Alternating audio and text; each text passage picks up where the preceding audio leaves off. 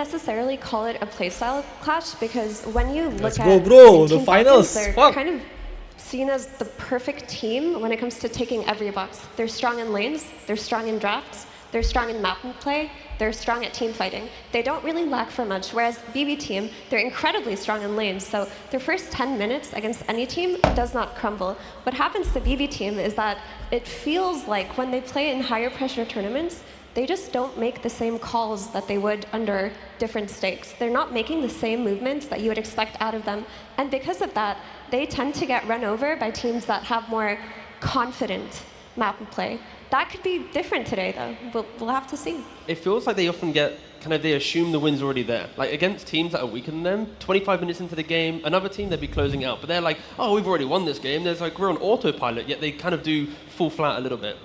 And the difference between the carries, the farm, the network distribution is a big one for me. Saika, aka Nightfall, takes the most by far of any carry player, and also Skeeter the lowest. But Skeeter tends to be much more active early on, where Nightfall, he tends to farm a little bit more, and then he tends to join the fights. These are also two players who are in the top 5 when it comes down to KDA, when it comes down to average kills.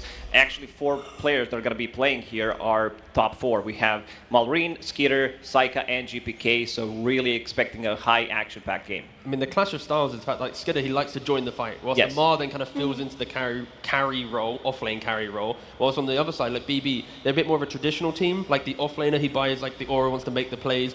Nightfall or Psycho behind that will be farming. So there is a difference in play, and I think if BB isn't ready for Falcons just swarming the map early on, trying to be greedier against the high-paced teams, they struggle. They struggle against Liquid, they struggle against Falcons. Like, they need today to respect the fact that the current meta is to be quick on the map, to make the big moves. And if you try to play for a 45-plus minute game, you're probably not going to make it much further in the tournament. And I like what you mentioned about the offlaner Miro on BB Team being a bit more traditional in how he itemizes, how he plays, and of course you've got ATF on the other side who can fit that conventional role in terms of buying auras, but he can also step up to that core role if needed. And you see that with the unique heroes that each of them had. Like you saw the Beastmaster, one of Miro's specialties, whereas you have the Razor on the side of ATF. But the top 3 offlane heroes, both of them have been playing it. The styles have been similar this tournament because the meta dictated it, but it's different when you're in a lower bracket, best of 3. The meta does not apply as much as you would think it would.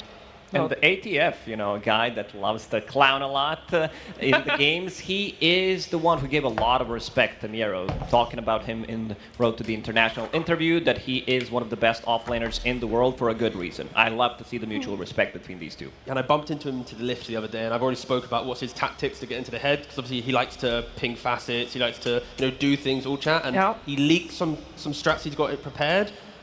But he's already just too aware. Like, he might be quiet earlier on, but he's going to level it up for TI. So if you are a fan of Amar and that stuff, then he's got it ready. So hopefully he uses it right now, straight away. First series, don't hold it. You might be getting eliminated. I need you to use everything you have in your tank, Amar.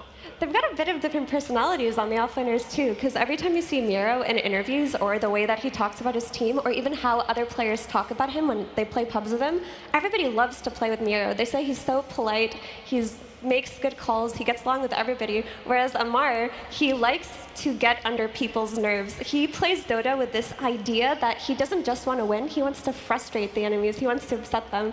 And while they are different in personalities, I think that kind of play also, or that kind of clash kind of leaks into their playstyle too. I mean, you see Amar being an anti-carry. He wants to make his opponents miserable. It's why the Extreme Spirit series is actually so refreshing, because we didn't have any of it. We had no pinging, nothing, no all chat. It was just a calm, old school, a gentleman's game of Dota. But with Falcons, there's no gentleman. It's just anything you can do to try and get the win, they're going to be doing it through all chat or anything. And they're going to be muted each other, surely. Probably, but when I was doing research, BB Team, they were always the best team when it comes down to the amount of pings they have on the map. This time around, it is Aurora Jabs who kind of took over that. Get back, please. Yeah. Gotta click harder for BB in this one. Gotta click harder. I think also both teams are very well accustomed to going up against each other and therefore to dealing with potential tipping, old chat, anything of the sorts. And while we're getting ready to get the players on the stage, I want to just straight up hear from my panel. They've never done it before. BB Team's never taken a series off of Falcons. They have, however, the most experience playing against them. So if they're going to put all that experience into practice, T, are they doing it? Do you want me to hype you up? Because I want to have my at least... analyst hat is on, and no, I don't think they can do it. I think it might get to 3 games, because when they have drawn in best of 2s, BB wins the second game. Okay. So they know how to adapt when it gets difficult. But based on the year, it's like it feels like an 80-20 to Falcons. Like it feels like they should just walk into this, the way that they've played so far, the speed that they break their opponents, the fact that just, yeah, I would be surprised if BB win it, but then I'm happy to be here and be shocked after game 2 or 3. Well, we're gonna find out if we'll be shocked or if we're at least gonna have. I know we're gonna have an entertaining series, guys. I have no doubt about that. But to do so, we first need the teams on stage.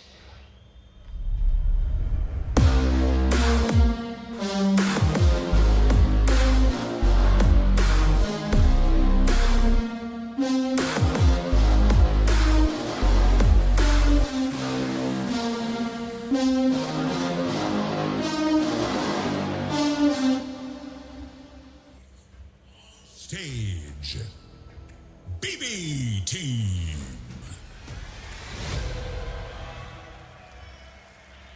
We have Saika, GPK, Miero, Save, Toronto, Tokyo, and Coach Bulk taking the stage. They are in this lower bracket, knocking out Talon, knocking out and eliminating Nouns, and they are looking to do the same against their fierce opponents, Falcons.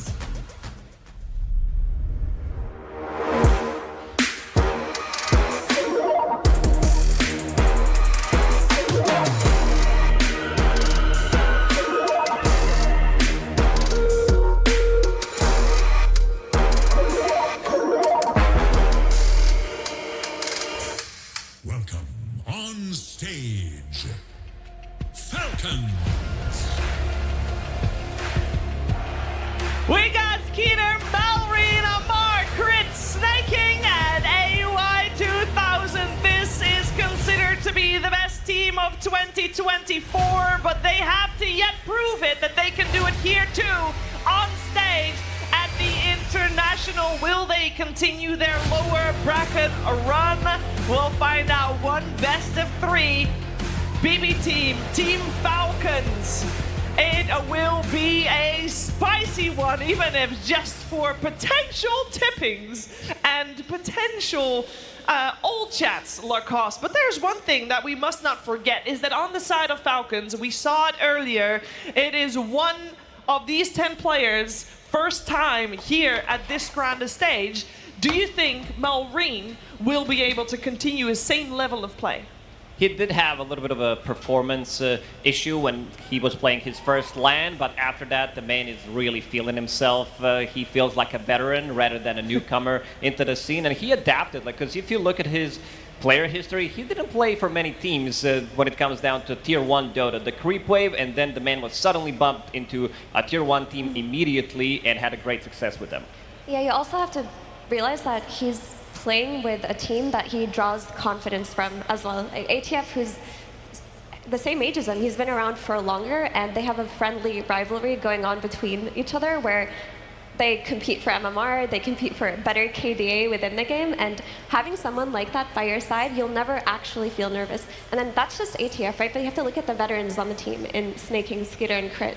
When you play with them, they're going to be able to reassure you in situations like this. I mean, also, it's like for Malrine to have his first TI, but then when you think back, like he's been part of what? He's won 4 Tier 1 events, Grand Final 5 times. It's like his journey to be at his first TI isn't the true underdog story where he made it through the qualifiers and, we're shocked to see him here, right? Like he's won it all in like his first major year being a pro player. So I think nerves shouldn't be a question. Like Effie's mentioned, he's surrounded by so much experience, so much of the veterans of the scene that he can just do his job. And if things get difficult, he can lean on the experience of his team to help fix any problems that they might face. Yeah, and of course, Team Falcons playing with 2 TI champions in Skeeter and Snaking, and a double TI champion coach in AUI 2000. So the vast amount of experience in that squad is very intense. Also, Malrine and ATF, as mentioned, both of them 19, one of the youngest players here at the International, although Malrine will turn 20 in just a couple of days. So he'll leave his teens, as you say. On the other side, we got ourselves BB Team, and even though all of these players are experienced on this main stage, perhaps, Tigov, the nerves will be a factor for them. Yeah, I think it's just difficult for BB. The fact that they've been together as a roster for so long since last TI when they, made the swap with Miro coming into the offlane. They've been so close, and they've been on the main stage. They've been against the top teams. They've been in grand finals, yet they've yet to make it. So I hope for their sake they've kind of been able to overcome the thought of what will it be this time. Like if they have any doubt, that's when they have the struggles. And unfortunately, they have choked a couple times before, and if they can get all those problems aside, they are a team who is destined to be in multiple grand finals. I mean, the sad thing when you think about BB team is that internally, none of them are happy with the results because they know that they're capable of so much more. And the word around the block is they don't really lose in scrims. Like if you ask around, they play incredibly dominantly and they have better performance in scrims than they do at LAN. So when you hear something like that and you know they're stomping all of the tier 1 teams in the world when they're practicing, but when they can't quite apply the same kind of dominance at a tournament, that means internally, somewhere at some point of the game, that same calls that are usually being made aren't being made. And the only thing that you can really attribute to that is pressure, players not understanding, not necessarily understanding, but not wanting to take any risks. When I look at BB team, I mean, we've all heard the meme about Psycha or Nightfall with the BKB TP out. It's funny, but it does apply to their play a lot. A lot of their play, not just the carry, can be summarized as BKB TP. Can we take the smoke and win it? What are the odds? 30% chance we'll lose this fight, or 70% chance we'll win? Maybe we don't want those odds. Maybe we want the 90% odds.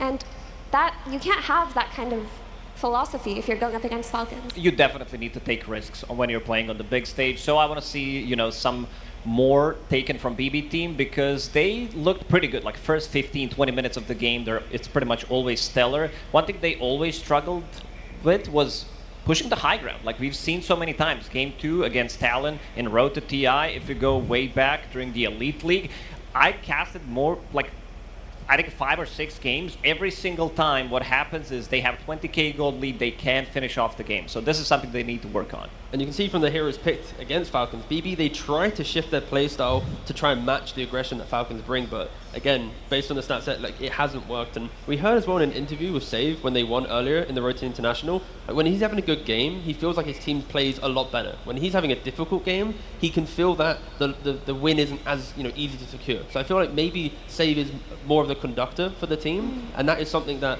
against aggressive teams, when he gets shut down, it can be difficult. And yeah, Hello Kitty's back. He's got the outfit on, he's ready. Sometimes that's all you need. Good luck charm and you're ready to go.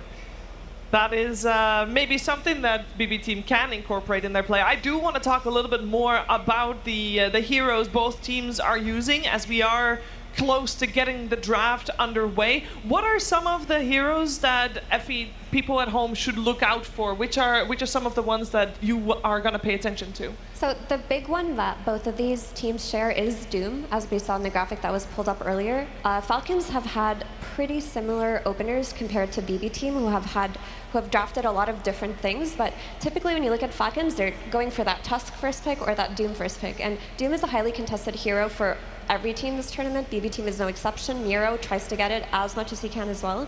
So it's going to be a matter for me, this draft, are BB team prepared to steal the Tusk? Because they actually haven't opened with Tusk at all. Yeah, Toronto Tokyo so far has played 12 different position 5 heroes out of 14 games. And if coming into this series, you have to respect Tusk, you have to respect drinking buddies. I'm sure there's a lot of drinking buddies in the arena right now, but anyways. And yeah, I feel like you have to...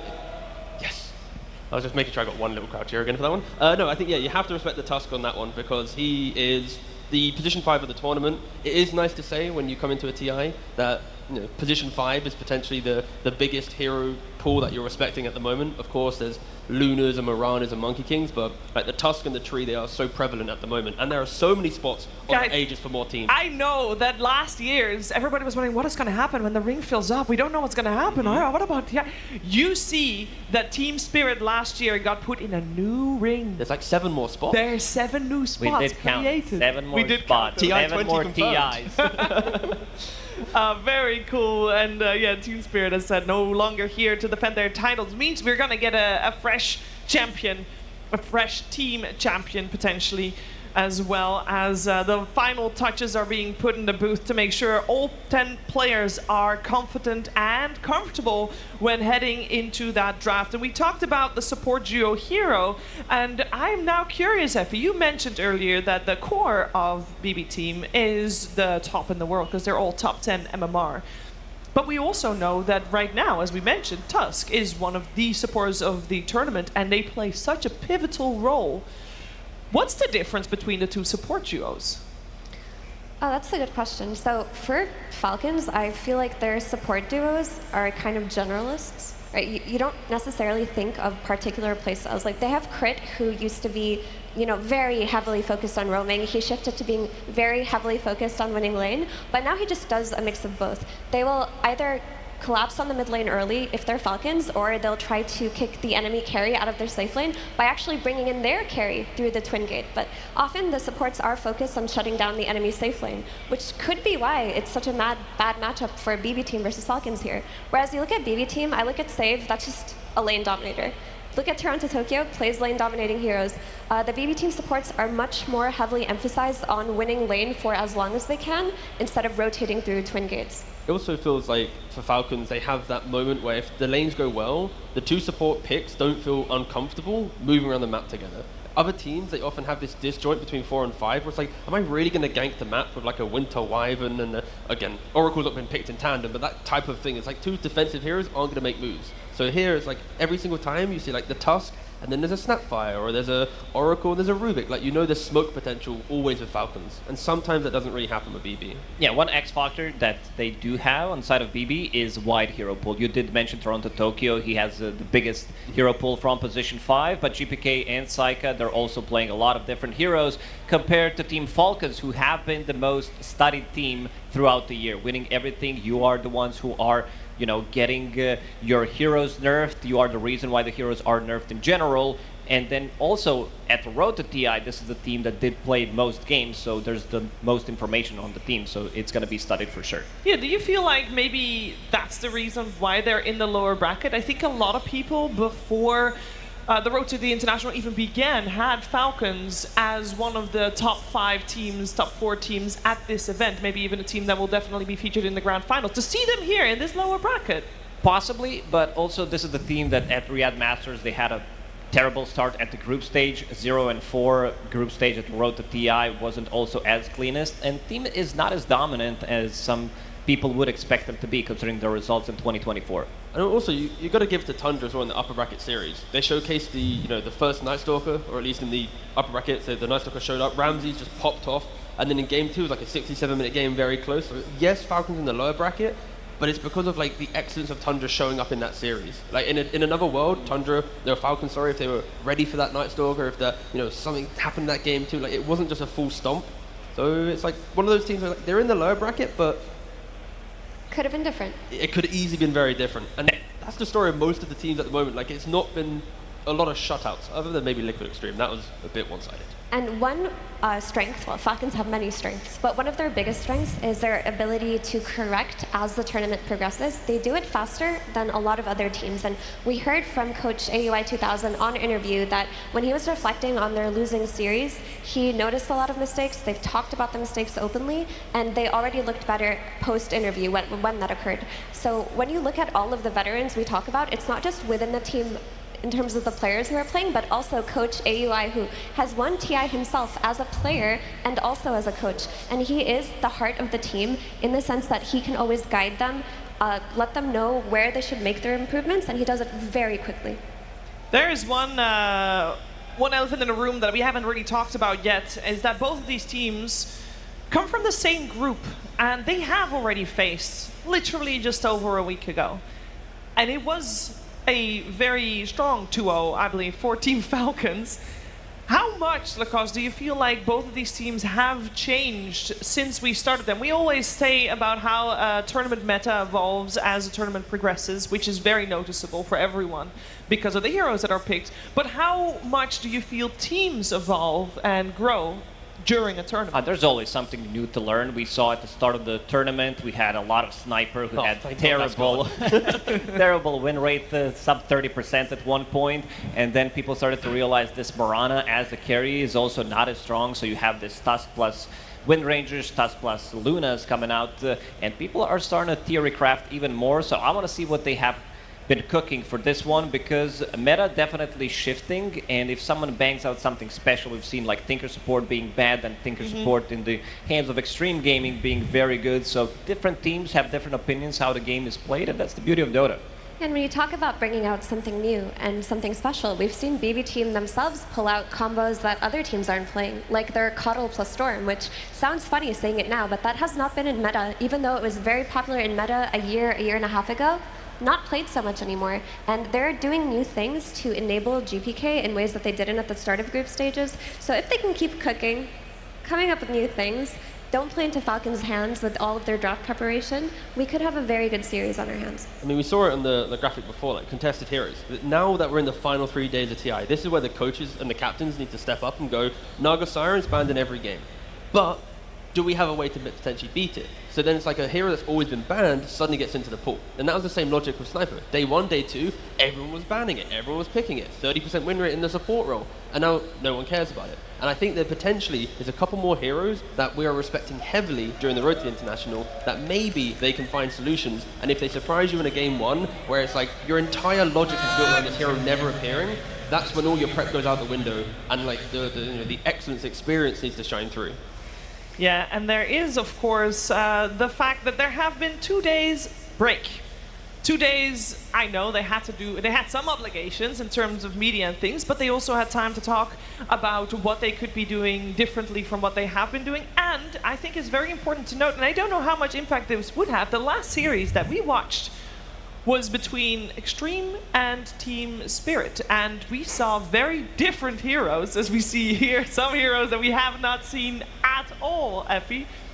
Yeah, I mean, some of these heroes not being played at the Road to TI or TI now would be very sad. You know, big team fighting heroes like Tidehunter, Pudge is always exciting, makes for very exciting gameplay, and I think a hero that we actually could see at some point will be the Arc Warden. I think that is a surprise pick for a lot of mid players, and that's the one I would keep my eye on from the uncontested.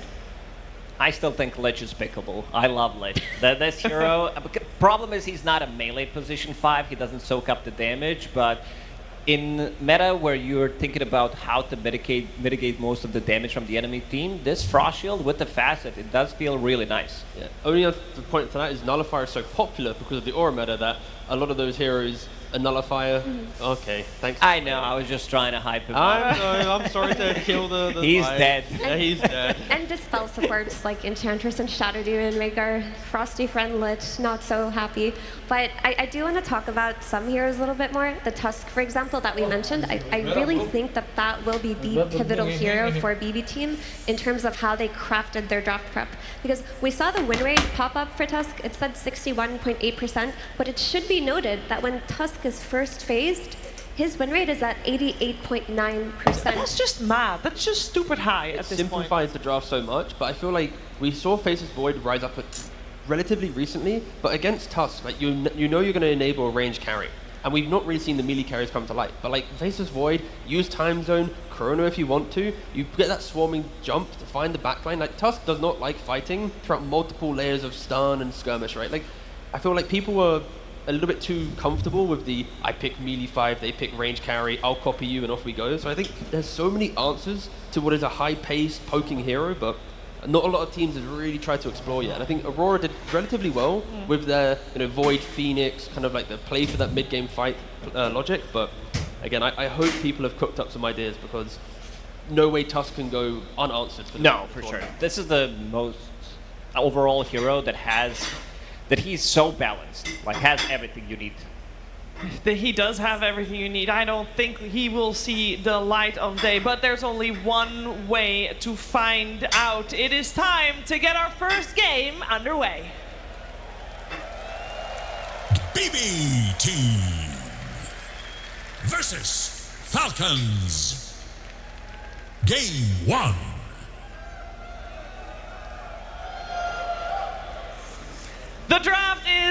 underway, and I know I was very confident in saying that Tusk couldn't make it through, but we'll see, because again, 2 days time off means 2 days to theorycraft how to potentially counter what has become the strongest hero in the game right now. So we're in it. We got BB Team on the Radiant side, Falcons on the Dire side. First pick goes the way of Team Falcons, and that means BB Team gets the overall last pick, which is a strategic good point to have, and they do remove the Tusk Lacoste. Yeah, I mean, they did the research. This is the team that did have success with the Tusk. They did have 5 out of 5 wins with the Tusk, and also 5 out of 5 games with Kunkka. So no, not really surprised to see those 2 heroes being banned out, but this also opens up some of the other heroes in the pool. Doom is still available, even though they didn't have much success with the hero. We still see the teams heavily invest into the hero because of what he brings.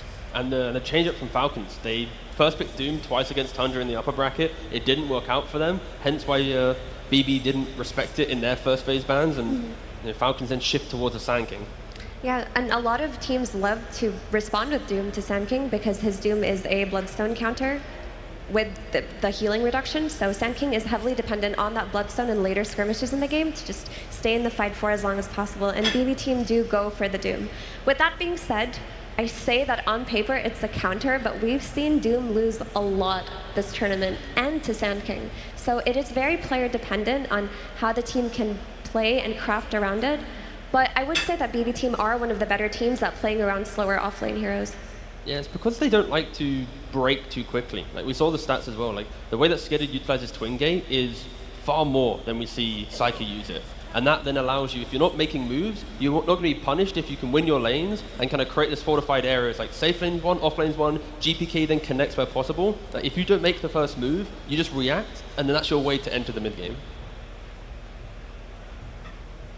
And always this second ban phase is very limited, so a lot of thought goes into A, how to protect the hero you have already picked up, and B, how to preemptively protect the heroes you're planning to pick without giving too much away. Which is maybe why it's unusual to see the Storm Spirit already removed Lacoste. I feel like that is quite a telling hero. It is. It's also given respect to GPK. He is a really mean Storm player, and they're also breaking the potential combo that Effie mentioned, this Storm Spirit plus Keeper of the Light, so I don't think we're going to be seeing Keeper of the Light. They will go with something more simple, Mirana, which is still a flex, but I would want this Mirana to be a position 4, considering she's slightly slower than some other carries right now. If we talk about the Wind Rangers, Lunas, she needs that extra item. She needs her level 15 talent, ASAP, level 20 as well. She also needs setup, which yes. BB Team are currently lacking. And there's so many options for Falcons here. They can do like Rubik +1 to take a bit more fight to the early game. You can then go for the is Omni? Yeah, Omni's still available if you want to go for the buff up the mid Sand King, because we've seen Malrine play it a couple of times. You put an early repel on a mid Sand King, throwing in the epicenter, it's so much to handle. But yep, they go for the Omni Knight option, which is perfectly fine. And what are they pairing with it? Alina, a formidable lane, and that prevents Doom. Again, the reason why Doom has struggled so far at the road to the International, potentially at the International, is you used to punish melee carries. You would Infernal Blade the carry, you'd have Scorched Earth, you'd chase them down the lane, but because ranged heroes are getting picked, 90% of the time, random stat I made up in my head, like, you can never actually pressure, you only farm. So now Lina, is going to have a free lane, unless the 4 position is able to try and find some more fight there. Ooh, and Enchantress is still in the pool, but a Lion coming out together with a Nature's Prophet. So, I think the player who this tournament impresses with Lion the most, because I'm not usually a fan of the hero, is Save. I mean, this is one of Save's best heroes. I don't want to see this being played as a position 5. You want the heavy kill aggression coming out of your 4. Because there are 2 options right now for BB Team. Is they can double down with this Furion. He can TP onto the Lina, and then with the stuns of Lion, with the Scorched Earth of Doom, they can attempt to run her down. Or you just leave the Doom at some point, and then the Lion just roams and tries to win the other 2 lanes. So this NP plus Lion kind of cover for potential map play in either of these cases that I mentioned. The speed in which BB is going to play is, it should on paper be very, very fast. And again, they have historically played relatively slow, but if the Prophet's from the mid lane, that's when I'm most excited to see Nature's Prophet at the moment, because you get your level so much quicker than being in the safe lane, you always are hunting for that next move, and yeah, they have the setup, they have the tools to try and do it. Now Falcons, potentially finding some anti-aggression heroes can be pretty helpful for them. They did play Nature's Prophet twice so far. They didn't play it from the carry role, so most likely that's going to be a mid one, where they are going to be pressuring more the side lanes. You have that little bit of extra oomph. So with Lion, with Doom, you're never going to lack damage for killing the heroes. I want to see... I mean, there's still potential to run this NP as a position 1. I guess the question here is, does Falcons respect the map play? Like a Centaur, for example, would be really good for the game, but it might be too greedy to get into the game. So that's why they've actually opted to go for the position 4 now, just so they get a little bit more information before they lock in a Mars hero. But yeah, picking up Hoodwink can secure most lanes. It can also play into the map and brings more damage, because Omni Knight provides nearly 0 damage in the early fight. It's only survivability. Therefore, Hoodwink's kind of having to do the damage for 2 supports here. And it's also a very nice hero against Nature's Prophet, where you always can run through the trees, so you don't have to buy that Quelling Blade. And I love the fact that you can also use the trees for the bushwhack setup. They don't have the best heroes in terms of vision to find this Hoodwink, so could be a really good pick. In terms of setup, they do have Sankin going in and Lina's LSA with Gleipnir. And there's a Centaur ban from BB, so BB was thinking about it as well. Falcons, this is where hindsight kicks in at the end of the draft. It's like, maybe we should have picked our off lane instead of the Hoodwink there. But we'll see what heroes they have available. Also, I want to say for Hoodwink, this hero has failed to impress on the old school style of play, which is you build Gleipnir, you scale as a second core, but she has looked good building these utility items like Solar Crust, like Lotus Orb, and just buffing up the carry. So if Hoodwink crit goes down this route, then you're going to have a Solar Crested Lina, you're going to have a Lotus Orb Lina, a Repelled Lina. I mean, she's going to be a turret in this game, and BB team still don't have a means to address her later on in the game. Currently, the way that they're approaching this Lina is that they want to kill her as much as they can and choke out the map. If they don't have that, though, there's no plan B outside of her getting doomed in late game. One option Falcons have is Gue nggak tahu Mirananya carry apa sih. Sure, you're playing into harusnya carry di sini Mirananya. Tapi kayaknya support. If you're such a noisy hero from the offlane, your lean is never going to get to jump because you have to jump the timber. The Sanky will never get doomed.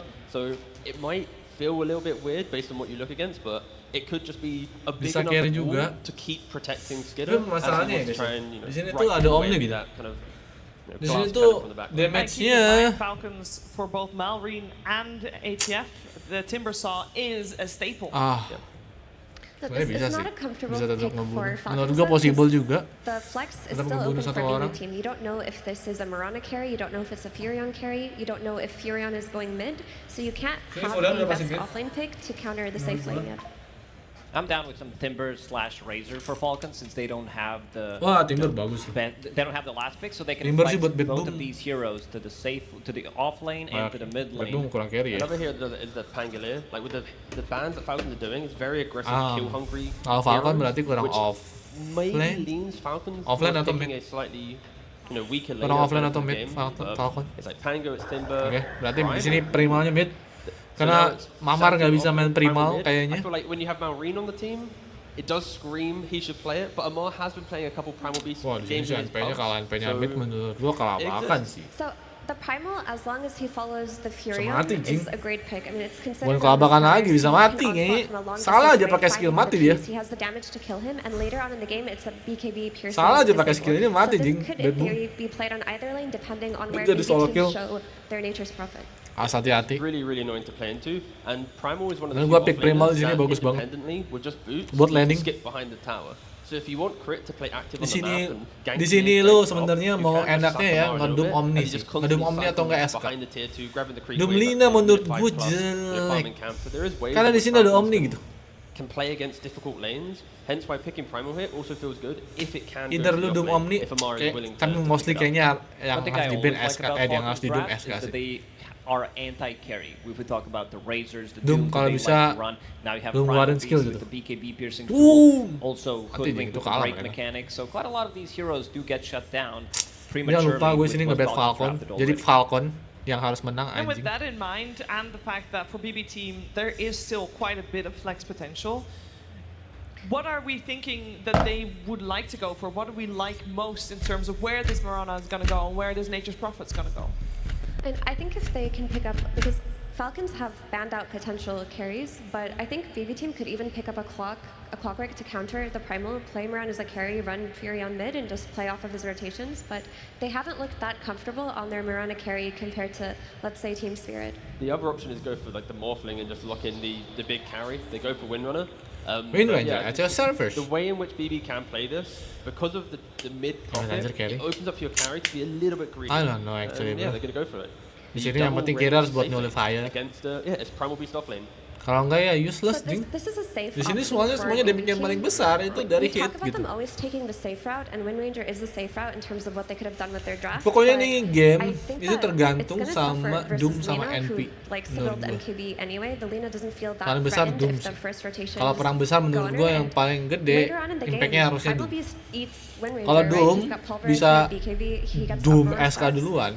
Then they're gonna lose. Falcons gonna lose. Like seriously, like fucking lost, bro. I'm not a big fan of their draft. Tapi di sini ada Prima. A boring option sometimes is also the most safe option. It's game one. Gotta play it safe, see what the enemy brings.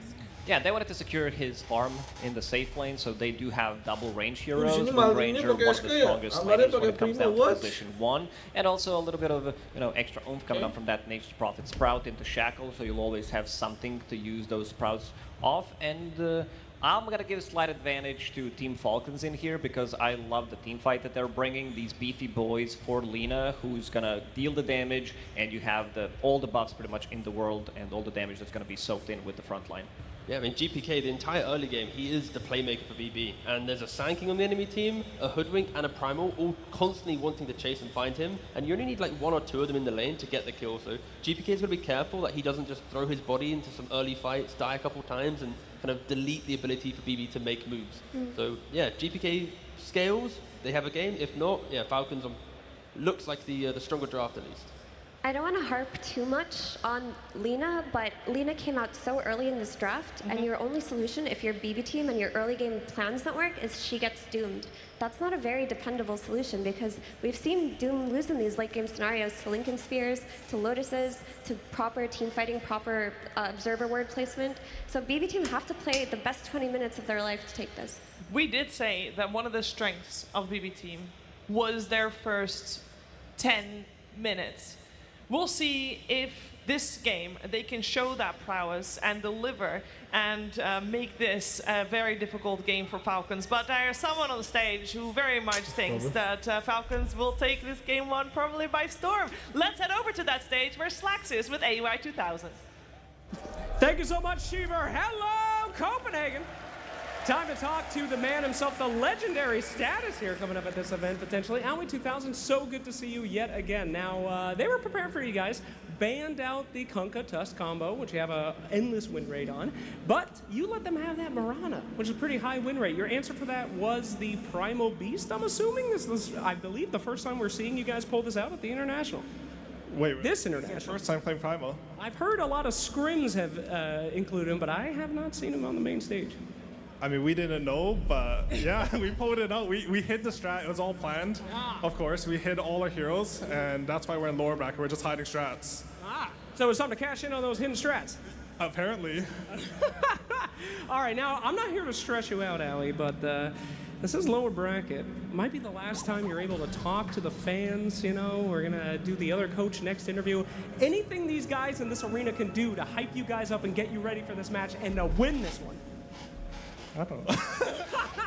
I mean, I think we pride ourselves on being calm. So obviously we love to hear the cheers because I think it'll make them nervous, honestly. Like the more cheers, the more the hands are shaking. All right, fantastic. Well, we can hear that crowd cheering right now. Best of luck to you, and we'll get straight into the game with our casters. Thank you very much, Slacks. Yes, it's myself, ODPixel here with Fog, ready to take you through the action of this first exciting best of 3 of the day. BB team up against Falcons. Fog here in the lower bracket. We heard from the panel, the record as it's gone over the year. It's not been great for BB team. No. Something about this matchup, they just can't win a series here. It's where it counts the most, Fog. For them to hold on in this international run, they've got to do it today. This is the time to prove it. And it's been really, most of the time, just toward those later stages of the games. I think most of the time when we talk about BBT, early game dominators. It's just, can they close the games out? So many times this year, I swear, me and you have even casted them versus Falcons, 10,000 gold lead, going to 20 minutes, etc. and then they just can't close the game up and end up losing. So yeah, this is the time to prove it, and a very strong early game aggressive lineup that they've gone for around this Nature's Prophet to try to put pressure on the map early on. But is it going to work out? That's the question. As we see Falcons, they bring out the Primal Beast. Amar, not the most comfortable on it in general, but they are comfortable to pick it now that he's played a couple more times in these pubs. Absolutely, yeah. Looking forward to see what he's going to be able to pull out from the offlane on the Primal. I mean, overall, so do you like this approach from BB Team? It is, again, one of those drafts, right, where you've got, 4 ranged heroes, 1 melee. A lot of this is going to be on the Doom to kind of tank the brunt of the attacks coming in from Falcons, whereas Falcons, they've got a lot more beef across their lineup. Yeah, and they've got a lot of team fight on Falcons, which can be a bit of a concern. It's just about the early game. Skeeter stepping up with the blood grenade, looking to run him down. The heal comes in, though. Skeeter at the right. One more hit. Save, it's enough. It is. First blood for save. These two, I actually wish, I want a stat line at some point that we need to get. How often do these two get first blood? Especially in some of these lanes maybe that can have some difficulty with it.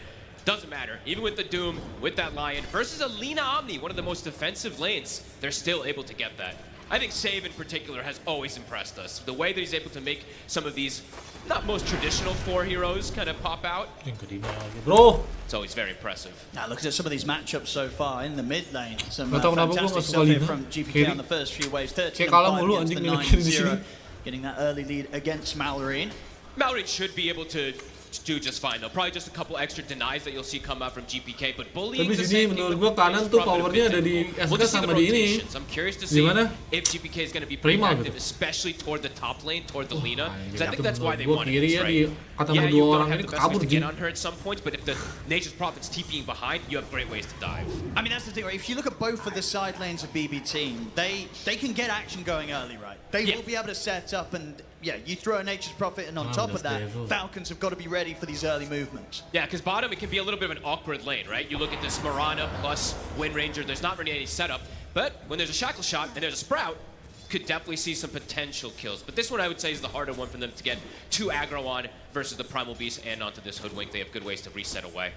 And just very tanky overall. You see Amar just gets to level 2, or I didn't see which level he got it, but he has the Uproar. So far, Saika still having no struggle finding the CS down it. Unless they get massively out of position. I feel difficult for Falcons to get the jump onto the Wind Ranger in the lane. Yeah, it's all about if he just steps up a bit too far. They do get a nice side pull here from Toronto, Tokyo. And thing to point out also, they did get both of the Lotuses in these first 3 minutes. So always important to point it out. When you're playing with Mirana, you know, not the most impactful. Sometimes we meme about this innate, but hey, 20% extra, you get 2 Lotuses. These things can add up in these side lanes. Mid lane, as you say, starting to catch back up, but the deny is actually building up from GPK. And let's see how much GPK's micro also comes in, because sometimes I see these NPs mid, it's trying to secure runes when you're playing versus these bottle heroes. So, I mean, Mallory's going to get at least one of them finished up and potentially just going to get a refill also. So, but GPK trying to put that hurt on. That's a lot of damage from him and his And look, he's canceling the TP, so he is going to be able to deny away that top one. So nicely done. Top tier mid play so far from GPK to start this one off. His levels are going to be quick too, so as soon as that level 6 comes off, we're going to have to keep eyes on this Wrath of Nature, how much it's going to be able to do to these side lanes. Of course, on the top, you know, Snake King should be able to make sure the 2 of them don't ever get left or have to sit very low in HP in this lane. But the bottom one, probably the more vulnerable. Crit's going to have to be careful. He's got to get some stacks going, it looks like. They can't get too aggressive down here, so Crit will work on those. We see Malrine also. It's a Sand King versus this Nature's Prophet, so he's going to be playing around stacks to ensure that he can keep that net worth consistent. Yeah, so far, all 3 lanes though. BBT looking strong. And this is, as you said, sort of been the story a lot of the times when we do see BBT. Yes. Right? This is definitely the part of the game where you really sort of see the kind of the MMRs reflected, right? It's, what, they're 3 cores at the moment in the top 10 on the board. The laning, the mechanics early on, they're going to be pretty flawless. Yeah, absolutely. And top overall, I'm just watching them. I'm always watching this top lane from BBT as how much they can go for these dive plays onto Skeeter, because Skeeter is struggling a little bit up here. 400 net worth behind the Doom at the moment. And NP has hit 6, so I'm watching. Wrath of Nature's up, TP's up. Do they want to make an aggressive move off of that immediately? GPK is definitely going to be ready to join if they do want to dive. But at the same time, Falcons, you can always imagine a quick TP response from Crit or something. That they can respond and they can fight back. The cool thing that he's doing right now, though, is he's got this catapult wave in mid, right? So he knows that Malrine has to TP back to the mid lane. So if he makes an aggressive move to his side lane now, there's definitely not going to be a sanking. And this tower is taking a beating. Yeah, the 6 minutes in. Look how much damage has already been done by GPK to this mid tier 1. It's basically dead. It's pretty much One more gone. push, and this tier 1 tower is going to be taken off the map. That's going to open up the map for him even more so, too, to make that type of move. Doesn't have to worry about... I mean, he doesn't have to worry about where the sanking is in particular once they take out that tower. They'll have so much information. Yeah, slow start, but a very steady and sure one here for BB team. 2K net worth lead already, just 6 minutes in. Lane dominators. And Falcons, after when you're going through this laning stage, is it just sort of full focus on making sure you don't give up kills? You know, what's sort of the calls being made from Falcons? I think it's just making sure that Skeeter doesn't get surrounded. Yeah. It's going to come very soon. It feels that they're going to look to pressure these towers with this NP having such a good start. The tower's dead mid. So 7 minutes also, he can look to contest the Wisdom Rune if he'd like to, if they had a secondary person in position, but... No, it doesn't look like it. Crit setting up just in case the TP was going to be coming in, but as you say, GPK not going to look to make that risky move, so Crit will be able to secure his own Wisdom Root. Don't need to make these type of risky moves. I'm sure they're feeling it as well, too. It's like, we're not feeling pressure on these lanes whatsoever. We've killed the Lina, and he's taken the tower. Windranger's not under pressure. It's a free farm across the board for them right now. Yeah, it really is. Everything definitely going to plan for BB team up. Tokyo. Now, though, Toronto Tokyo is found in the trees by Crit. Look at the setup. Scouts the ward. So he tried to make a sneaky play there, but the ward was already placed from snaking about a minute or so ago. So they will see, or 2 minutes ago, sorry. So they saw this one coming in. They got the stun. Look at this quick move now from the three of them. Oh, they this is want clever. to try and punish Psycho here on the Wind Ranger.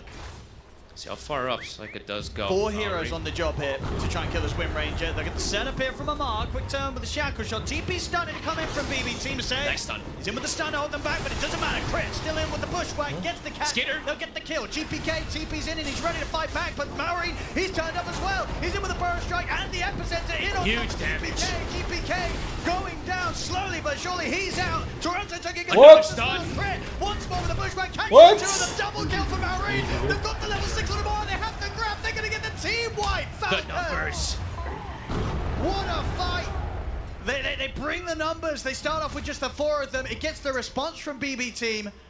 But Falcons just able to play that out that little bit better. Crit getting some fantastic bushwhacks. And yeah, GPK TP's in, but after the initial sort of presence and a few right clicks, he's left vulnerable on the front lines. Skeeter does go down, but they have overwhelming damage that comes in from this Primal and Sanking. Malrine, a clutch move.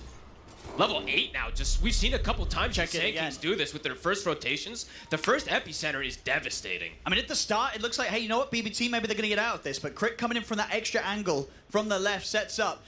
They kind of fully focus in on Skeeter. And that leaves GPK in this position where he's got nothing else to do other than to try and run away. Yeah, in hindsight, it probably is just a bit of an over-aggressive TP where he goes. Maybe he could have placed himself a little closer to the tower on this Nature's Prophet, but he put himself pretty much right in the midst of everybody. And the big team fight damage that can come out from this Falcons lineup, it can accelerate quickly. Yeah, Sanking and Primal is a ton of early game damage. Well, we see already. Might get another chance to take down Psyche there, and with the burrow strike, Psyche's trying to escape, but Snaking slams him down with a hammer. Falcons, they have completely wiped away those early opening, 7 minutes where BB team were dominating the lanes. That's completely gone now. And now they've got control of this bottom side too. I mean, 2 back-to-back kills on the Wind Ranger. Definitely concerning for him.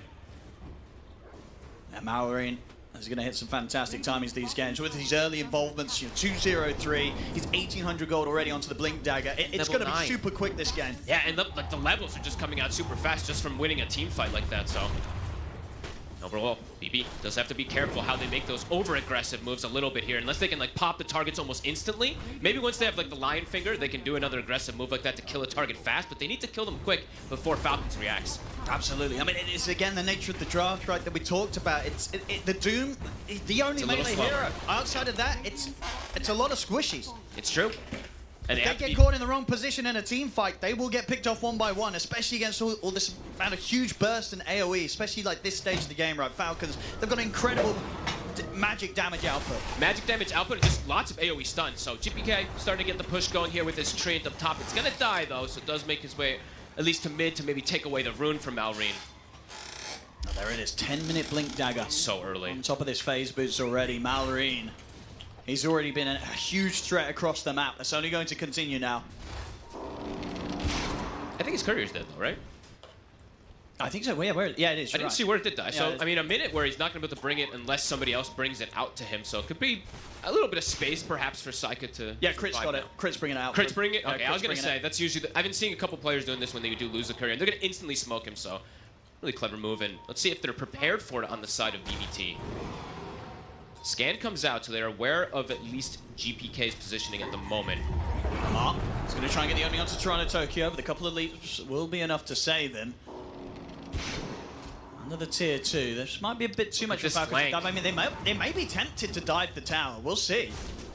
He's pretty fragile on the win range. Yeah, they're going to go for it. Straight away with the epicenter and the burrow. The bushwhack perfectly timed afterwards. Keeps Saika locked down. Another kill on the Wind Ranger. They might go for really more. Holding his game behind. Got the catch, leaps, they're all on cooldown. Toronto Tokyo's got no way to get away from this. And you can tell Mars practiced that. He did the combo where you instantly use the charge afterwards from the pulverize. No way to react. They're accelerating things quickly. BBT, GPK's trying to do almost the same, but look at Falcons responding right away. Coming in, Mallory, he's going to be ready with a blink stun. And if BB send anyone up to this tier 1 tower, I mean, they're already starting to hold back a little bit, GPK and Mira, because I think they know this is not a safe place for them to try and push on. I think for BBT, they need to just get this blink dagger on Miro so he can start getting involved, because map is a little bit scary for them at the moment without him. And like you said, he needs to be that tanky force to jump in and start the action. Otherwise, it's a Nature's Prophet TPing in and likely just dying to all the big magic bursts. So definitely needing that blink, but it's giving time for Skater to catch back up. He was the one who was struggling a bit on the side of Falcons, but he is actually ahead of the Wind Ranger now. 2K lead for Falcons. Yeah, they're, when they start to get the lead at this point, I don't think they themselves were feeling too much pressure to make moves happen. They're happy to farm up on all 3 of their cores. Absolutely. They know that it's going to still be quite the recovery needed for Saika after a rough start here. 3 deaths in the early game as the Wind Ranger carry. That can be pretty brutal when you're playing versus some tanky cores, right? Versus this Sanking and Primal that can just get on top of you. And then you throw an Omni Knight who just makes them even tankier, more durable. We'll see how they address this. Amar, he's also queued up the pipe, so really understanding the damage limits from BBT early on. There's the smoke, so they've got their blink now in the Doom. Can they find anything? Because right now, everybody on Falcons is just split up farming. They are. They're getting a lot out of the map right now, Falcons. So BBT, when they make these sort of smoke movements, they have to get something good out of it. Otherwise, it just quickly starts to show in the net worth. It's going to, now up to 3K, it's going to quickly accelerate if they don't find a connection. At the moment, nobody's down here. Their best effort may be to take the twin gate and try and look for a play up top, but even then, it's only Snaking showing themselves. You see on the map right now, they don't see a lot, BB team. Falcons, whilst they're making as much as they can out of the lanes and the jungles, it's causing it to be incredibly difficult for BB team to find some sort of successful movement. Snaking, they'll just have to maybe repel and a TP. They're not even going to get the chance to set up onto a support. Falcons just completely evading the moves from BB team. Yeah, playing the map beautifully. Snaking goes mid. It's the most dangerous position on the map, perhaps, but he's fine with doing that as this Omni Knight. Tends to be the case for Snaking. He does get picked off sometimes, but that's usually their plan. It's tough to get too over-aggressive on BBT because of how early that Sanking Blink came out, because of the Primal Beast. They have great ways just to counter-gank any of the BB aggression. Still got a lot of damage. GPK can kind of get that level 2 in the Wrath of Nature. Yeah. He's closing in on the 12. And the Gleipnir. That's going to be the next sort of spot in which that they can look to get him involved. He's going to have a bit of control that's going to help him stop Falcons from getting the jump onto him. Save. Looking for Snay again. Big Wrath of Nature. I mean, they may be considering if they can go with the Finger Burst and the Doom. They're going to go for it. Now, the tempo of the game slowed down, so they're happy to drop some ults here to kill off the Omni Knight. No get him. Snaking slowly but surely go down. Gets a few CS on the way out. There's going to be an instant smoke from Falcons, though. So you get a kill, but it's on a 5 position. It's one of your big spells, probably your biggest one in this game committed. So have to avoid the ganks now from Falcons on the side of BBT. And they expect that Miro's going to be playing on the top as we see Falcons come through the twin gate. Yeah, we see Miro, of course, doing the trick. I'll try to point it out when I can, but selling stuff for Midas, etc. We'll be keeping tabs on him so he can keep that farm going. And they've reestablished at least that net worth a bit. Just from that one kill, things are at least evened out. He's farming very well. He really is, yeah. Top net worth now on the Prophet. We'll see over towards the mid. Jump's been made over towards Toronto Tokyo, but he's got a leap at the ready. He's out. See if they can continue to play around with Save. Anything to put a stop to this? There isn't, so Save's also away, but Amar does manage to get the grab on Toronto Tokyo. So Falcons finding a kill nonetheless. Falcons kind of gave them the respect there, though. Even though they didn't have Doom or anything ready, they were a bit cautious how they approached the 2 supports. Oh, they might be going for Miro now, though. Oh, now they see him up top, this Ward 2 spotting him. Oh, okay.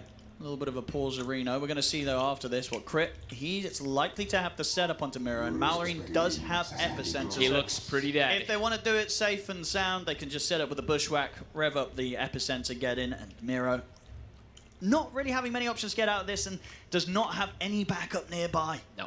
Unless they mess up their chain stun somehow and he's able to TP in between it. That's probably the only way that Miro is able to play his way out of this one. In the meantime, too, Falcons are pressuring mid. They have a pipe already finished up on Amar, so damage for BBT is a bit limited. See Miro. Yep. He's going to try and juke around this. Okay, kind of mean he's still going. They're going to get him. It's a little sloppy, but a kill's a kill. Don't need the burrow strike save. Let's find the Hex on Amar, but Amar has 2,000 HP with a pipe. Yeah, Amar's like, I'll go in. Save, he turns with a quick stun. But yeah, Amar very much showing right now, there's not a lot that he's scared of. He looks pretty unkillable unless he gets like Doom and Fingered, it feels like. Especially if he has an Omni Knight behind him. This build is going to be very valuable versus the majority of magic damage that BBT has early on. GPK does have the Collector finish, level 2 Wrath of Nature is online. So let's see if he can make more active stuff happen. And if they want to make more active stuff happen, that is. No, that's true. I mean, does GPK want to look to fight, or do you think he wants to look to continue to farm and get the BKB before he starts turning up? Because there is a lot of stunts on Falcon. Yeah, I think the BKBs are going to be pretty necessary versus the Sanking and Primal. I mean, even versus the Lina. It's a lot of magic. It's a lot of just mixed hybrid damage on the side of Falcon, so they might actually have to wait for that. But do you really want to give so much time is the question. I think as we said, as the panel said, as everybody kind of knows throughout this year, you don't want to give time to Falcons. You want to be the ones aggressing and putting pressure on them. Lion save is close to a Blink Dagger as well. That's actually pretty impressive with like how passive the kind of game state has been. So perhaps with that as well, they're going to be able to make another aggressive move. Yeah, between the Finger Burst and the Doom, I mean, it's not necessarily a guaranteed kill on a lot of these targets because they have so high HP. Ooh. And also, Malrine does have a shield rune. So even if they throw, let's say, a Doom onto him, if he pops the shield rune post-Doom, could be problematic for him as well. As Miero shows himself for a second, they're going aggro. He's going to look for the setup, and Malrine's coming in with the follow-up. Miero once again not going to have anybody around to save him as Falcons pick up another freebie across the map. They're getting so much. Just tough for BBT to make aggressive moves, and yeah, it does feel like it's probably going to have to get those BKBs online. I think Saika, you have to accelerate your BKB. We've seen a lot of these win rangers. As the tournament progressed, it was straight life near most of the times, but I think the team started to recognize you need to go BKB a little earlier. But he's still not that close either. Those 3 deaths really slowing him down. Farming anjing. Toronto, Tokyo. He's pretty deep in. Very testing the vision of Falcons. They're going to see him. They don't quite get the opening. Nope. Those guys are going to be off the mark. Mari's still able to blink in and try and body block him off. Toronto Tokyo is out at leaps. And that will mean that he is still very dead, despite the initial spells missing from Falcons. It doesn't matter at this point. They can kill these heroes regardless. Limited moves. BBT, it's going to have to be waiting for BKB. Save. It does feel like it. Save's going to go for a pick. The opening. There's an Omni here. Oh god, GG. Okay. Uh-oh. That happens to the best of us. Oh god. I don't think they had him anyway. And now GPK. Well, no, I mean, that's what Save will tell you. Is that we weren't going to get him anyway. Well, that was... It doesn't look great, folks. Things are crumbling quick, Owen. They are first game out here on the main stage. And it may be getting to BBT. It does feel like it's 3-15. I mean, after the first 5 minutes, right, that was them doing one lanes, but nothing's gone their way at all after that. Miro spotted on Amar. He's on him. He is. See if Miro's got a way to play out of this. This time he might be able to escape. But they also lose Toronto Tokyo in the mid. There's just action everywhere. I mean, Miro comes out. down the Doom. Snakey's going to be here with the backup. Can they at least kill Amar? No. They can't. Not even with the 3th, and they have to fall back. This is rough, Owen. Yeah, Amar knows this well. He's ready to start throwing some tips out. This game is looking incredibly difficult for BB Team to hold on in. Yeah, and Amar, they talked about the Primal Beast. It's something that Malrine has played the majority of their games. I know even at the last tournament, when they picked Primal, they actually had them swap, and they played different roles. So here we go. Maybe they get Snaking. He's pretty tanky still. He's quite tanky. As a support. He has a Solar Crest. See what he wants to do. How many buttons he wants to press whilst he makes them sort of spend a lot of time. They can't even kill him. They can't even get him close to dead. Oh, and this game is completely fallen out of control. They get GPK as well. Top, there's a Bloodstone on Malrine. Top net worth. They can't even kill the 5 position. Sometimes Falcons, they sacrifice their 5s, their supports, etc. This game, they don't even have to sacrifice them. They're just running away with everything. This has got to feel rough for them. You've got to imagine, right? You've been there yourself. When you're on stage, game happens like this. This is your first game out there. How are you kind of getting the team morale back together after beginning this rough? It's a good question, especially when you're playing versus your kryptonite of the entire year. You come into this one with an idea, with a plan, and it's just completely falling apart after the first 6 minutes, 7 minutes. There we go. They're going to smoke again. See what they can get here. Jump onto the side. Save's going to be there with a Hex. There's backup for Skinner. Here's Skinner. Right down onto the 2 of them. They'll get the kill. They'll be able to take down Crit. Malrine, trying to put he's healing. Bloodstone heal indeed. He's keeping him alive. He's over with the bar. Oh my kill God. for Malrine. They're going to get GPK as well. Triple kill. They can kill Crit, but I don't think they can kill any other of these heroes on Falcons. It doesn't feel like... I look at the timings Malrine's hit. He's got Bloodstone Veil, and of course he gets the most OP neutral item he could have possibly got for this scenario too. My goodness. The Vampire Fangs. He just sustains through it all. He's up to full HP. Level 18. Oh boy. We'll see it again. A little sort of split efforts at the beginning on who to go on. They just don't have the damage at this point. I mean, Malrine, look, he's just soaking all but 3 targets beating on him with the Solar Flare active. I mean, that's the thing. I feel like GPK TPing in there just gave Malrine more units to lifesteal off. Perhaps. He wasn't doing any damage. Oh, boy. We've seen Doom struggle in quite a bit of these games, especially in this road to TI, but now, I mean, it's not Miero's fault in particular, but the whole lineup in general is just kind of crumbling. 4-21, they're going to lose the Tormentor too. Yeah, Falcons just taking everything across the map.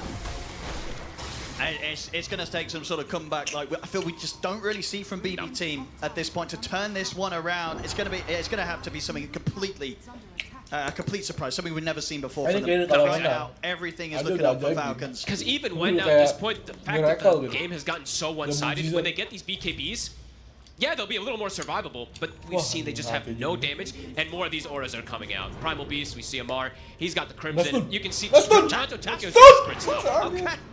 Okay. He takes his chance, they get out. Toronto Tokyo, he's just trying to get some sort of vision. Waves. Getting something out on the map, but they kill him again. They've got no control of the map whatsoever. Like, everyone's just trying to, like, suicide lanes a little bit, but it kind of just is that at this point, this suiciding. 0 and 8 on Toronto Tokyo. And I don't think yet this game I've seen him been able to catch any like arrows set up with the shackle shot or with the sprout or anything. I mean, I know the game accelerated quickly after those first 7 minutes, but they just aren't landing any type of synergy spells. Well, Falcons, it is landing nicely. And now pushing this tier 2, Amar dropping the flags, and they bought themselves a gem. So on top of already having complete control of the map, now they're looking to take out the little vision that BBT did have. So smooth sailing, it feels like now for Falcons, unless they make some type of crucial mistakes. I mean, this is the thing as well. I feel like their lineup is pretty resistant to mistakes, right? They've got a lot of the auras online, they've got a lot of front line, they've got a lot of ways to dive high ground, they've got a lot of save from snaking. It feels like even the high ground push for this lineup on Falcons is still a point where it's going to be so difficult for BB team to punish. And look at the HP on these heroes, right? Like, yeah, Malrine doesn't look as tanky because it's only 2200 HP, but he's got 30 armor, he's got that insane sustain that comes out, they've got an Omni behind. They're all very durable at this point, and BBT's damage, it just hasn't really increased too much. As we said, survivability's up, the BKB's up on 2 of the cores, actually about to be up on the 3rd core as well from Miero, but will that be enough damage for them to go through? Just doesn't feel like it. And who do you even look to go for? With that sort of holding the defense against the 5-man push, if you're Miero, who are you jumping in and looking as a key Doom target? At this point, who knows? You probably want the Sand but then you have to be careful of the Omni, so maybe some simultaneous initiation while the Omni is controlled, but at this point now, Snaking's just tanky, so you have to keep him controlled the whole time because you're not going to kill him.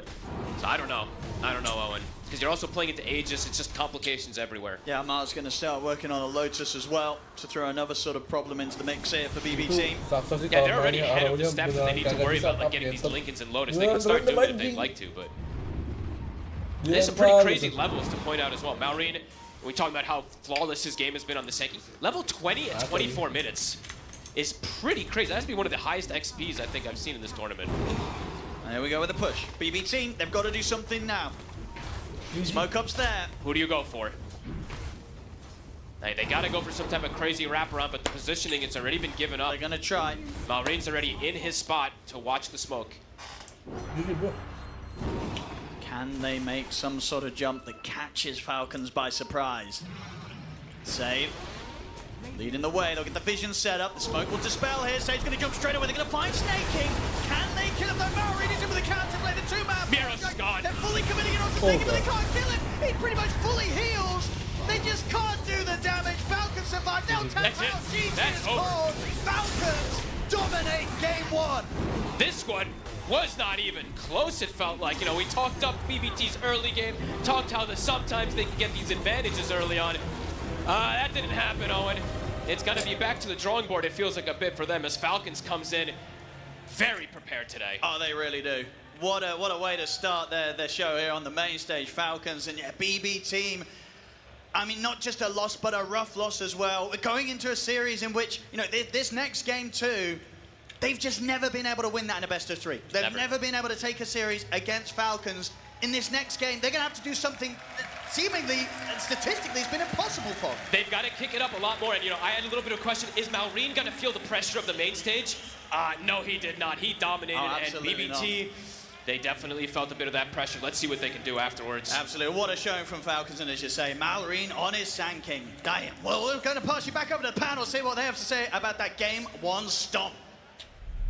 Yeah, I don't think he felt the nerves at all for the main stage. If anything, he felt the energy on the main stage and channeled it into an amazing performance on his Sand King and leading his team to victory. Falcons 1 game up against BB team here in the lower bracket of the International. Let's discuss how this came to be, because we pointed out some issues that BB team might have during this game. And I want to start, Effie. We said it was going to get really difficult for them to shut down the Lina. And it didn't even have to get to the point where Lina became this unstoppable force within Falcons, because the plan that BB team crafted around their draft of we're just going to use our Furion's global presence, we're going to run down the Lina with Scorched Earth plus Lion, we're going to do that over and over again until she has the game. They didn't even execute that better than Falcons did. This here was the key play in the game. Falcons brought all of their heroes, including Skeeter on Lina, through that twin gate. They brought the numbers and they just overwhelmed BB team here. You do lose your Lina, who already had a rough game prior to this point, but that's the beautiful thing about Falcons. Skeeter does not care if he's sacrificed for the greater good of the team.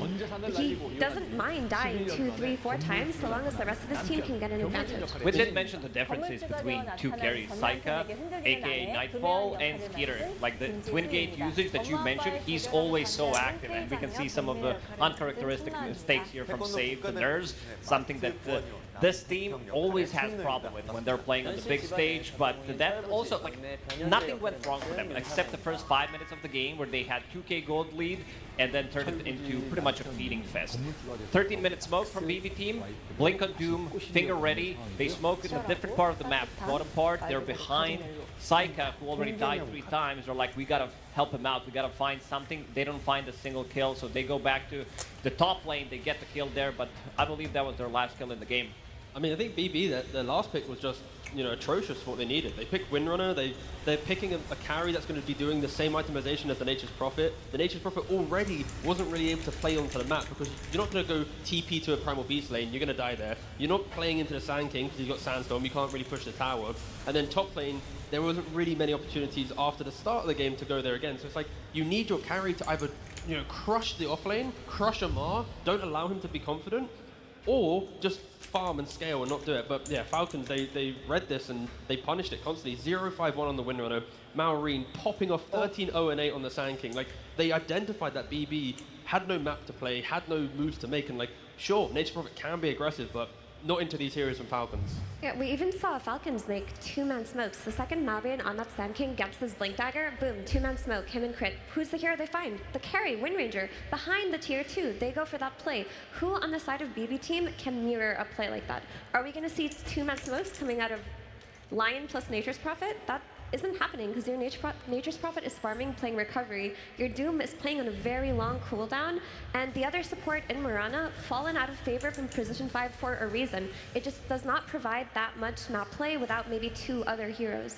So BB team, I think they are their own worst enemies, because they BKB TP'd their draft basically with that Wind Ranger pick.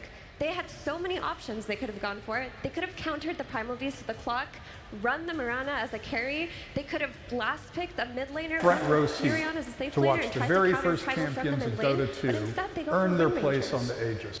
All began. Yeah, there's not a lot more to add. Welcome I will to the say, greatest though, esports this event in the Sand King world. was overall first picked in this Welcome draft. And to the international. I know there's flex potential, so we don't know if it's going to go on the off lane or if it's going to go I'm mid. Gabe Newell. But I felt the cost that this was a Sand King that, regardless of where he went, he did not feel countered at all. Or would you contribute that to Malreen's style of play? It's also about the matchup. This Nature's Prophet in the mid, he doesn't really do much to the Sand King, because what he does is just pushes out the waves, and he's also farming the jungle at the same time, while Nature's Prophet can't really do that. Also, if you leave the lane, he's gonna push your tower as well with the catapult timing. Sand King, this has to be one of the most farmed Sand Kings I've seen. Yeah.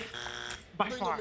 Yeah, I also want to point out the itemization from Amar on the Primal. He goes for Pipe, which is a funny item to get when you're looking at a core of Wind Ranger, Furion, and Doom who does pure damage. But he identified that they don't have damage outside of the supports, which were Light and Mirana. Most of the early game damage was coming out of the Starfall, coming out of the Finger of Death, coming out of Scorched Earth potentially. And he just countered that with a Pipe, which looked really funny versus that mid and that carry, but it did a great job. It did do a fantastic job leading Falcons to be one game up. As we prepare for game number 2, we are gonna see what Slacks and Tsunami are up to right now. Hello, Copenhagen! How we doing out there, fam? Yes, it is early in the morning, but we thought we would celebrate some of these fam in here. In fact, we wanted to find a 5-stack for you here today. That's right. We just saw an exceptional display of team play from the Falcons, and we wanted to see if that could be replicated here in the crowd. So we found ourselves a 5-stack. Gentlemen, we are so happy to have you in our presence, because we want to see if you can match what Falcons have been able to give you, because we got Falcons to actually sign a little handful of Nature's Prophet antlers. That's right, they signed them. This is just for you. Are you a big Falcons fan? Yeah, of course. Name 3 players. Snaking, Skeeter, Crit. Yeah, okay, that works. All right, He's a real Falcons fan. believer. All right. Now, I also don't believe that they're a 5-stack, but don't break the fourth wall. I'm breaking it. Do you know any of these people's names? No. You animals! Spoken like Come on! true carry player, because are you not a carry player? I'm a +1 player. All right! One player. He doesn't need to know the rest of his team. Absolutely, I agree. Give him the Skeeter. Give him the Skeeter. have the Skeeter. Oh, I Give have him the the Skeeter. Skeeter. Here's your Skeeter. You are just as attentive as the real Skeeter. Thank you so much. Now, who's the real 5 position around here? Of course, the most courteous of them all, my friend. Now, when you're out here trying to support these people who don't even know your name, what's your action? You handle it okay? Yeah, I don't know, but I keep buying the wards, and the best update for me was that wards became free. Yeah. Free couriers also? No flying couriers? So you've been playing Dota for a while, right? Yeah, for about, since Dota 1, actually. Let's go! In that case, right. you have very well earned yourself a snaking antler. Can you pick that one out of the bottom of my hands? That's the dependable player. Exactly. Well done, the dependable one. All right, which one of you is the asshole? I got ATF here. You! All right, fantastic. What's your name, sir? What? Huh? What do you play? I play mostly Slaughter and a little bit of Noise. Post free. Oh, a position? Post free. Oh, of course. Yeah, there you go. Enjoy, asshole. He fits right in. All right, fantastic. All right, now which one of you is the quiet type? Because I'm looking for a crit. I'm looking for a forward position. Oh. It's gotta be you. Now, you said that you were advocating for Falcons. You know their names. So, where are you rooting for crit? How long have you been watching crit and all of competitive Dota? Well, since Crit played on OG. So, big fan. And Danish Viking, of course. Any love for Danish Dota in the crowd, my friends? We're in Copenhagen. Have yourself a crit antler then. Enjoy. There we go. And the last one you have. That's right. I couldn't make it out. Oh, wait. I stole the snaking Yeah, one. that's a snaking. My bad. Wait. Here, I traded back. Give us that back! You don't deserve that. Listen, All right. Malreen writes like as young as he is. So, That's right. I mean, That's some brain rot right there. That's intense. who's the Our mid last laner? guy right there. Are you the mid laner, sir? Name a mid lane hero that you play. Puck. Okay. Okay, he's a mid laner. Give it to him. Fantastic. Enjoy, my friend, enjoy. And we do have one more. We have Owie 2000. Oh, you're a coach. Yell coached him. All right, we're just lying all over the place. I'll give that to you. Why not? Fantastic. Thank you so much. The crowd is hyped. Gentlemen, enjoy your side handlers. One last question. Oh, a question. Go ahead. Yeah. So I was wondering, when does OG play? Oh, that's very funny. That's very good. Enjoy those DMs from Seb, sir, for the rest of the day. And we'll throw it back to our panel. Thank you so much, everybody. Back to you, Shiva. I think it's gonna have to do with the energy that Thompson and Crit bring to this year's international as former OG players. But Crit's doing very well here in this first game. We also have a little bit of a change up in the panel right now as Lacoste has taken exit to make space for none other than Gunnar. Hey Gunnar, how are you doing? Hello, I'm doing good. I am sorry to see you here on the panel and not playing, but I'm also very happy to see you here on the panel. Yeah, it was really fun to watch that first game. I thought Betboom is one of the really fast teams, and then watching Falcons kind of just crush them. And this 8-minute team fight was really nice to watch. No bias. No bias at all from the panel. Why do you think it is that BB team consistently have never been able to take a series of Falcons? What is the big thing that makes it incapable for them? I think Betboom is a little static of a team, BB team. And Falcons usually brings their heroes a lot more than they do using the gates. Like Skeeter loves using gates. And BB team doesn't really use them that much. So I think when they got outnumbered in that one really big fight, it kind of turns the whole game around. And once you're behind versus Falcons, they keep running at you and pressuring you, and they don't really give you any space. And you feel that maybe game number 2, BB team has got different things in mind because you know the squad very well. So do you feel like they can bounce back? Yeah, I think it was kind of hero related. They picked Doom, which hasn't been doing good at this tournament. And then I think giving away Sand King to Falcons is kind of their bread and butter. They play it only on mid. They don't really do this offlane, and I think they also picked, assuming it was an offlane Sand King with the Windrunner, so I wasn't really too big of a fan of how the draft played out for them. Yeah, it did not play out very well. So let's focus our attention on this upcoming game number 2 because T-Gov, changes are needed. And you mentioned earlier that we know that the BB team has never taken a series off of Falcons, but we do know that they have tied in series, and that normally it is game 2 where BB team takes that tie. Yeah, for sure. And I think this is one of those moments where they are going to have to look at, you said the Doom, like, this is not a hero that Falcons would rush towards. They failed against Tundra picking Doom, so this could have easily been a series where their hero could have got ignored. But they rushed for it, and I kind of feel like when you have players like Amar, Ramses, ATF, like these type of offlaners with the greed, put them on the greed that plays into the map in the first 20. Doom's a little bit more static, where it's like, I want to farm my Midas or my Aura, and then sure you get a blink in like the difficult games, but there were so many different options in this draft. And I think they got a little bit too excited to rush towards what was available rather than the bigger picture. And if they don't do that in the second draft, then I think they'll have a much better chance at least taking the fight to them. Yeah, a lot of teams gravitate towards Doom versus Sand King because his Doom is a Bloodstone counter, which is one of Sand King's big power spikes, but that just hasn't played out this TI. And the reason why is when you're looking at Doom, this is a very high cooldown ultimate. He doesn't provide like a blink stun the way that Sand King does, or a Centaur potentially. So when you end up playing into Sand King, you think that you counter him, but map play, Sand King completely counters Doom because he's not playing on the same cooldowns. He's not dependent on Epicenter to get kills or run around the map with the supports. We saw Mountain constantly running these 2 supports, whereas Mira could only make a play like what every 2 minutes. Why after the early game went so abysmally for BB team, they just had no means of coming back into the game. Yeah, I think calling GG before any racks are down is definitely a pretty bad sign. But we'll see if they have a chance here to force out a third game for this series. It is up to game number 2 for BB team to attempt that as the players will take the stage once more. We're heading closer and closer to that draft, and I wonder, we're probably also going to see a difference in pick order in terms of BB team being maybe first pick this time around versus second pick. And Gunnar, how big of a difference do you feel first pick and second pick are at the moment? I think it definitely depends on team. A lot of the mids at this tournament really are doing the cheese picks. Like, there's not much Huskar, there's not really the Dazzle. So I feel like second pick has lost some value in terms of this 24 pick. And the 18, and even having the first pick, means a lot. The bans are kind of limited, even in the first phase. There feels like there's so many when there's 7 bans between the two teams, but you're always getting something. You're getting some crazy support. The teams that value Doom get Doom, and it kind of ends up that you just pick a really good hero, you pick stable lanes, you get 18 pick, which is always going to be really good. And there's so many worrying heroes. I think Puck is this really scary hero on 18 that people have to ban. They can't ban anything else, so I would prefer first pick for either of the teams. The thing with first pick as well is you have 2 bans as well when you enter the next phase, and then your opponent, they have to instantly counter your first pick, and they have then 1 ban to try and fix everything. So it's like if you pick one hero incorrectly, if you waste that second ban, now suddenly your first pick team has 4 heroes with the last pick that Gunn is mentioning, and that's the foundation of your entire draft. Like first pick can dictate so much if they throw in a curveball or they just pressure their opponent with the better first pick overall.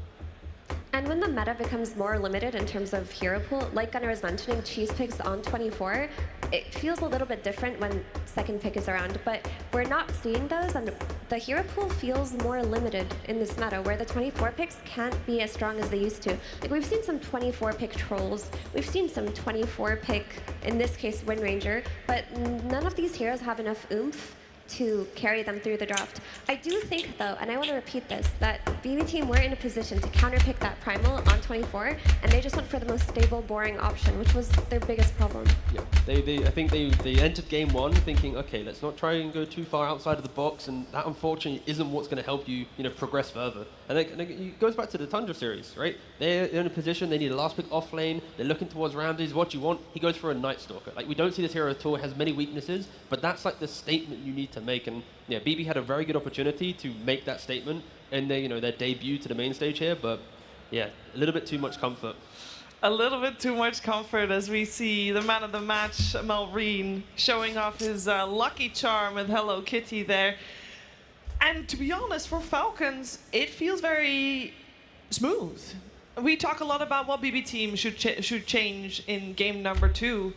But Gunnar, in the winning position that Falcons are, do you feel like they are looking at something different for game number 2? Because it just felt almost too easy. Not so much. I think they stick to their formula, which the way I see for Falcons is Malrine is going to be playing an aggressive hero that can go in. Every time they get Sanking, they pick it. Skeeter's going to be a hero that has a really strong nuke or a stun, so they can take the gate. He always buys Arcane Boots if you watch his games, and he wants to keep fighting with his team. He'll play like Troll, Lina, Wind, stuff like that he can go. Amar is just anything that's strong for the game, and then the supports just kind of fill in the little holes. Like usually Crit's an aggressive hero, and they got everything they wanted in that draft, and I think they're going to keep doing the same thing every single game until someone proves that it doesn't work. And the issue is, BB, they only have a single game to try and react to that. Yeah. So it's easy for us to go, they need this or that, but it's like Miero needs to play the offlaner that fights into the game. I think their mid lane matchup, honestly, Sanking needs to get banned, because all of our Malrine's heroes, you can at least maybe think of a counter. Sanking feels a little bit too generic. Like we even saw in that game, he was able to just grab the creep wave before they met, Sandstorm to the side, so Sanking can play into pretty much any matchup. Like if Malrine has this type of mid hero, you're never going to have GPK in that mid advantage. I think if you can have a mid advantage, that can then break Falcons at least a little bit. Yeah, we're going to find out what heroes the teams have in store for each other as we're getting ready for the draft of game 2. Or even dumb. You have to take into account that BB team versus Falcons. Plus, game 2. Further enhances this.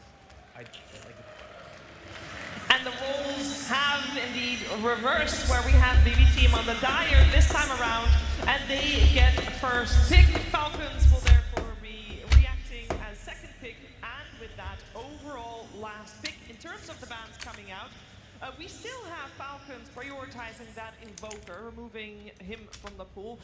Keeping in mind that Batrider and Monkey King were first phase banned previous game. And the Tusk and Kunkka also are banned. Sand King as the key hero, if he's still in. Yeah, Sand King should be something that BB team are looking at, but this is something that every time I watch them, I just feel like they lack the confidence to do something new when it counts. We talked about Tusk having an 88% win rate from the first pick, and they have first pick, they ban out the Tusk themselves. They don't even try to acquire it for themselves, and they go back to their Doom that already lost. They are unable to break their formula under pressure, and I think that just might be their bane this tournament. I think to bring up the Doom, something that Falcons did, Amar specifically, he instead of going Midas in their series versus Tundra, he was going a different build. He was going drums into Blink. And in the second game versus Tundra was really close. I think that the Doom it was not his fault at all. He was owning pretty much the whole game. And so if they're going to pick the Doom, I would honestly prefer he goes his faster build, no Midas.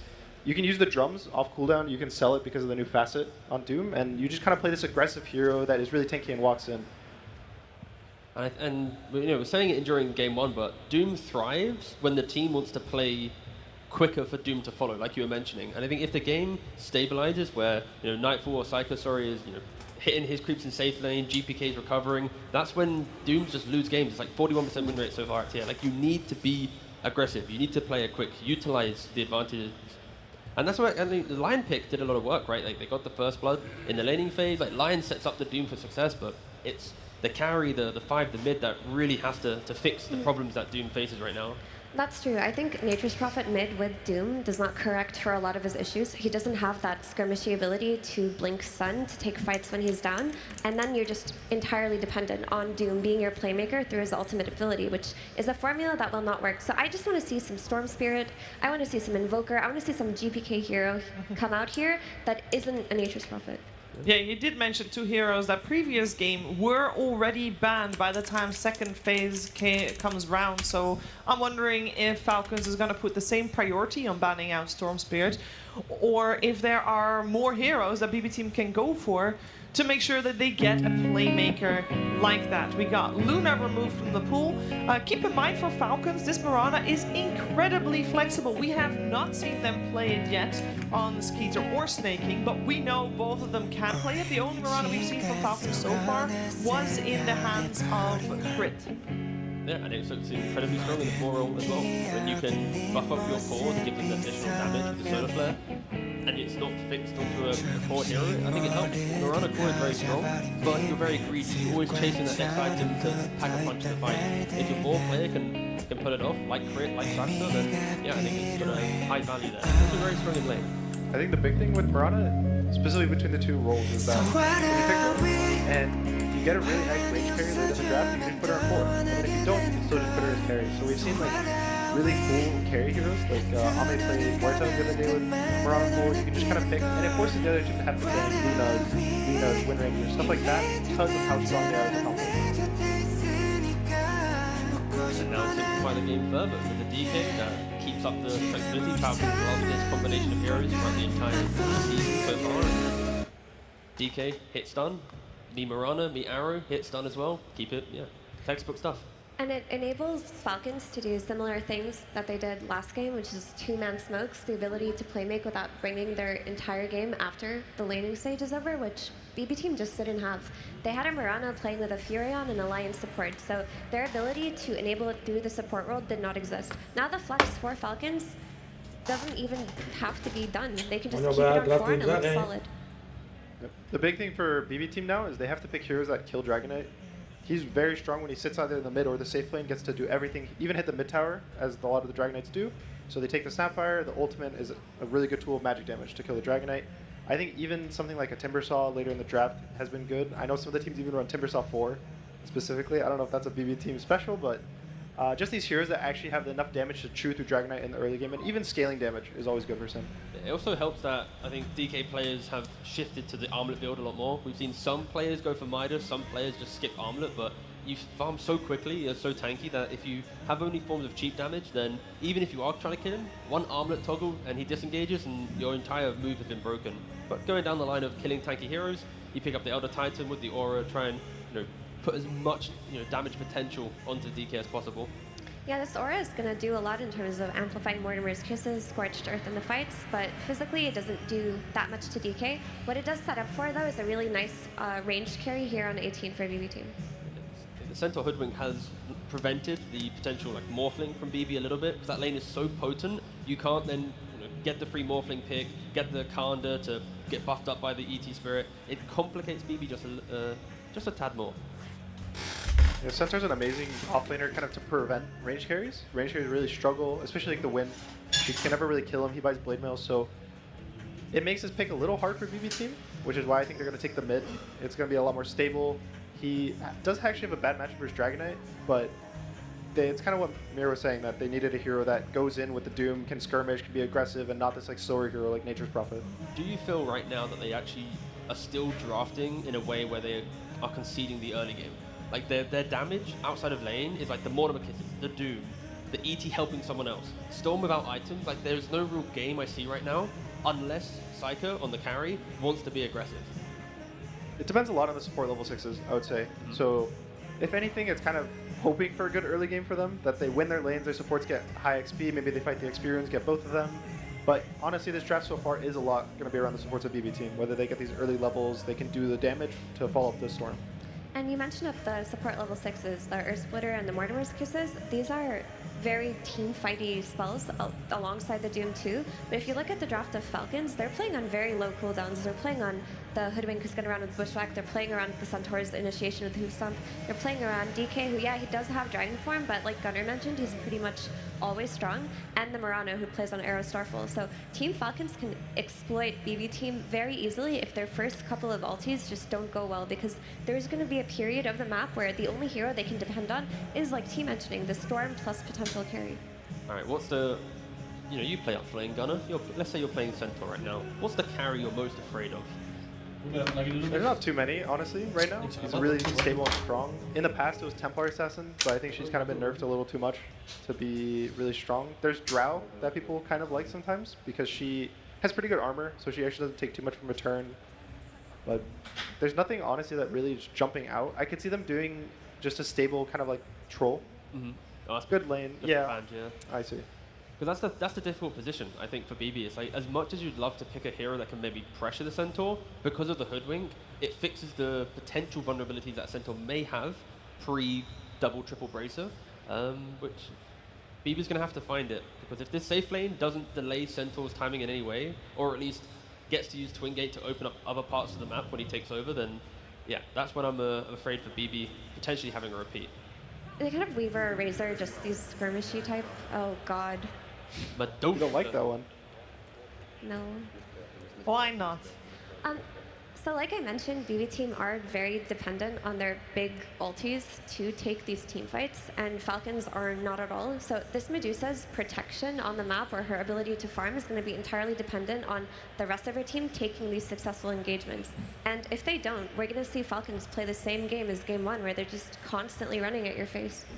Yeah, and the flip side is, like, if BB gets to that state, like the late stage, the butterfly, the Skadi, holding the high ground, like, it is going to be such a scary base to break. But yeah, the journey there can be really difficult. Like, we don't see, you know, Ursa too often, but a hero like that to break down the Doom, the early, you know, the support's not really killing him off. Like, this type of hero could break the map entirely before Medusa even gets online. One hero I'm worried Falcons might pick is Wraith King. I don't want them to pick it, but they picked it in the past versus Doom. Sure. And it does have a stun with Mirana 5. How much do you think Falcons care about the scaling of Medusa versus let's just win lane and we know we'll win the game in the first 30 minutes because we have, you know, the Centaur, the DK to take over the map? I don't think you're worried too much about Medusa. She doesn't seem like this crazy late game scaler anymore. It's this 25-30 minutes where if you've let her free farm, she'll walk high ground with 2 items. Butterfly Scotty ends the game. So it's more so, do you have good lanes? Do you have this good mid-game tempo? And most like melee carriers or strong carriers can just kind of like right-click her in a fight. And they tried to answer it instead by not respecting the potential late game of BB by, you know, locking in the aggression that they bring. And yes, carry DK, the mid Razor. But yeah, this is a very classic-looking Falcons draft that, you know, in history has broken games within 15-20 minutes if they hit their stride. Does BB Team have a better shot at forcing that later stage of the game compared to previous? And it'll depend on how their first few engagements go. Like we saw in that Game 1, the game broke when that skirmish bottom happened and they lost 4 heroes for Alina. If they can take these good engagements, they have very, very strong team fights. Their team fighting is much better than Falcons, and they can play off of that to get to the point that Gunnar talked about, where Medusa has 2 items. I worry about their ability to win those skirmishes, though, because Falcons have drafted solid lanes, and they got the Malrian Gotcha Razor, which is going to pressure the Storm early on, making it so that GPK can't join these early fights potentially.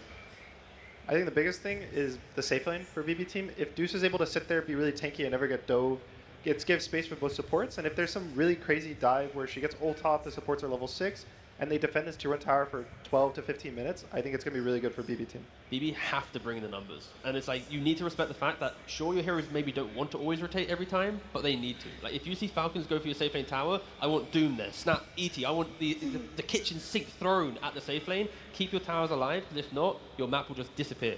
So when a skirmish happens, everyone goes. You just want everybody to go in. And it sounds exciting, regardless of the outcome of that. It sounds like we got an exciting game number 2 on our hands. Before we get to the actual game, though, we're going to head over to the stage. Where is Slaxis with Coach Book? Hello, thank you so much, Shiver. Yes, I am here, Amara GTO, our wonderful translator, and of course, Coach Book. Hello, welcome back. Now, question for you, after that first game, didn't go the way that you guys were thinking, and some would say this is a pretty greedy draft. We got Dusa, we got Doom, we got Storm. Do you feel that way, that it's a little greedy? How are you going to make sure that this game doesn't end up like the last one? Первая игра пошла не совсем по плану.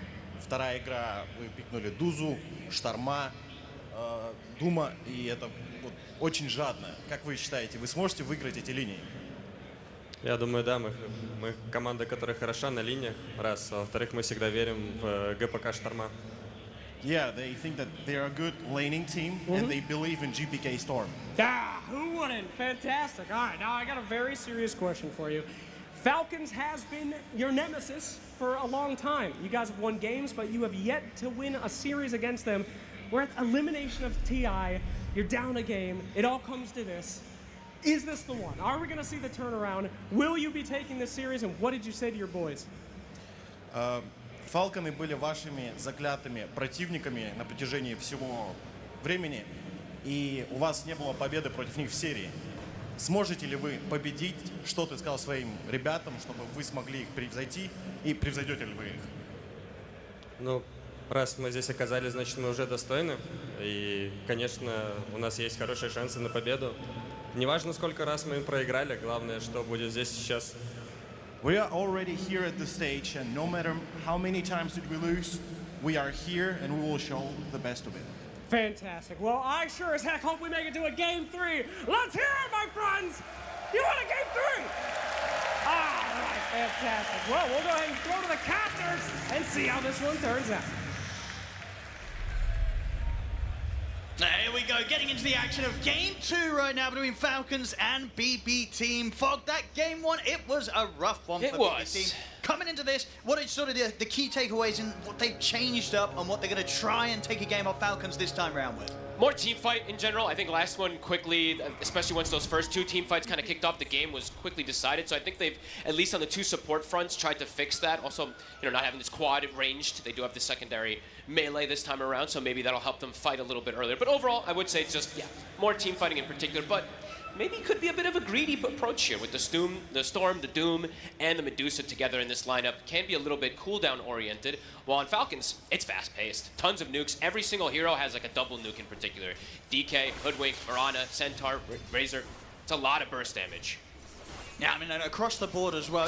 Is it a similar setup in which BB Team should get a chance to get that early lead once again they got in Game 1? Or do you think it's going to be a bit harder this time? It does feel like it'll be a little bit harder this time. This time they have this Hoodwink and Centaur, which is a very oppressive lane up top. Like they were pretty oppressive anyway. But overall, I would say, quite a bit harder. Bottom also, this one does feel a little bit safer, I would say, from Falcons, just with Snake playing his very comfortable Mirana. But this is probably the one that I'm going to be looking at. It's always Miro and Save to be able to get these first bloods, so that's probably the one they'll get maybe an advantage in. But I think Falcons, they've drafted stronger lanes this time than last time, and a very strong and stable draft that they're very comfortable with. You can see the Grandmaster tiers and Master tiers across the board on their heroes. We'll see how because the mid lane matchup, we obviously got the Marine Razor coming in late on the draft. Up against this Storm, how well can GPK do against this in this 1v1? Obviously nowadays you have the static slide with the Remnant to help you in these range situations, but is the harassment of the Razors just too much? It is, this is a great lane for the Razor. You can always play great versus Storm because you have that same movement speed, so you're gonna get the links up. It's very difficult as a Storm to prevent a link in pretty much every single scenario, and looking at least across the board of these 3 lanes right now. So pretty hot from Falcons on the first few waves. Let's see how well GPK is able to do against this pressure. I mean, the plasma field, the static might get him here. One more tick at the static link, he's gone! First blood for Maori, won't be able to keep himself alive, but he won't mind a refuel. I think he's suicided. Anyway, indeed, he's happy to go down there. Just going to show that this mid lane matchup, it's not going to be a fun one for GPK. And it's just a couple denies that really make the difference there. Hits the level 3, immediately pushes forward, gets the bottle. It's pretty much everything hitting synergy at the same exact time from Marine, really pushing the limits of his hero. Hitting level 3, getting the bottle, instant dive onto GPK. Bottom lane is also going. I saw they're getting decent harassment onto Skeeter. Now he's reset back full. Doom has 3 CS. Oh. Miro is not getting too much. But now he's got 4. Either. Now he's got 4. But indeed, not great on his first few waves. You say something on paper, you don't expect to be that rough for the Doom on the first few waves. No, not in particular on the CS. Usually do see Miro get majority of them there, but I guess they were more focused on trying to just push out the harassment. I think they almost used all the regen until Snaken got his second set of tangos, but either way, it's a DK. He's able to self-sustain anyway. So see how they're going to be able to do on those last hits. And top, this is the one that the Medusa is doing a lot better in, but this is a lane where kills can constantly happen. And overall, how strong is the Deuce this game? It's okay. The issue is just the Razor kind of... that's going to be his target to link in every single one of these team fights, right? So GPK... He's going to need some TPs, yeah. A couple of TPs were threatened there to make sure the Marine doesn't dive in for that. I'm not too sure about the Deucer, because, yeah, the way... the chill guys, you know, he saw those TPs coming and he's like, you know, it's going to be a 1v1. You know, why are you adding the extra backup in? I mean, they might still get GPK. They will. Oh, boy, Owen. They're putting the pressure on him right from the start. Malrine popped off in that last game. Yep. And this one already having this beautiful start. And to talk about the Razor, so you were mentioning about the Medusa. The Medusa can look good if she's not getting linked constantly. But this is a lineup that can be kind of difficult to prevent that link. Yes, you'll have Cookie to at least distance a little bit, and you have some stuns and everything, but Medusa is very slow. Yeah, and I feel like the Centaur really adds another issue into the mix for the Medusa, right? You've got that Stampede, so you can very easily choose when you want to get in, keep everyone on top of the Medusa, and when you want to back off and get away during a Stone Gaze. And this is a game where Amar is going to absolutely free farm. It's a Centaur versus an ET Medusa lane. There's almost no way for them to put pressure on him unless a third, potentially even fourth hero or something comes up. Pre-level 6, this is not going to be an easy time for GPK. Hey, Crip, he's looking to start something here. See if, is there any way GPK can keep himself alive under the tower? I don't think so. There's going to be another plasma field coming in the second as Maori is ready with the next nuke to take him out once more. I don't think he can come back to the mid lane, folks. To the jungle you go. It does feel like he has to. And this is a really smart play from Crit. He's like, my Centaur is not touch top. He's gotten the Retaliate build, triple bracer even. He can make the moves around to do this. GPK needs help. Stack away. I think Toronto Tokyo has to start getting some of these at the least ready for this Storm Spirit to catch up. Snaking, he might be able to kill Saver. He's got another leap and a Starstorm in a second. He should just have him here. He's playing careful. Doesn't want to dive in, so Save will survive. Actually, maybe turn their efforts towards Mira instead, but he's a little too beefy for the two to take down. So they're bullying. They're bullying these lanes. These two in particular. The farm. I mean, we talk about GPK dying in the mid, but continuing from what we saw earlier, this bottom lane. That's where the suffering's the highest. Only 11 CS still on Miro. He has to buy salves also just to stay down here. He has to buy the raindrop as well. These lanes, they're absolutely getting dominated here from Falcons. Only the Medusa doing well, and we'll see what Saika's going to be able to do to get involved with that, because it's not really usually him with BBT that looks to get involved early on to fix things. It's usually GPK or Miro or one of the supports to kind of bring things back after a potentially bad laning phase. It's usually not Nightfall, usually not Saika for this lineup. So yeah, just defend the stacks. So you see GPK is trying to get that level 6 as fast as possible. Toronto Tokyo is going to soak the mid lane, but you can see Crit and Malrine, they're looking to pressure this tower with this catapult wave and the 6-minute power rune. Bottom lane. Trying to go aggressive onto Skeeter here. The two of them have enough burst to take him down. They don't. Skeeter's able to walk it off. Can go over to him, and they just don't have the burst to really 100-0 this DK between the two of them. It's going to take more from BB Team if they want to try and get these early kills in the side lanes. I do like at least they recognized at least the issue that was going on massively, right? Storm's jungler is catching back up. Toronto Tokyo actually dragged the mid wave, so the first catapult did only 150 damage. So all things considered, a little decent adjustment that they have done for now. Crit, though, is going to be stalking GPK, of course. GPK still not quite 6. Needs a couple more creep camps to get that 6 online. So just going to open up opportunities for what Malrine wants to do with this Razor. Save. Is there any way for him to break away from this? The cookie, it's not going to get him far enough away.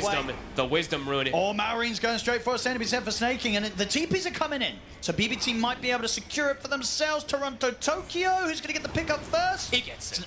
does indeed. Toronto Tokyo making sure that doesn't fall into the hands but Miro of Falcons, and Maureen just continue to clean up on the mat. This is, you know, for someone's debut performance on the main stage at International, it's looking pretty good for Maureen. He's not feeling the pressure at all. If anything, he's thriving off of it. He's looking better than ever both of these games. Absolutely dominating from the start, now making these early rotations. Bottom tower now also getting pressured. They have this catapult down here. It's not level 6 on the DK, but they have to address this as well. And it's a lot of bleeding happening quite early on that they need to address all over the place. On top of a Centaur free farming. Yes, Saika's farming, but the other two lanes are devastating at this point. I mean, that's if you think, what, 7 minutes into game 1, I think we saw what BB Team, they had like a 2k net worth lead, and we saw how rough that game ended up. This time, it's gone the other way. So if they couldn't do it with the early lead they had in game 1, what are they going to do here in game 2? It's a good question. Supports need to get levels. That's going to be the thing in particular. I think Save needs to get his level 6 pretty early on. They're going to get involved mid-crit.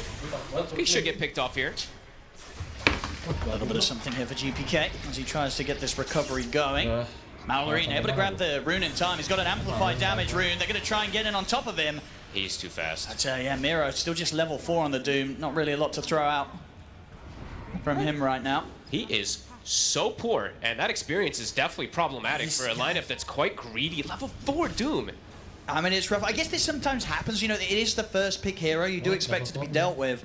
But yeah, something about this Doom hero, right? A lot of teams, they really try and make it work, and it just hasn't been working a lot of the times, Fob. And overall, this hero does want to play from ahead. You know, the innate ability is all about having higher levels. If you're like the lowest level in the game, you're never going to have this extra damage that you can sometimes kick out, which is necessary. So, yeah, we'll see how they get Miro back into the game, because that's going to be a bit of a rough one, especially since GPK is having a tough one also. And they might just be able to kill him here. They've got the bushwhack set up, arrow to follow up. Miro is going to try and get under the tier 1 tower, but the leech there from Snaking, he's out of the game, and he's just going to continue to get kept at this incredibly low amount of level and farm at this stage of the game. Yeah, this is crazy.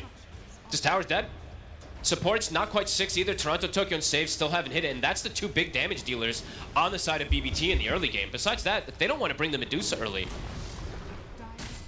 And scary for GPK at this point. Yes, he's gotten a little bit caught back up here, but him getting involved, there's so much chain stun. 4 heroes have a stun for him.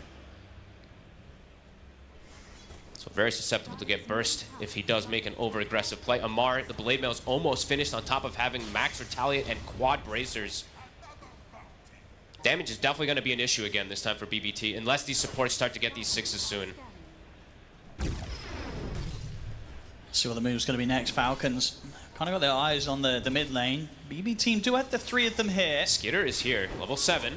So look at the setup with the bushwhack. Can't quite get in with the follow-up angle for a stun. So GPK will be able to break out of it. Maybe fight back. Jumps in over towards Snaking. Snaking's able to get the leap off. They didn't have the damage to kill the Mirana. Now BB Team have to be careful. Keep their distance. Malrine gets the RNG. We'll be able to get that haste rune. An Ogre Club already on him, or Ogre Axe already on him. 1700 HP on strength charts. He's going to look for aggressive plays. He certainly is. Malrine, he's tempted to start diving around this tier 2. He'll hold back. I mean, Miro is still only level 5 on the Doom. I was like, oh, the only potential for them to really go for Malrine is if the Doom TP's over and dooms him, but he's still level 5 at 10 minutes and 30 seconds. Another tower to fall. They can't hang on to these towers because the level 6s and these lanes have just gone so poorly. These towers, losing them this early with the Medusa lineup and this type of greed, it's devastating. If they catch Miro out here again, his game's going to get very close to being irrecoverable. It's almost already at that point, it feels like. Malrine, he's ready to dance around him here with the static. He won't dive the tier 2 again, though. He's given the respect for the potential backup to be there for BB Team, so Miro will live. This might be the roughest start I've seen from Miro this tournament, actually. Bottom 4 net worth, 2 supports on the side of Falcons already soon to surpass him. And hey, I've just seen Amar do this entire time. He's just dragging waves, maximizing his farm. Yes, Saika's getting farm, but it's not actually at the same pace that the Centaur or the Razor that have been able to do so. Can this Medusa solo carry a game in this day and age and in this patch? I don't think 4 Protect 1s have really been looking too much like the dominant strategy lately, but we'll have to see if Saika can do it. They're going to smoke GPK. They have level 6 on Save. Now they actually have damage to follow up with the pull. And they do have the 6 on Miro now. Okay. Can they find one of these big kills? Malrine in particular would be the best one that they can find. Because he is approaching a BKB, which would kind of stop their aggression if they do try to save. Should find a quick and easy one here. Snaking will take that.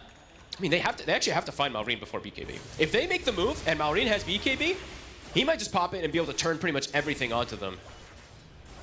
So losing Save there definitely hurts a little bit of that potential momentum that they could have started going for there. 6k lead up onto Falcons.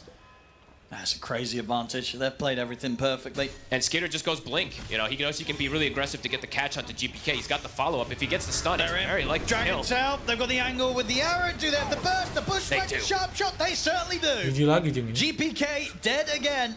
Parah ngentot itu. Oh boy. It's too fast-paced. The items are coming out too quick. It's 12 minutes in, Owen. They've got great vision control as well around this area, and with some sneaky wards. Look at this one that they placed right there. I don't think I've seen that one too often, right above crit. So they'll be able to see at least movements that come down, and that one's not going to get de-warded. Absolutely, that one's going to be there the full duration, 100%. So whenever you've already gotten the mid tower and the bottom tower, so that's like the avenue to be able to get into these ancients and stuff like that. So they're going to keep tabs of pretty much everything. Slight pause here.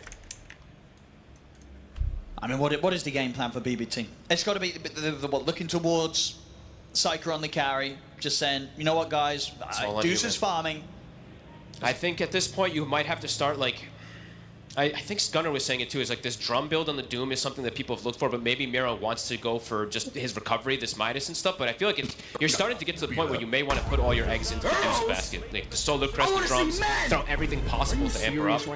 I just don't know if she can do it on her own. Versus the Stampede to close the gap with the Razor Blade. Right. It's just difficult to say. You can really buff the Medusa up and have them ready to defend on the high ground when these pushes come in from Falcons. But yeah, Falcons, they're just going to dive in. Yeah. Get on top of the Medusa. They're able to stay on top of Psyker with the static link from Maureen. Sure, the Medusa might take a bit of time to take down, but there's not going to be any damage coming out from BBT. That's the biggest thing, is like, where's the damage really going to come from? Especially once Amar is able to get this pipe, and he's getting closer and closer. He is farming up a storm. It's been an absolutely free game for the Centaur, nearly level 11. 2,300. They would have to throw literally everything onto him to kill him. And it might not even work out. He's going to go blink instead to get more aggressive. Psyker's got to be careful as well. Know that Psyker's been farming around this area. So if they show themselves at all, Falcons will go straight for them. Quick TPs indeed down to the Groucho marks. That's great. Hi, Darren. BBT, they've got the smokes up, but they're moving towards top. We'll see the Stampede coming in as they look to catch out Miro, and with that jump stun, they'll put the opening, but they won't get the follow-up. Timing not quite there, so Miro able to break away from the combo. All right, let's see if they can get the Centaur with percent-based damage. If he was maybe further up, perhaps not the easiest kill whatsoever. How many TPs are available on the side of Falcons too? They've got two. So if they do see this play happen, it feels risky. They're going to lose a lot of HP potentially going for this. Let's see. Yamar. He's already out. They're going to continue to try and jump him. They've got the kisses coming in. The splitter's not hitting. He's alive. He's able to indeed dodge the splitter and now ready for the turnaround. The stomp's not going to connect either. BB team, they try and make something happen, but it's not going smoothly. They've got Psyker moving over as well, as they're desperately trying to find some sort of kill. But they're able to jump the stun onto the three of them there. The cookie comes out. Can they actually get a kill that brings Skeeter down? Amar is getting low, but they're dying in return. They've lost two of the BB team. Psyker's going for the TP out. They've got nothing to stop it. So Psyker will get away. GPK. He's been found in the trees. Amar hunts him down. BB team, they came for him, but the backup, the turnaround was there. They get something, but it's costing them 3 heroes, and they're just not killing Amar. No. And I mean, even if the splitter lands, potentially not getting him either. They had to hit absolutely every kiss and the splitter onto this tanky Centaur. He saw it coming. Yeah, Psyker even having to get involved. And now at this point, Maureen does have the BKB. So before you were able to find him once, he's going to be able to pretty much BKB and just link right past to find the Deuce in a lot of these situations. This game is very difficult for BBT. They really went for this. But you see Amar keeping his cool, seeing that splitter coming in straight away. He felt no fear. He felt absolutely no fear. He was running back in. He was high-fiving before every spell was even thrown out. And we see here they surround Skeeter, but of course this gives a beautiful angle for Amar to just come in with this 3-man move stomp. And a bit of a miracle, if not anything else, that BB team actually got a kill out of this. And they get the Wisdom Rune too. I think if that Stone Gate didn't connect, they all just die and get no kills at all. But this is kind of how they have to play. I think they have to hug GPK with the 2 supports like this and just hope for the best that there's going to be recovery for the Deuce and the Doom. Because if they look to play slow, and if they just slow down too much with these 3, it feels like Falcons is going to scale Tricore. So I want to see these, honestly, continue to be active. Maybe not look for the Centaur in particular this next time, but who do you go for now that the Razor has the BKB? Because that was the other one you wanted to get pre-BKB, but now that Maureen has it, if you don't get the instant chain stun, he's going to be able to survive. Crit.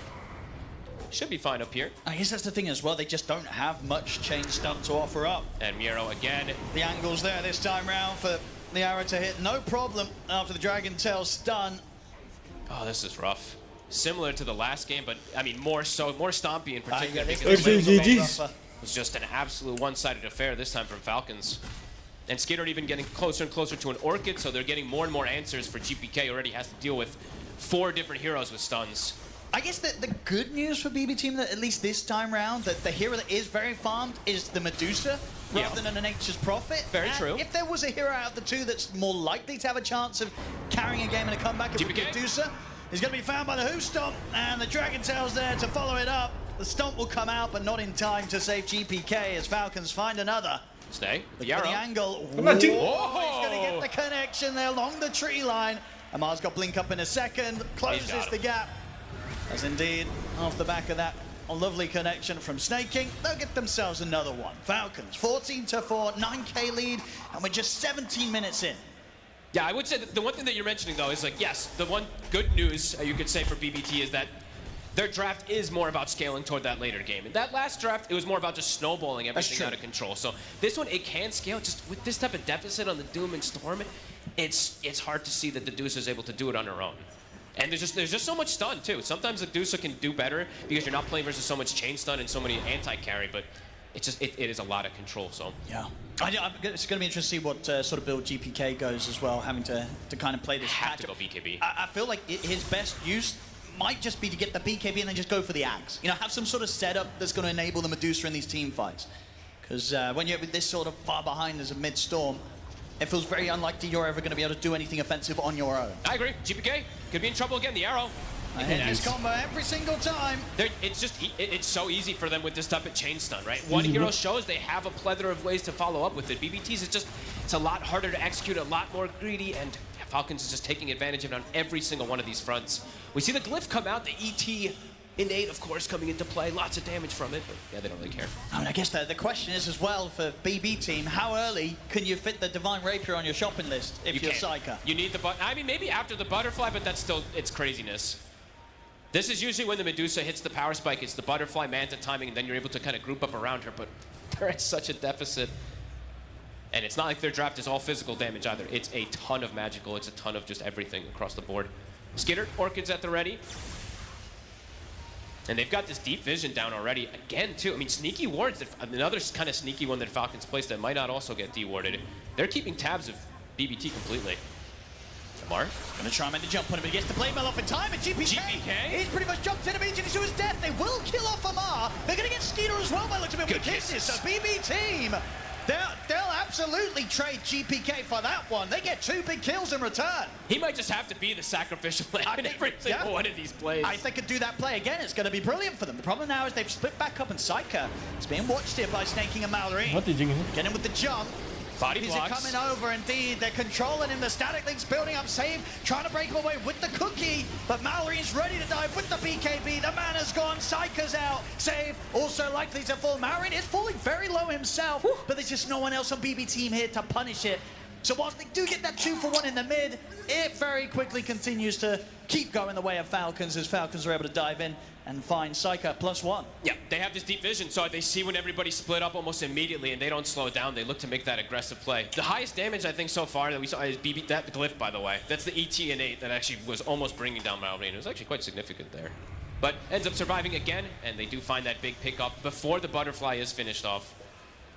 And the thing is, they were able to make that play at a point where Amar had a lot of his net worth up in the courier. He just got the completed pipe delivered out. Oh my goodness. So this was without the pipe in the equation. Now there is a full pipe on the Centaur. He could just Unlikely survive. you're going to be able to kill him and Skeeter on the DK next time around in that sort of situation with the kisses. Oh, look at top 2. They have that deep ward that we were talking about from earlier. GPK could be in trouble again. They're getting the full surround.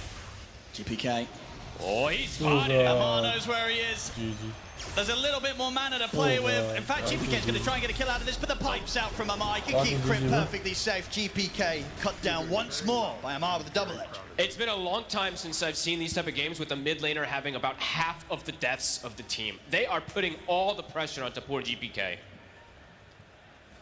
9 of the 19. So they are set up to potentially get the 2 wisdom runes, though. So at least one thing going their way here. And Saika is getting closer and closer toward the butterfly. Level 15's been hit. Okay. But it's just him. It really is mostly just him. If Saika manages to successfully carry this game, it's going to be one of the greatest carry performances of all time. Yeah, does feel like that. It's going to have to be. And they get the jump. They're ready to catch the mirrors. BB team try and retreat back to the base, but Save is caught outside of it. Falcons, they'll take the Tormentor. Like if this Medusa, if Saika was playing like versus this lineup that didn't have this anti-carry Razor or something like that, perhaps I could see more of it. Just there's so it's not even just the Razor. I do have to factor in the other thing as well too. Is Breathe Fire. You can never really factor down these anti-kind of carry mechanics that just reduce damage. These things add up in these type of lineups when you are limited on damage already. For sure. I mean, it feels like the cookie is not going to be enough. We need to see some like Force Staffs. Force Staffs for sure. They've got to get some Force Staffs. If they can sort of set up a fight in which Falcons committing, get the static link onto Saika, and then they're able to break him away, then maybe they can turn around a high ground defense. Yeah. But they need these items, and it's going to take a lot of time, because at the moment, they're just not finding anywhere close to the same amount of resources from the map as Falcons are. Yeah, Solar Crest, Force Staff, just try to get anything that you can to amplify him, but yeah, the farm is just coming slow from them. They're not really getting these items built up, and at this point, now 12k lead, the supports on the side of Falcons are actually getting these items so much faster. Crit, Force Staff plus Solar Crest done. Snaking, he's got the drum, shard, and his bracers. Even 2k gold, so can look for maybe another Solar Crest or Vlad's, whatever he wants to go for. Just across the board getting too much. The supports are soon to surpass 2 of the cores. We can see 5 of the top 6 networks be out for Falcons soon, if another fight goes their way. They've got a timing though. Butterfly has been finished on Saika. They have to play around it. And we are seeing in the team fights, Saika only dying the once when he was caught on his own. Outside of that, he is doing a fair bit of damage. The damage is coming out with the Deuce, especially now, I should say, next time around with this Butterfly being shown as well. And yeah, also just because of that static link, I guess he can't afford to go for anything other than the Hurricane Pike himself, just so he has that extra range and ability to break away from Mallory's attempts to get on top of him in the team fights. Hey, it makes sense. And then after that, maybe we'll see something spicy, if they can hold the game out that long. Yeah. Because looking at the supports, right, you have like almost Greaves on save, but nobody else is really close to that force, so can see why he wants to accelerate it. And Falcons, after commandingly pressuring pretty much the entirety of this game, now they can kind of slow down, finish up a couple of these extra items. Now, wouldn't even be surprised if we see Saika get the 4-staff component of it first. I think so. I was thinking the same thing, to be honest. I wouldn't mind it, especially on a Deuce. You do stuff with the mana, it feels good. He just needs to have as much damage as possible. He needs to not get linked, and needs to not get breathe fired. Yep. It's tough for him. It really is. Yeah, Toronto's going to be trying to get that Lotus on for him. Definitely going to be another way to deal with the big threats from Falcons. I mean, that's optimistic. You know, it's quite expensive, so it does mean that they want to play for just slowing down the pace much more. They do have a lineup that can slow things down with ET overall on the high ground and everything, but I mean, that's the thing right now. Falcons, they have this 14k lead, but we've not really seen them show any indication of trying to hit the high ground yet. They probably don't. I mean, maybe they just don't feel that pressure because it is a 4 protect 1 at this point on the side of BBT. And top Skeeter. Another quick jump and quick kill. They get saved. GPK this time round should be far enough away to make it out without any interruption. Yeah, I think that they're not afraid about this Medusa. Just because they do have this triple scaling cores. And the supports, as we said, you know, they're likely to get the 5 of the top 6 net worths. Mirana has now surpassed the Storm and surpassed the Doom. That's the 5 position. I mean, yeah, that's the thing as well, right? Mirana and Hoodwink, these supports both do incredible scaling physical damage output. And you can imagine that Snaking's going to go, perhaps going to start being able to spill down that way. Level 15's been hit. He's got the leap attack speed. You can never really write off these damaging supports with Solar Flare.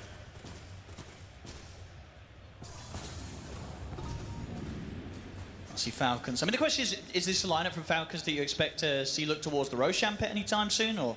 I think the world's their oyster. I think they can kind of do whatever they want right now, just in terms of map control, because they have vision as well that's been very sneaky. I have to commend Snaking, because I've seen, I think, 3 or 4 wards now in the last 2 games that we haven't seen too many throughout this tournament, so they're just keeping tabs of BBT nicely, so I think they can pick and choose what they want to do. Now that it's shifted top, they're probably going to go for this Roche. But yeah, they just have options open. And incredibly unlikely the BB team's going to even attempt to make any moves over there. They'll just try and take the most out of the fact of the map being left vacant by Falcons, spending time in the pit. Yeah, they're just trying to finish up one of these next few items, these next things to amplify and buff up the Deuce, but Falcons gonna accelerate things massively here in these next few moments. They will. This is definitely going to be the key for them to, if they want to, break the high ground. They got the Aegis, they've got the full Crimson now on top of the pipe on Amar. They're ready to go. Yeah, I have to keep checking all these couriers because everybody just is so rich. They're getting so many of these. Yeah, Gem now and Snake too to control vision.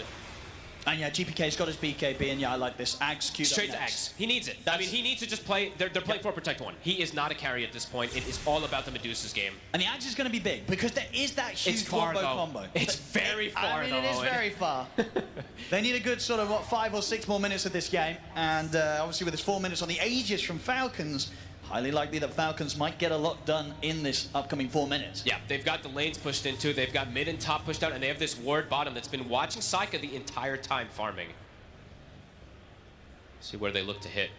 Still a tier 2 to take down on the bottom lane for Falcons. Imagine that's probably where they're going to end to go now next. As Amar, a Crimson Guard now also, so talking about all these damage mitigations and stuff like that for Medusa, her damage is not that explosive, especially not to Crimson right now. It's all about that next item. They're going to look for a smoke. They're going to try to be sneaky here. This is risky, especially if it's going to be Skeeter that kind of catches the brunt of the attack with the Aegis on him. What do BB team want to do about this? They've got eyes on Skeeter. They lose their ward, so not going to be able to see the back lines. They're going to look for It's a deep wrap very around deep here. wrap. Can Toronto, Tokyo, or GPK find some sort of setup? They've got, again, Skeeter's not the one they want first. The timer's ticking, the smoke running out. It's kind of awkward now for BB team. They see the mid lane pushing in. The fact that nobody's showing there, they know that there's this move happening. Amar is ready to just scout jumps in. this out. They're going to try and go on him. They're going to drop the Doom down, see if they can kill off the Centaur. It's a lot of damage. It should be enough. They've got him. Can they get anything more though? Mirror's been jumped in response. Saika's in trouble. Take him out. Yeah, Saika taking huge amounts of damage, but they get the shakes down onto Snakey. They found a second. Marin's got to break away, keep his distance. They got a gem.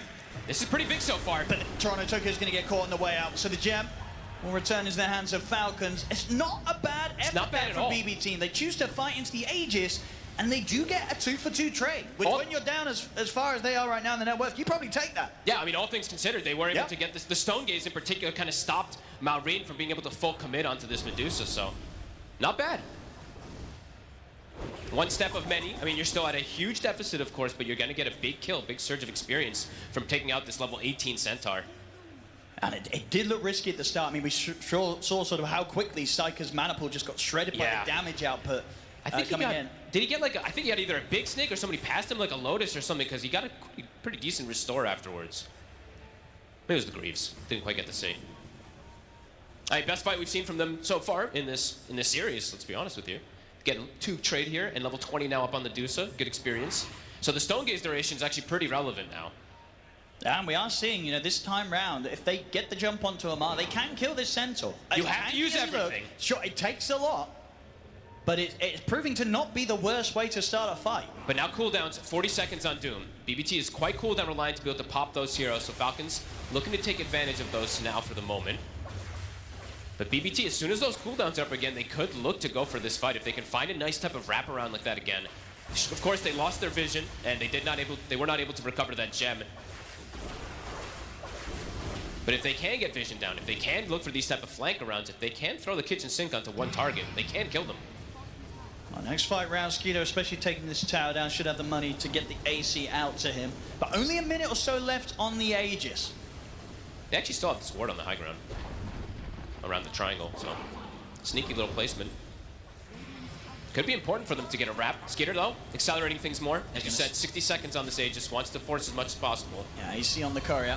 They're going to try for the jump mirror, look at the back line. He gets his does get the Doom out, but indeed the Stampede was already there. They just turn and tear through Miro. Oh, no. He's out for 50. That is not the initiation they wanted at all. And the push now, it will continue for Falcons. Skeeter, he's going to look for the jump in. He's never going to Dragon Tail, so they're trying to use the cookie to keep Toronto Tokyo safe. They'll be able to keep him alive. Now GPK able to turn, gets the Vortex back onto Skeeter. Saika, has he got enough damage to take him down once they have? That's the Aegis. The Aegis gone. Having to do this 4 versus 5 though, BB team. Still 30 seconds without Miro, and even when he's up, they don't have the Doom. They still have the other ults though. Stone Gaze plus Kisses plus ET Splitter is at the ready. Falcons, they will respect it. Back up, finish off the Satanic for the Razor. And take out that ward that was placed there from earlier. They knew because of the way the Miro jumped that some type of vision was there, even though it wasn't the greatest type of initiation ever. And now no Doom, 80 seconds when they do respawn. Saika has found that one damage item, though. On his way toward the next.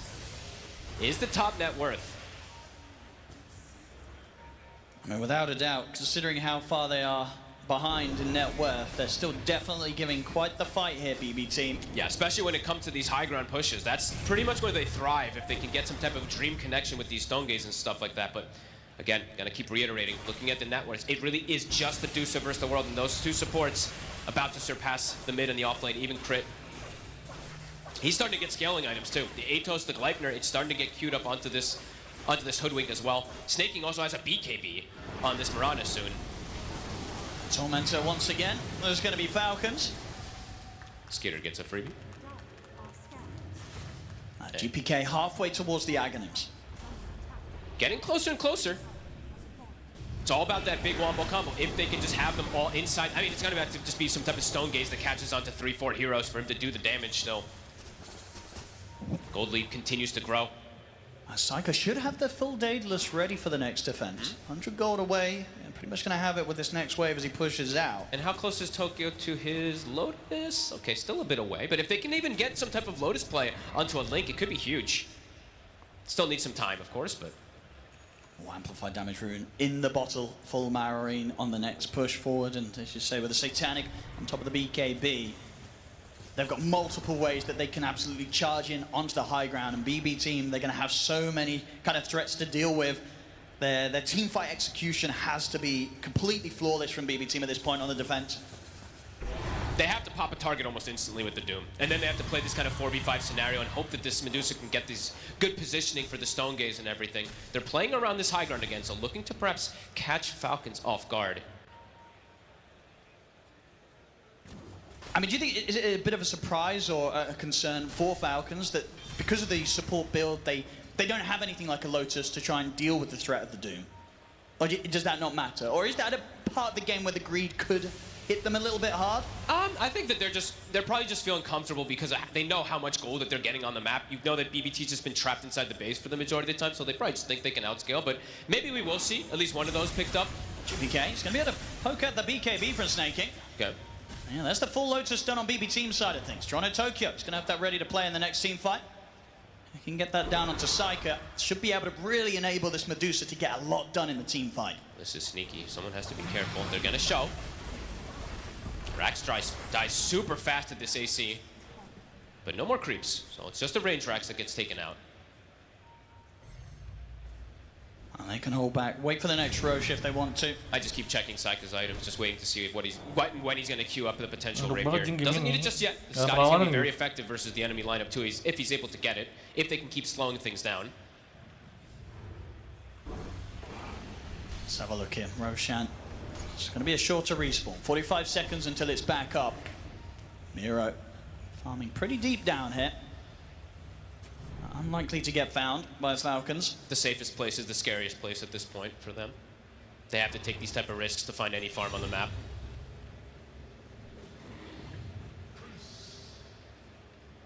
Now, the question is, if BB team, do you think they feel strong enough to try and tackle the next Roche fight? That feels a bit dangerous because you don't really have vision. If they could have gotten a ward out there perhaps beforehand, then maybe, but I think going out there blind is quite a risk because that's you're making the call that this could be our last fight. Sure. And I think as you say, the high ground. Their high ground is strong. It is indeed where they're feeling pretty good, and they dealt with the Aegis push last time around. Sure, at the end of it all, they still ended up losing a melee ranks. But again, considering how far Falcons are ahead, and that's all they got with this lead and with that Aegis push, I think, yeah, BB team's going to be telling themselves, let's just wait for them to come to us. Just wait for high ground. Yeah, you kind of have to at this point. You have to play for them like around these type of cluttered areas where you can potentially land like a 3-man splitter or something with these pulls. And they do want to buy time, like you were mentioning, until GPK does have this Aghanims finished. And he is very close, right? He's 500 away from it. So if they can get like the perfect synergy of everything just combining together, maybe there's still that chance for this Medusa. It's still a tall task, but she is the top net worth, which is all important. Yeah, pretty impressive that amongst all the chaos, Saika's been able to stay at that position. Only one death. And somehow also, GPK has stopped dying, right? I think it was, when was the last time actually that he did die? I don't know, it's been felt like what, 16 minutes or something since he's died? Can't really remember the exact timing, but he had 9 deaths pretty early in this game and he has stopped at least on that. They're gonna buy out. So Saika does spend the gold to get the BKB. They spend all their gold. Okay. It's going to be a hard high ground siege for Falcons. And which is a funny thing to say when they have this much lead in gold. And they should have this next stages. They're going to start on the Roshan. BB team looks like they do want to try and take the fight out here. Okay, I mean, they spent their gold for it. Falcons do stop hitting that Roche for a moment. They also spent quite a bit of their gold, if I'm not mistaken. I saw Mari did finish up a BKB before everything. Now they're going to start continue threatening it. It dies fast. BB team, I don't think they're going to feel they can swing across, especially taking the Watcher. They know that Falcons knows that they would be coming over towards this part of the map. So it's like if anything, they may consider setting up around this high ground and try and catch them before they make it to the base. This is a risky move if they do go for it, though, because they don't know exactly that there maybe is no vision there. There could be like some sneaky ward. Let's see if they do look for the jump. I mean, GPK, he's got the Arcane Rune. He wants to get some type of dream 3-4-man pull. It's risky. It's very risky. And they'll show the illusion. So now at this point, Falcons, they already were playing careful. Look at them playing on the top side. They were avoiding that walk up the hill anyway. And they're still holding on here, just in case Falcons let anyone drift away up to the high ground on their own. They're waiting for someone to show on the map and then potentially maybe look to catch if they see them split up. I mean, maybe it's also just the threat of them being there, right? They know that it's unlikely Falcons are going to walk into a bad fight, but they also know that if BB team are sat on this high ground, they reveal it with the illusions, Falcons, they're not going to immediately come in with a push on this top lane. Yeah, I mean, they can just go back and finish up these next few items because they are getting closer to some big ones. I mean, I've been waiting for Crit to reveal which one he goes for, by the way, because he's had the Gleipnir queued up for quite some time, but hasn't quite committed for it if we do want to see like a defensive one for him. And the Rapier does get queued up from Saika, so he is still feeling like he does need that explosive carry potential. Medusa with a Rapier this game does sound kind of terrifying. Pretty spicy, especially if he's able to hit 25. If we're able to see that split shot use modifiers with the Daedalus and Rapier, definitely still that chance. And it's still though, yeah, Falcons, they seem very relaxed. They do. They seem very comfortable with just waiting to go for the later stages. BBT playing around this vision. Do they want to jump Skeeter? GPK's thinking about it. Oh, GPK got a Timeless Relic also, by the way. So he pretty much got the best things he could have gotten for the situation that they're put in. Yeah, it's pretty huge. I mean, with the Timeless Relic, right, you're pretty much guaranteed to have enough time with the Vortexes to set up for the Elder Titan to get in position, the Stone Gaze as well, these Stomps, Earth Splitters. It's a lot of wombo combo potential from BB team, but they have to land it perfectly because of how far ahead Falcons are.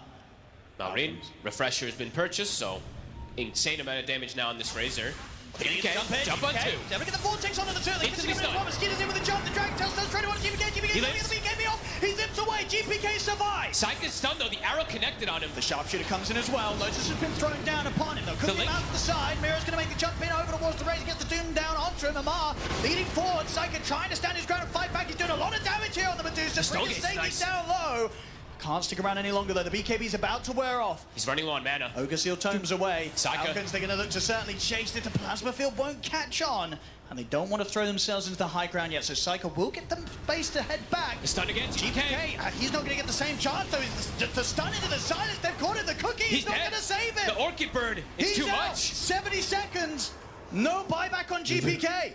They used absolutely everything there to kill a target. They didn't kill anybody on the side of Falcons.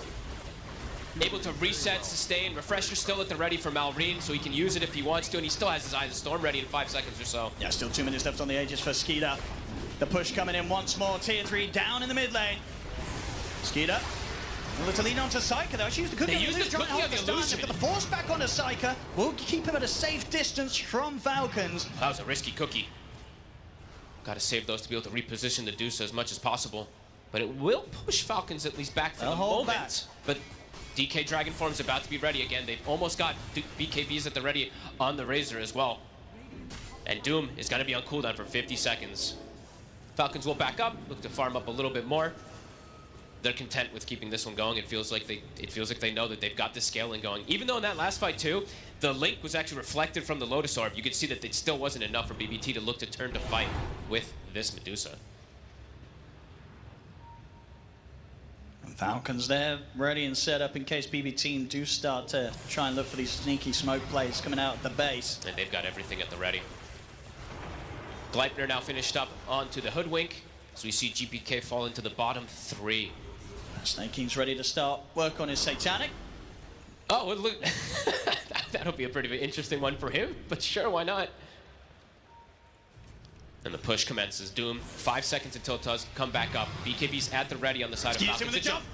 Straight away going to start off the action on towards Psyker. They get the silence in as well. Quick Manta to remove it. Illusions will block the arrow. Falcons, they'll hold back. It's a full Bloodthorn next time round. That Skeeter's going to be ready to slam down on these heroes. He's just trying to force this type of reaction. If they can force the Medusa to use a BKB, then Psyker just... It's very difficult for him to fight. I mean, if BB Team can hold on for just a few more waves coming in, Psyker is going to get very close to this Divine Rapier dream. He needs both timings, though. I think he needs the Rapier and that 25, it does feel like. Yes, he's going to be able to do decent damage single when he's got that Rapier, if he does get it, but... Feels like he does need that explosive damage on everybody. Because it really is him versus the world. Oh, check the time. Torment is up again. Perfect timing, and he just reclaimed, so Skeeter doesn't even lose HP during it. As I think Snaking did commit for it, by the way. He did. I think he committed for the Satanic. He's getting that Satanic online. Not too often you see these supports get it. I think the last time I saw support get a Satanic was like a Hoodwink, I think, getting one in some crazy game. I think it was Boxy at some point in some tournament, but this is not something you see too often. But he's wanting to scale. Again, level 20's been hit now for him too. So that crit is online. And same thing for, I mean, crit as well too. And he is online, so pretty much 5 cores that Falcons have been able to build up. Yeah, 30k lead pretty much coming up on the numbers here from Falcons. They're enjoying this. The Rapier's purchased, Owen. Oh, here we go. Okay. I mean, can Psyker turn this game around? Here, on the TI main stage, it's where it counts the most. The BB Team, they've never been able to take a series against Falcons. Can you imagine if this will be the way that they do it, off of a Rapier purchase? Or this may just be the end of the game. Or we're going to find out. We'll have to see. The smoke's coming out. They're ready for the setup. Skeeter's out for the blink. GPK. Done too. He's going to get the opening here straight away to Raising. He's laying down the Doom as well. Snaking. He gets shredded completely there. But to take down Omar as well. Now they can look over on Marine. And then great start to the comeback here. Potential from BB Team. As they storm outside of the base, they take out 3 heroes. They're dead for a long time, folks. They are. I mean, GPK found the perfect 2 targets, and they got the Doom onto Malrine. The ideal situation for them. Oh. And level Could 25, it's about to hit as well. I mean, you know, for the sake of the pubs out there and support Mirana's farming Satanics, you know, maybe it will be a good thing if a comeback does happen. Can they do it with this Rapier Medusa? And the 25, as you say, he's basically got it. Basically there. The important thing is, too, now at this point, when you're able to get these type of kills, these sequences, check this out again. Their respawns are long, so Doom and everything comes back up as they respawn. And as we're saying here, you know, if they don't deal with the Medusa, Psyker, he'll kill them. They will all die. Absolutely. I mean, it's the perfect jump. You couldn't ask for a better one there from GPK or from Yero. Even though there's that 22,000 lead. I mean, could He's got it the be damage that, on the Medusa. Yeah, Falcons, maybe they were just a little too relaxed this game. Because BB Team, they're getting the chance to get back into it, absolutely, around this Medusa. And in a style, as you said, that just hasn't been doing too well. The 4 protect 1. But look at the itemization that they've gone for, too, with it, right? So Vlad's also on save. It's everything about throwing onto Psyche at this point. What is GPK queuing? I'm almost like thinking that, can he just go down like a refresher route on the Storm? I wouldn't Feels mind like a double pull. Yep. All he really has to do is set up for the Doom or for this Medusa to get in position to get these type of plays. He's got the damage. Miro, he does have a refresher also finished up too, so they will have that secondary round of them. And so far, I'm just clicking around. No Lincolns, no Lotuses purchased for the side of Falcons. And I'm clicking on Snaking, and I'm seeing the Satanic. He's getting a Hurricane Pike. At least he's getting a Hurricane Pike. Yeah, but it gives you 4 stuff. It's going to help a little bit. I definitely feel like that Satanic could have been like a Lincoln's for him, because it feels very greedy from him in particular. But I mean, let's see. Maybe how the next fight goes. Falcons are able to just end the game now, as they're coming in with the smoke. And of course, being a 4 protect 1, if they kill this Medusa, it should be game over. He does have buyback available, but of course that will be without that Rapier. But Falcons, they're the ones wanting to start a fight, because if BBT is able to just get the starting of the fights a lot of times, they can delete heroes. Oh, BB Team. They're reading the movement. And a bit of a spooky location here. They've got a Falcons might not quite expect. They saw the ward placed in their base. They have a sentry down, so they saw that Falcons were sneaking. They're going to try and jump Marine. They're straight away to get the Doom down onto Marine. He's getting shredded. The car comes in with the car. He's ready to wheel Marine back out to safety. Amar with the Aghanim save. Now they're ready for the turn here, Falcons. They go straight towards Miro. They take down the Doom, but Psyker, he'll take Snaking out in return. Miro spent his gold. They're going straight for them now with the Stampede. They're ready to get back in onto them. Skeeter gets him with the jump straight to the cookie. Gets Psyker onto the high ground. They'll be able to tear Psyker away back to safety. GPK pops the BKB. The ball lightning back up the high ground. The cause. So survive. The two of them. It's just Miro that's out for 55. He spent the gold for that refresher, and he gets caught in the front line of everything there. Wah, anjing Mirana kayaknya bisa ngentot nggak dubuk. He's ready to bail them out. If that wasn't there, if he wasn't ready, Maureen was absolutely dead. I mean, he tried for. I actually didn't even see in the last one. I'll be completely honest. I was wondering what happened with Maureen, why he was like ghost forming the bottom one. But yeah, it was that Aghanims this time. It does play it safe to be able to get the reset from the Doom. Roshan in 40 seconds. Doom will be respawning in time, and he will have. Okay, he won't have the double Doom. He'll check this out again. Ready. And see how quick they are to jump. But Marin, he knows that Amar's ready to back him up. I mean, indeed, without that there, he was absolutely dead. Very quick reaction. Toronto Tokyo in a dangerous position right now here. Amar. Oh, he found him. And he's with the stun. They got the two supports. And there's nobody to get Toronto Tokyo out of this. Toronto Tokyo's gone. Saika's going to try and fight back. GPK's in with the Sims. Going to lose, get the ground, get the ball, takes onto the two of them. Jump forward as well from Miro. They're taking crit out. Buyback comes in. But Miro is safe. They're ready to continue chasing. Amar trying to drag Maureen out of the fight and will succeed. Gets him away from BB Team. Both teams dropping the buybacks here. Saving Toronto Tokyo for BB Team and crit with the one from Falcons side of things. Oh, and this card is doing wonders, and it's got such a low cooldown. It's back up in 10 seconds. Every single time he can actually use this to bail Maureen out. Someone's got to find Amar. They really do. Maureen, he's got the BKB back up also. Level 25's been hit on the DK. Mau keluar? Guysnya. Lots of buybacks used. These supports have to be careful. The arrow will scout. Stone Gaze is up. Saika in the front lines. They're going to get the jump on it. Dragon Tail, little glove on, they need back up the ball. Comes in with Saika's fully low. Can he get the snake out? The man has gone. Saika's in trouble. He wants the BKB, tries to stand his ground. Starts to attack back over towards Amar. The damage is done. Saika's still alive.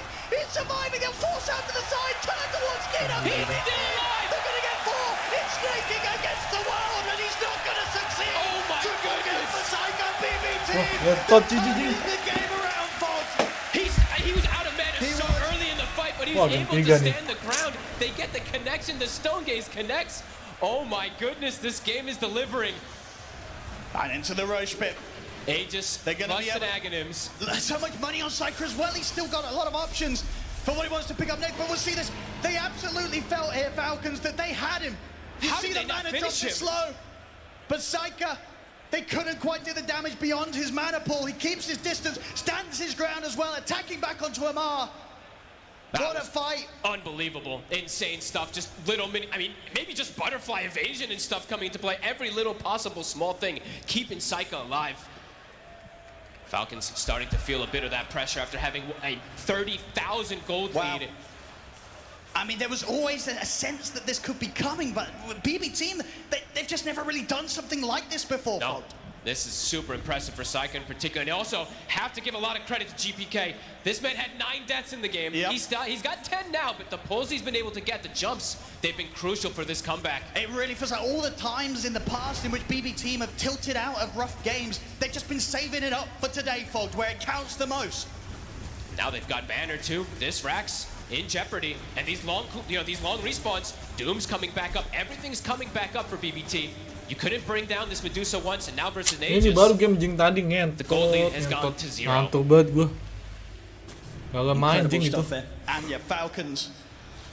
What would you imagine is the vibe from their side of things right now? Like, what are they saying? What are they doing? This is a completely new position for them to really be forced into. They probably just felt like they were comfortable with the multi-scale because of how much Crit was farming, because of how much Snay was farming, because of everybody. But now I'm looking at the itemization. They're like, we need to get ways to prevent this Medusa from attacking or prevent something. See, Snay's queued up like a halberd, but these items maybe are coming after the fact that they needed them. These Dooms have been hitting. The Stone Gazes are connecting, and now it's a Swift Blink. So positioning for Saika, it's always going to be there. The tide has turned, Jing. Feeling like this Medusa now has the advantage in the game.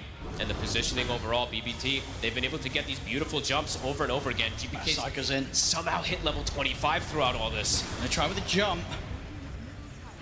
With this Aegis, I mean, we saw how much they struggled to take him down once in a team fight. He's high-fiving him. Gonna get the jump again. It's a good link. The static link. That should be the Aegis got. Uh-oh. But you've got to imagine this was part of the plan, because they just presented the Medusa up. Let's see what the backup is here from BBT. They get the jump. The stun is there immediately onto the two of them. They'll try cooking Saika. Going down. Falcons, they'll defend, and they're ready to kill off fours. They look up towards save, trying to hide with the glimmer, but they found him as well. Uh-oh. And that's a rapier. Wait, they give it a snaking. Oh, I mean, he's the one with the satanic. He's like, guys, I didn't farm the satanic for nothing. Give me the rapier. Oh, man. It looks like they were putting him out on a silver platter, but it seemed like they had an idea to play around it, but now Doom dead 7, Snap gone. I would say these incredible 20,000 gold swings in these fights. After making such an unbelievable comeback throughout the majority of this game, it takes one mistake. Oh no, maybe the BB team of old is still within them.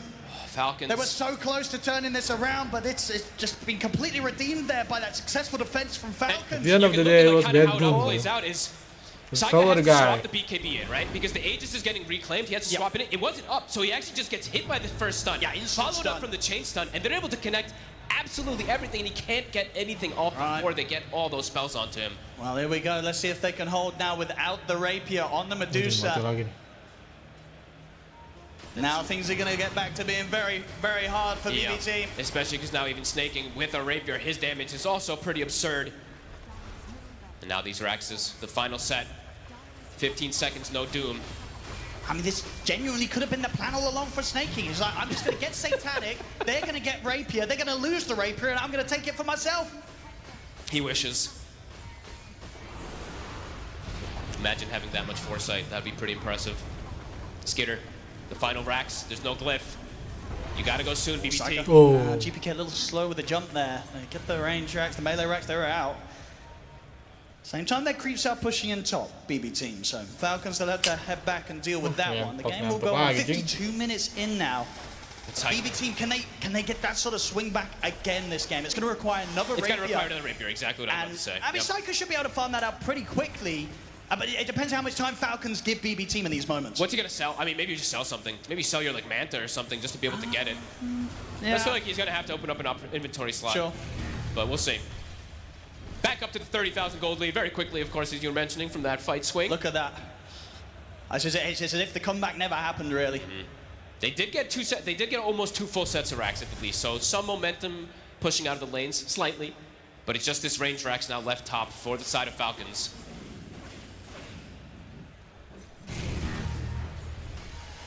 And Psycho, he needs the rapier. So yeah, sells the Manta. Okay. That's pretty much has it gone. 400 gold. 400 gold.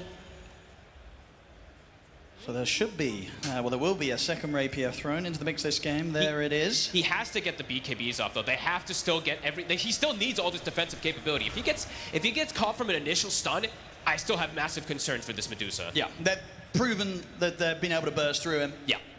And also the team just needs to be closer. Let's be real here. That last fight, they put him out so far. They were, what, 2,000 range away? It looked a bit rough. It looked like losing the Aegis was kind of like part of the plan, but then it seemed to play out like there was no plan at all.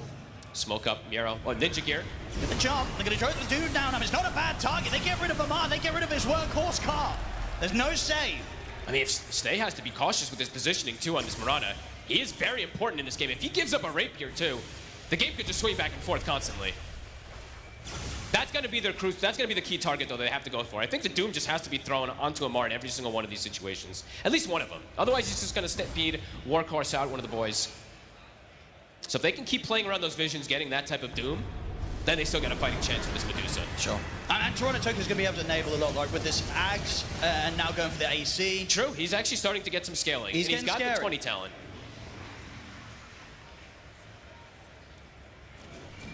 Gone are the days, though, of ET being able to just jump in a lot of the times and be able to do that constant briefcasing. But if he's able to get the AC in match, maybe there's that chance, too, for him. If you get the AC, and if you can get that rapier maybe from snaking, you know, you never know. This ET could be going far. Look at Maori and telling them, come high ground, because that was where the blunder definitely did happen before.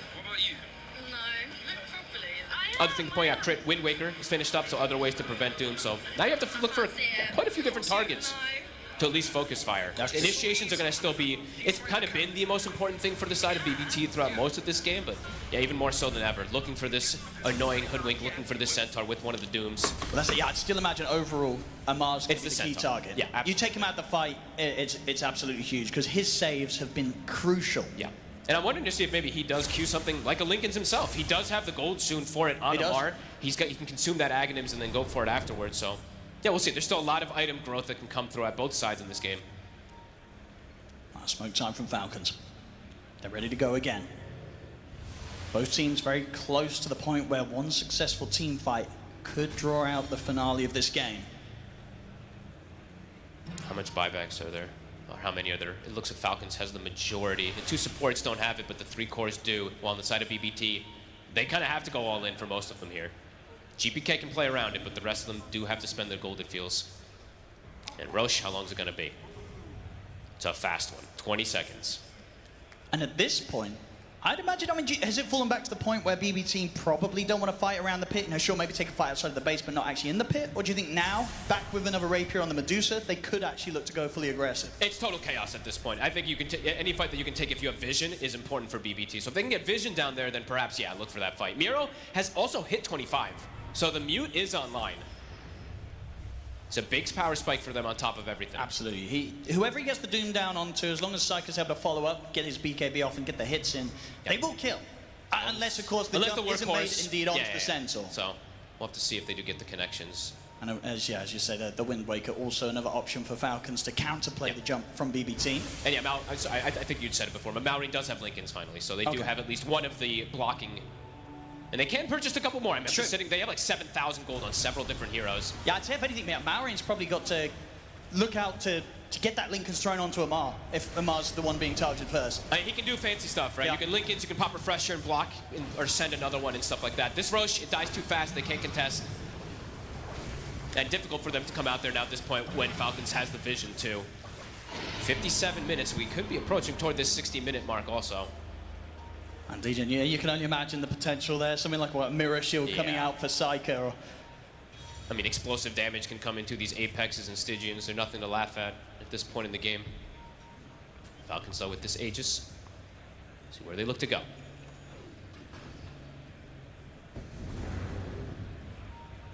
Let's see. BB team. The remainder of the smoke. They have to just literally play around vision. If they see an occasion where they can get a multi-hero pull, that's where they kind of just have to take it. Even if they're playing into Aegis, I think they have to seize any opportunity they can get where they get multiple heroes inside this vortex from GPK. Even if it's risky, you don't want Falcons to just get free setup onto high ground pushes. And Falcons. Tense moments. They're on their way. Sending in the illusions first, seeing if they can get any information out. BB team remaining completely hidden. Looking to fight underneath their ward setup here, BB team.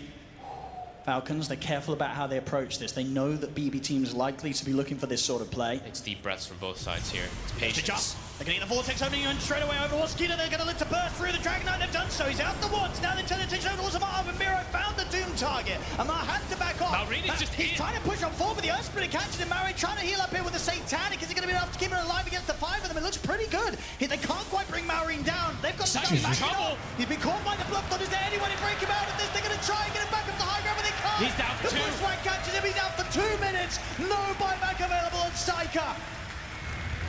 This could be it for Falcons. They're pushing on. That was the fight that they were looking for. Another catch. 20 seconds until Psyka can buy back. It's on cooldown. He has the money. Can they last 20 more seconds? GPK trying to buy them time in with the Vortex onto the two of them. But Maureen and Skinner, they're looking to close it up. The fortification's there. 7 seconds until Psyka is back. Can they push them off? I mean, with these two Rapiers now on Falcon's side, I think they push fast. Mirror's in with the Doom. GPK trying with it, but Amar's in with the save. He's going to get Skeeter into the car. The throne's dying. He allows Skeeter to keep hitting the edge and close the game up without any interruption. GG is called. Falcons, they'll do it 2-0, knocking BB team out once again.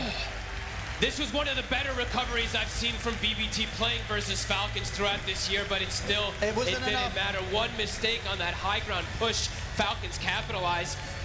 Oh man, a devastating game for BBT, but what a performance from Falcons with a very comfortable, stable draft. And Maureen at the end, he just ran through 5 heroes on this Razor with no fear. He really did. You know, in this sort of game where things got as crazy as they did as the minutes passed and we got to that sort of 60-minute mark, yeah, Maureen showing no fear at any stage of the match, especially at that end point, knowing that he could go in and he could just survive against the 4 of them. He was super aware of what BB team had already thrown down on the rest of his lineup. He knew he could get away with that sort of play. Yeah, have to give some commends, of course, to BBT making this type of potential comeback. It was a 30,000 gold lead at some point. They swung it back to 0, but Falcons do find that one opportunity when it's just a split up Medusa that they're able to take that most important team fight. Absolutely, yeah, one of the closest the BB teams come, I feel, in the game against Falcons, where they were so close. So close to turning it, but then they got a little bit ahead of themselves with that push down mid, losing, Psycho with the Aegis and quickly a second time, as you say, largely down to the key timing of Falcons getting that stun jump immediately on the respawn of the Aegis, leaving him no chance to BKB. Well, what a game. I hope we get many more of those today.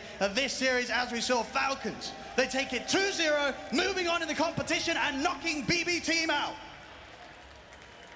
I am here with Crit. I mean, your first win in front of the home crowd. How does that feel? It's very special. I didn't really know how I was going to react playing here the days leading up, like just being at my apartment and then going straight to TI. It's crazy. I'm hearing a lot of support from the crowd, which must be nice, but how do you keep your head in the game during this match? Because it got pretty crazy. Yeah, I mean, we're a very composed team. I think it helps. We have experienced players that are very good at it. The booth's also very soundproof, so that helps. Yep, soundproof booths will certainly do the job for you, and of course you talk about experience, but of course you also have Malrine here as well. This is his first TI main stage. What was it like for him? He seemed so cool, calm, and composed coming into these lanes and just demolishing. Was that because you guys were helping him out, supporting him, or is he just a cool character? I think Stas is just a person it's kind of up to him. I mean, we obviously try to help him as much as we can, but he's such like an energy bomb, and it's kind of just up to him on the day to just be there, and today he just decided to show up and be the best player in the world. He certainly did. Absolute performance from him and all of you, to be honest. Congratulations. And of course, there's more work to be done. Who would you rather face in your next lower bracket game? Is it Cloud9 or is it Liquid? Well, I don't really know Cloud9 players that well, and I'm good friends with Blitz, so I'd say I'd rather play Cloud9 so Liquid get top 3. All right, Crit, thank you very much. Ladies and gentlemen, Copenhagen, give it up for your local legend, Crit. And we'll pass it back to the panel. Thank you very much, Nomad, and congratulations to Crit and Team Falcons for moving forward and, of course, securing top 6 here at the International. We'll see how far they can go through with this lower bracket.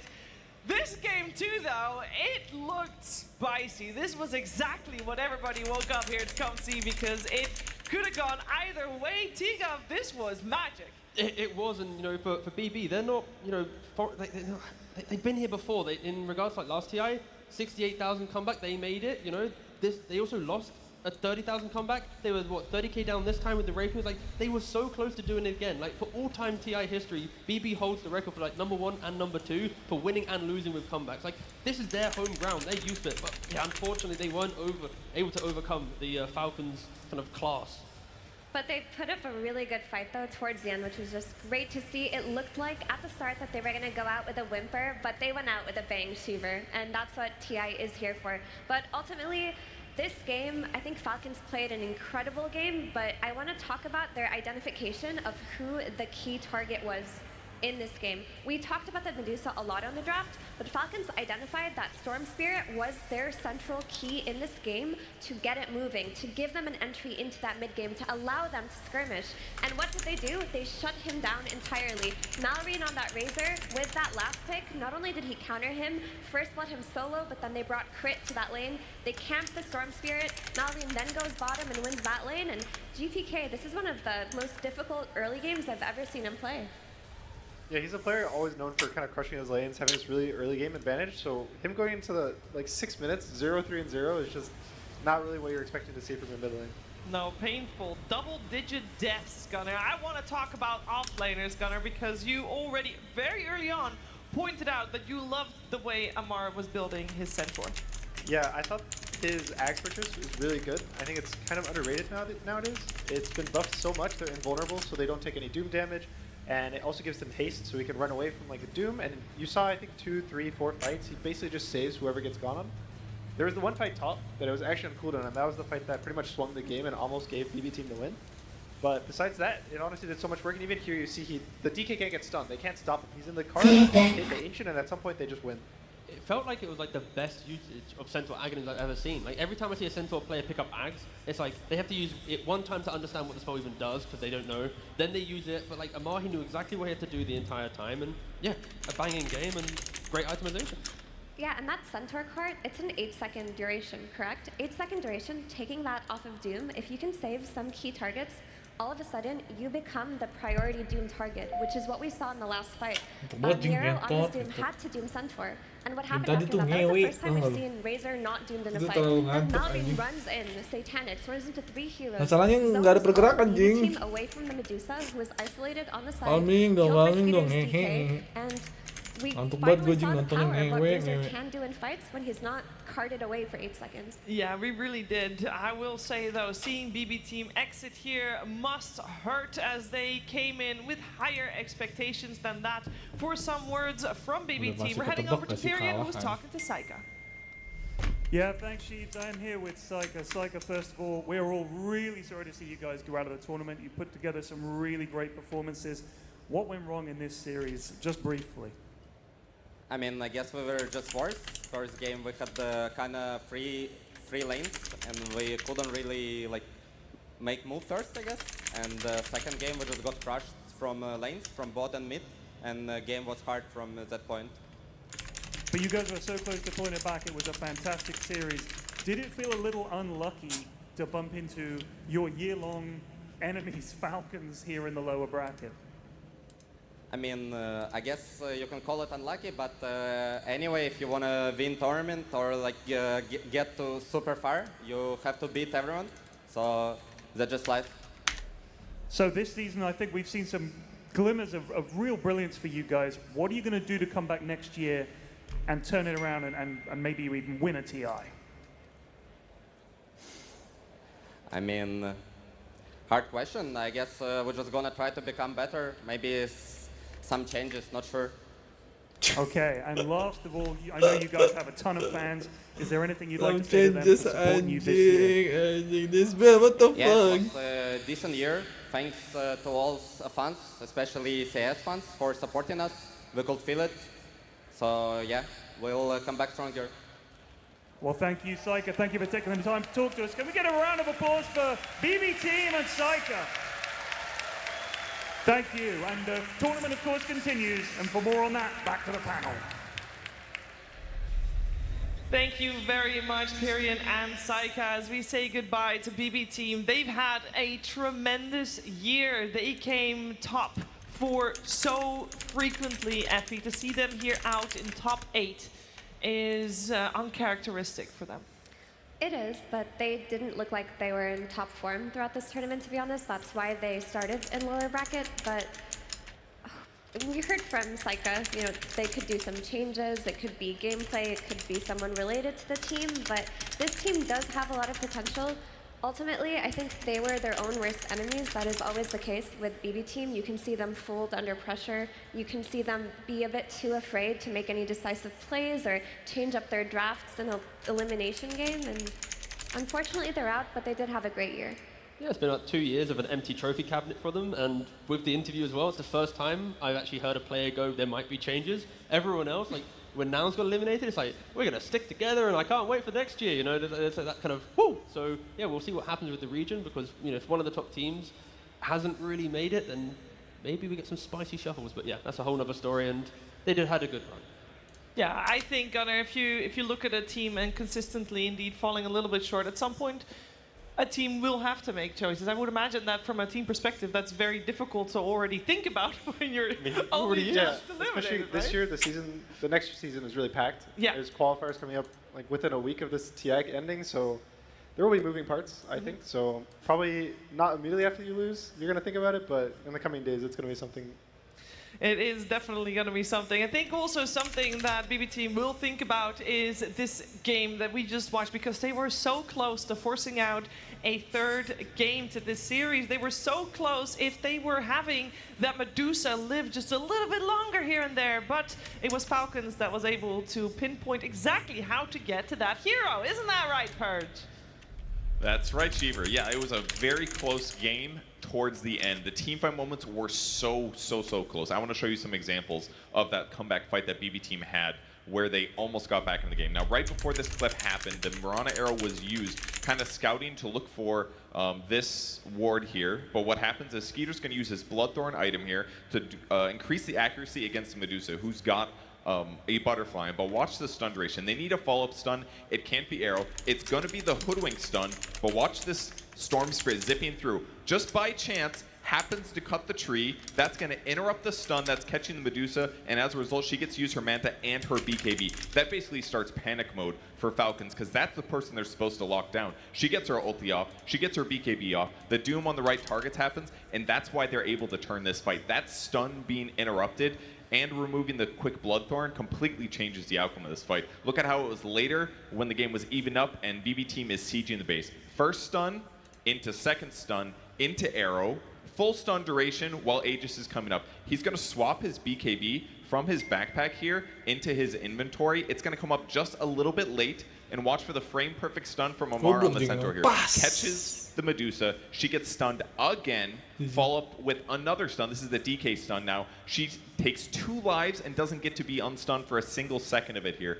That is how you beat the Medusa. That was the plan for Falcons, but the fact that they messed up that previous fight almost gave BB team a chance to win this game. It was really, really close. Thanks, Purge. 1 second, Gunner. 1 second, and we could have had a whole different story here. Yeah, I think even the BKB, it was kind of a sketchy high ground. I would say they had to do something. I think they were feeling the pressure of the game, that it was getting to the point where they're stronger, but they need to keep pushing forward and getting more and more. Because I think their draft definitely had a point where if the game goes like 60, 70 minutes, even with the Rapier on the Medusa and how strong she is, they're not going to just win for free. So they wanted to close it out, and it just wasn't enough that time. Yeah, also, actually, the Doom on Mir, he ended up blinking in the second Centaur stun. So on Medusa's second life, the Doom couldn't cover for her because it was a very well-timed stomp or an unlucky timed blink by Doom. So it was just a matter of little things. A matter of little things. That's sometimes all you need to get victorious here in the International. It is Team Falcons that move forward. We'll see them again tomorrow. For now, they'll get a little bit of a break, and that means we are also moving forward with our next lower bracket match. We are going to watch Aurora taking on Extreme Gaming, and before we get there, we are going to learn a little bit more about Extreme. 当时比赛的气氛就是很高昂的，大家都很开心啊。打完雪碧就是大家都比较开心吧，因为大家都感觉这次可能状态不是特别好，然后能进场馆就还有继续往上冲的那种可能性吧。我觉得我们会就是一直进化，然后看能不能就尽量往上冲吧。对战雪碧之前，我们就做了很多准备吧。然后第一场的时候，我们在前20分钟基本上那个地图都是黑的，大家只能龟缩在那个野区等着对面来。然后后面在局势有一些好转的时候，可能我们太冲动了，在没有买活的情况下，然后冲高地被翻盘了。然后后面2把我们就调整了一下吧，然后就是在战术上选择的比较成功吧，就比较轻松的赢了，就这样。到目前为止，可能赢下 Spirit 算比较开心吧。就是对于对阵欧若拉，我们还是比较有信心的。他们欧若拉战队是一支比较偏防守反击，然后比较偏打中后期的队伍吧。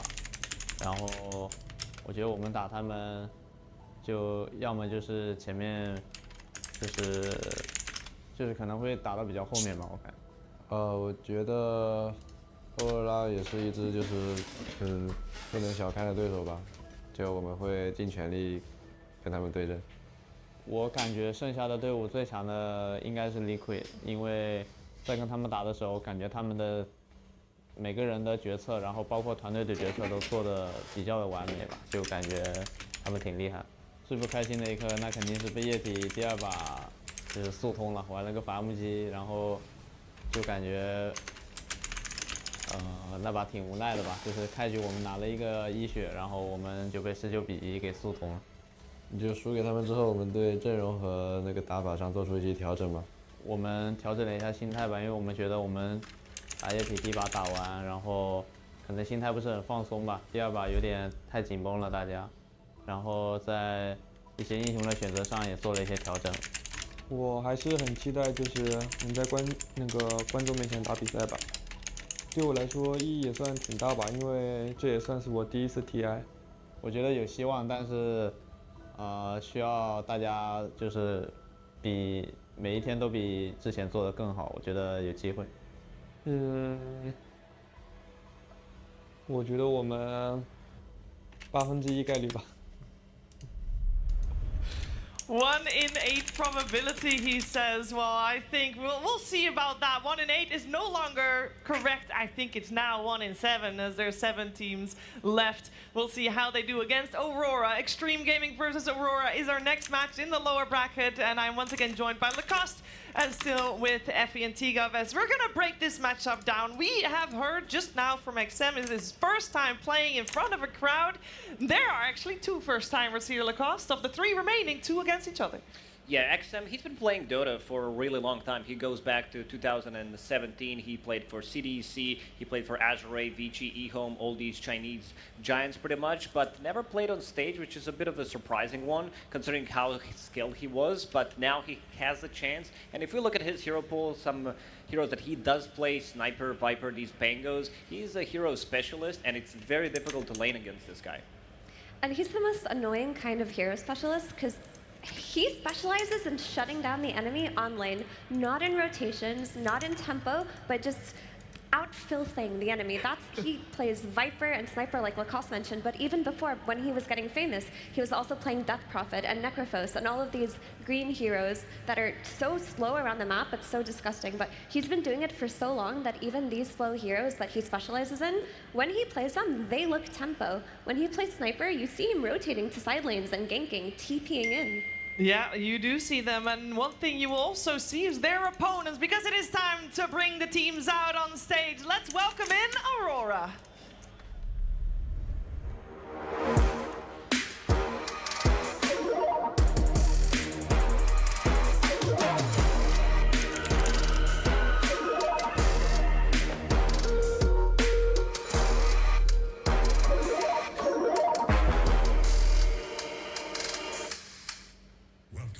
On stage, Aurora Gaming. 23 Savage, Laurenov, Jabs, Q, Ollie, and Coach Sunvi taking the stage. They started out in the upper bracket, but had to continue a lower bracket run, knocking out Heroic already. So 1 region eliminated. Can they eliminate another region here today? That is up to Extreme Gaming.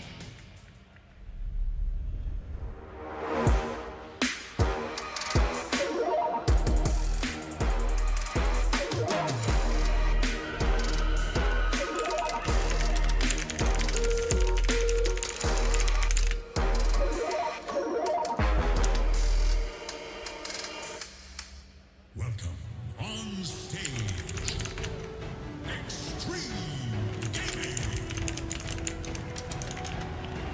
We got Ame, XM, XXS, Zinq, DY, and Coach Maps, and they have a lot of loud fans here in the Royal Arena, as you might be able to hear.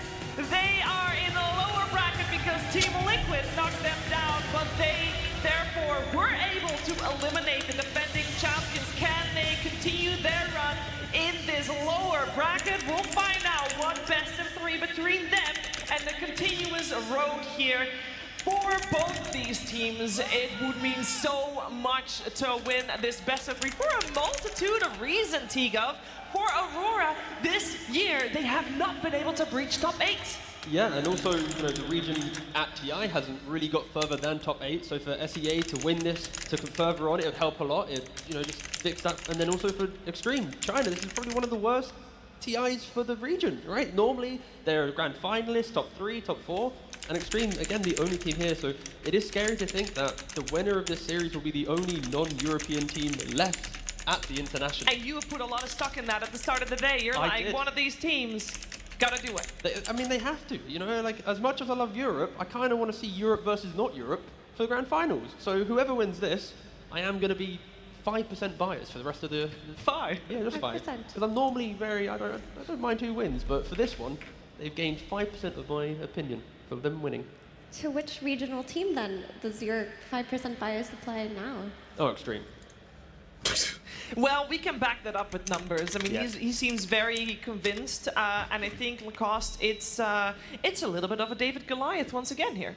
Yeah, same as in the previous series. 2024 didn't look too good for Aurora against Extreme Gaming. They had only 2 dubs when it comes down to games, 11 losses, never managed to win a whole series against them. This is the clash of 2 different playstyles when it comes down to what they want to bring in the first 10 minutes of the game, how they play post 30 minutes. I think also the stats that we have the second worst team at stacking camps, that's Extreme Gaming, against the best stacking team, so they're focusing more on the later stages of the game. Aurora, they will need to speed things up if they want to match the pace of Extreme Gaming. Yeah, and that's where my concern comes in for Aurora. Like, strategically, Extreme has looked their weakest against Liquid, who, crushed them in a 19-minute game. Extreme was trying to pick up the PA. There was no room to farm. And Aurora, so far, hasn't shown that speed of play. Yeah, and if you look at the average win time for both of these teams, this is a huge difference. Extreme Gaming, when they've won at an average of 35 minutes, whereas Aurora at 45 minutes.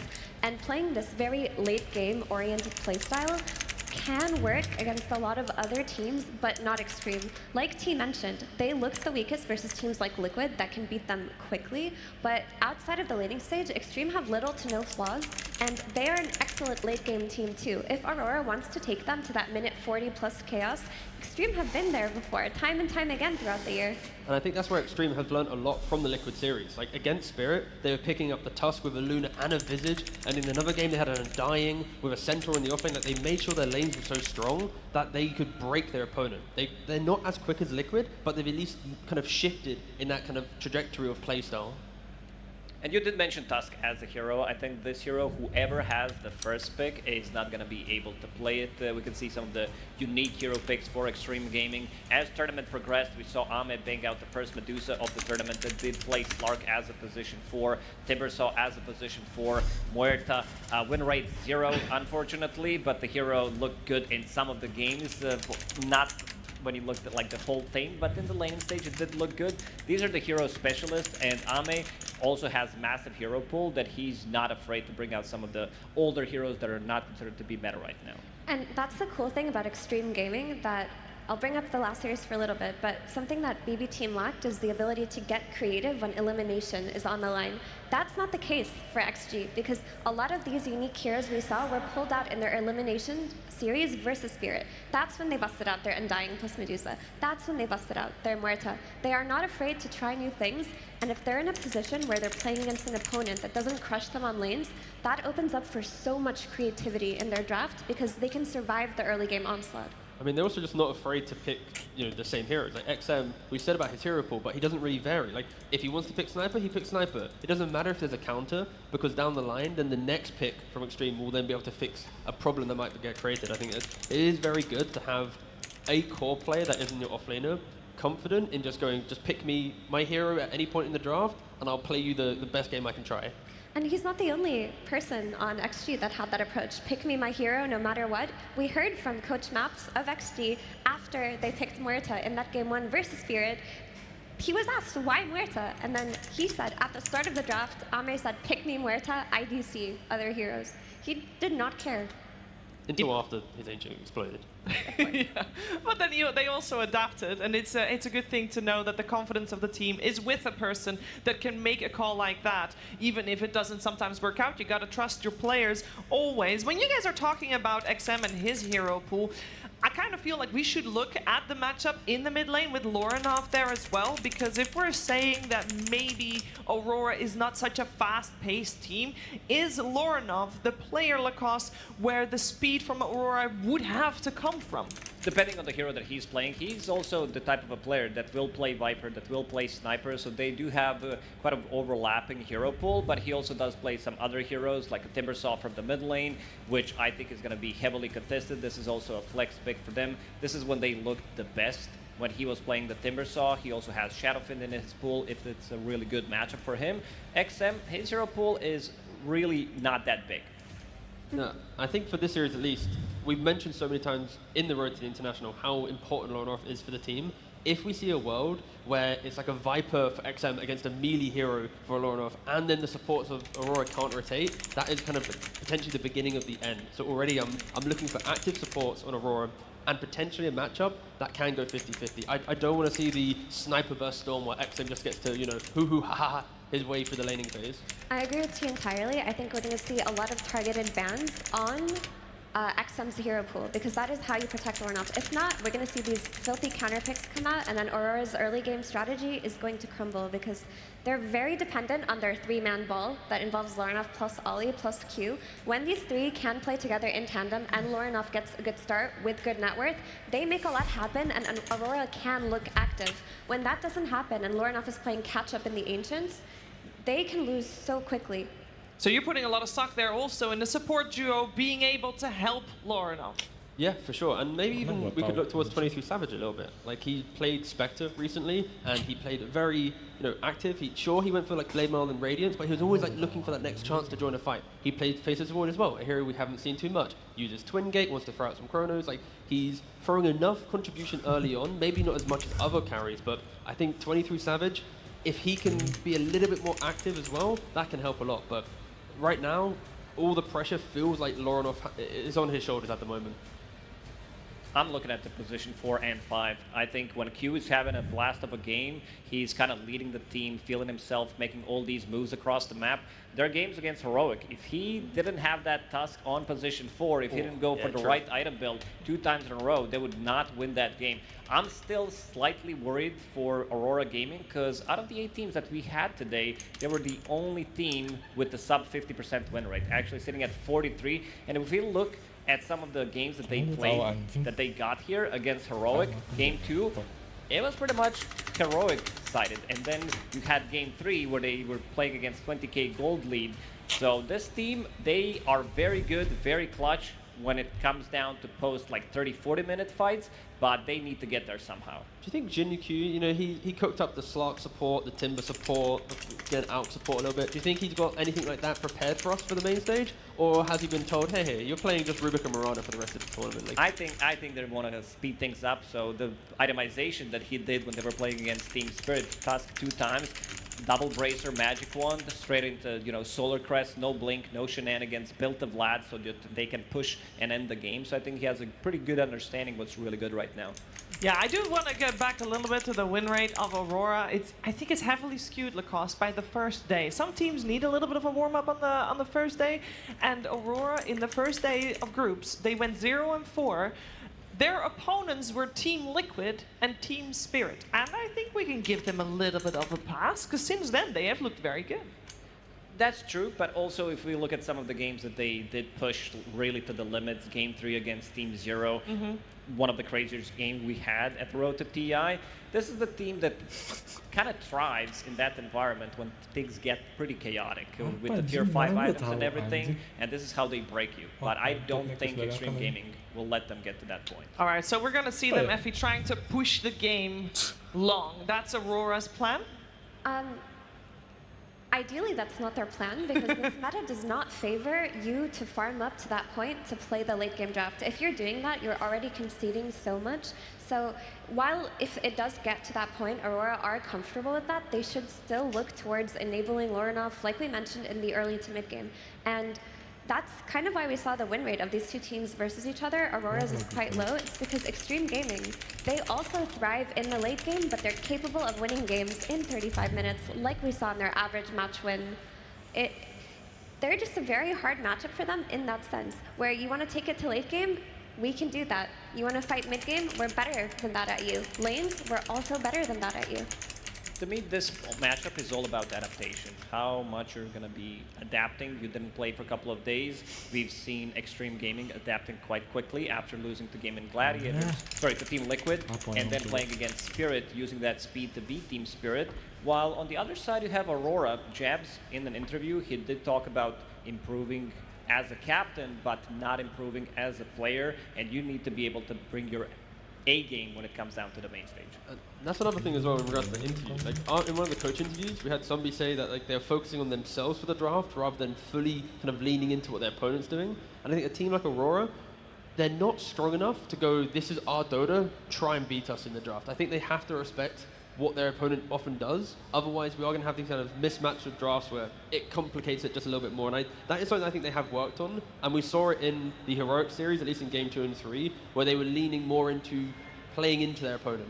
Yeah, talking about the series that we saw both of these two teams play last, we said Extreme Gaming has had a lot of different heroes shown. They also lost one of their games against Team Spirit. Do we feel like potentially Aurora, that have struggled against Extreme, as we pointed out, have learned something from the series that Extreme played against Team Spirit that they could potentially pinpoint a weakness?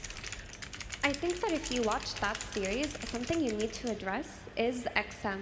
Like XM, throughout that series, shifted the priority in his heroes earlier than when he used to, because typically XG were picking him on 18. They were closing a phase with either Viper, Sniper, Puck, or Storm. And as the series progressed, the priority went up. And I think that a lot of XG's playstyle revolves around XM kind of stomping that mid lane and not needing to bring supports to it, thereby enabling them to play their supports on Ame. If Aurora watched that and they shut down XM's hero pool, then they have a shot to overwhelm them in that sense. They needed to adjust because throughout 2024, first 6 months, XM was the best player in terms of giving him priority to what he's going to get in draft. So 23-24 pick pretty much was always for XM. And that's why what Effie said makes a lot of sense. They needed to shift it because his hero pool is not as big, and they also want to get his hero early, knowing that most likely it's not going to survive the second and the third banning phase. Yeah. Spirit also did the Aurora style of draft, which is like lots of team fight, high cooldown. So if they do that, then Aurora might struggle. So hopefully, don't go all for the big team fight. Have some layers of aggression elsewhere. But we have talked as if Aurora are at a big disadvantage here, but I do want to give them credit where it's due. We've often said that Aurora are a team that have two sides to them, one that is incredibly dominant and crushes the team in front of them, and one that completely crumbles. So they are capable of beating the best teams. It's just that their stability in being in that form, I don't know what contributes to it, but it hasn't been there yet. Let's find out if it's here today, as we are ready to get our first game started. Aurora Gaming versus Extreme Gaming.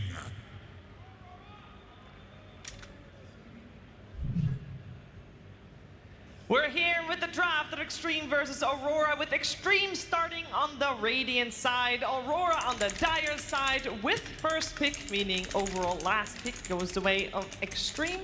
And let's see what they have in store for each other. We're going to see a lot of the usual suspects already removed from the pool. And when we're talking about seeing XM's hero pool targeted, it is mostly showing right now because in that Sniper being overall first ban for Aurora. Yeah, I think if they still stay in the tournament until the end, we're never going to see XM Sniper again because people understand how strong it is. It gives them ability to rotate early on, as he's already... Like, Sniper's not a hero that can rotate easily, but he makes the hero look very playable and can make moves to different, like we saw a triple kill when the last time they played with Sniper, and Aurora Gaming will pick up the Wind Ranger. Something they haven't really done. After day one, when they lost 2-0 to Liquid with first phase Windrunner, they completely shelved it and pushed it to a later pick. So going back to kind of a day one playstyle. Ooh, we haven't seen this hero the whole previous series. It was ignored. For a little while, this hero was a very popular pick in the support role. Extreme utilize Tinker really well because they're not afraid to look for that next fight for Tinker to play behind. A lot of teams, when they pick Tinker before, it's like Tinker plus Kunkka, only defensive tools, no match play. But the way that Extreme utilized Tinker against Spirit, it was really refreshing to see. Like pushing the hero, utilize the cooldown reduction, get the auras and the items into the fight, and don't be afraid to just showcase why this hero was one of the strongest of these. And also, when you think about Tinker as a hero and how to make him work in a draft, it just naturally fits into XG's core players. Like XM, we've talked about him being kind of a turret player, not much of a rotator or a tempo setter. And XXS has been playing a lot of Visage, a lot of Enigma, these heroes that run down lanes and push. Tinker loves playing with cores like that because he just goes behind his Viper, he goes behind his Visage, he stacks marches, and they take towers. Tinker takes a lot of farm priority in the team, and we can go back to Jinkyu's itemization that he did in the last series that they played against Team Spirit, because they had Tinker in 2 of those games, which means that Tinker wants to take over the triangle, he wants to get to his, Glimmer Cape, he wants to get some Holy Locket, Guardian Greaves, whatever is necessary for the game, which means that your other position 4 is not going to be able to get as much farm. That's why Jinkyu is changing his item build as well. Yeah, we got ourselves a second ban phase on the screen. Aurora removed Omni Knight and Luna. I don't think that needs further explanation. And we have Extreme Gaming going into their bonus time to think about what to ban next. It makes me wonder if there's any heroes left in the pool, T-Gov, that we have overlooked that are some of the usual suspects. Because, for example, Doom is still in the pool, but I don't know if either of these teams really want Doom. I mean, the usual at the moment would be the Treant Protector, the supports that are slightly more defensive in nature. But maybe that's what Extreme want Aurora to pick up, because if you have a scaling carry plus defensive supports that can't map play, that enables Tinker to feel better. So that's why I don't think they are, leaning towards what have been some of the tournament favorites for the bans. Ooh. Huerta coming out again. I thought a 0% win rate, right? It's 4 for 4 on losses, I believe. Oof, rough. I want to see some Clockwork for Aurora Gaming, because it can be paired up to Clockwork +1, because you have Windranger with the setup. It's always going to be good against Huerta. A little bit of extra stun. Either that or some real kiting. What Huerta doesn't like is when she uses her ulti and she can't deal damage. Same can be said about the Windranger, but I would say Batrider maybe for Q, or if they want to pick up Clockwork, I feel like these 2 picks would fit in real nicely for Aurora. There's also Treant Protector as a lane partner for Windranger, we haven't mentioned, but I love the confidence to pick Muerta here, because like it was mentioned, the win rate is low, but they looked good when they played it versus Spirit. I mean, that game could have been theirs if 1 or 2 things had gone differently. And Muerta, as a hero, it addresses the safe lane Windranger flex in a really good way, because I do think if you're just talking about hero-to-hero matchup here, Muerta wins that. Yeah. ET from Aurora, now you can... I mean, technically, like you said, Muerta flex could exist, but with the ET, she presses ultimate. Alright, go to sleep. You now don't get to right-click. You get to disengage, take your fight, and Aurora utilizes ET quite nicely, where they always layer it with that additional damage source to utilize the passive really nicely.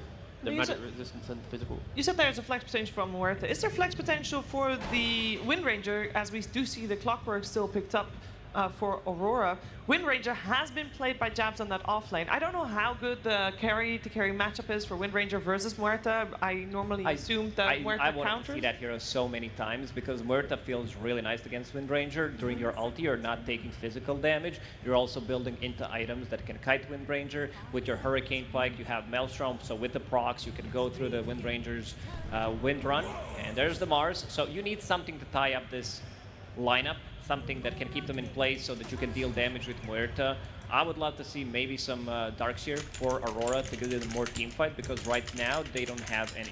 Yeah, and Extreme is just making such a bold statement here with the picks, where Marcy plus Muerta lane, that is got a lot of kill potential. Tinker plus Mars is actually really hard to kill. You got Spear to disengage, you got the Matrix, the heal from the Marching Machines. Their side lanes are, you don't really need to help them. They're very independent, which means the last pick for XM, you see 5 heroes, what do you want to play, boss? Now you kind of push forward in the game.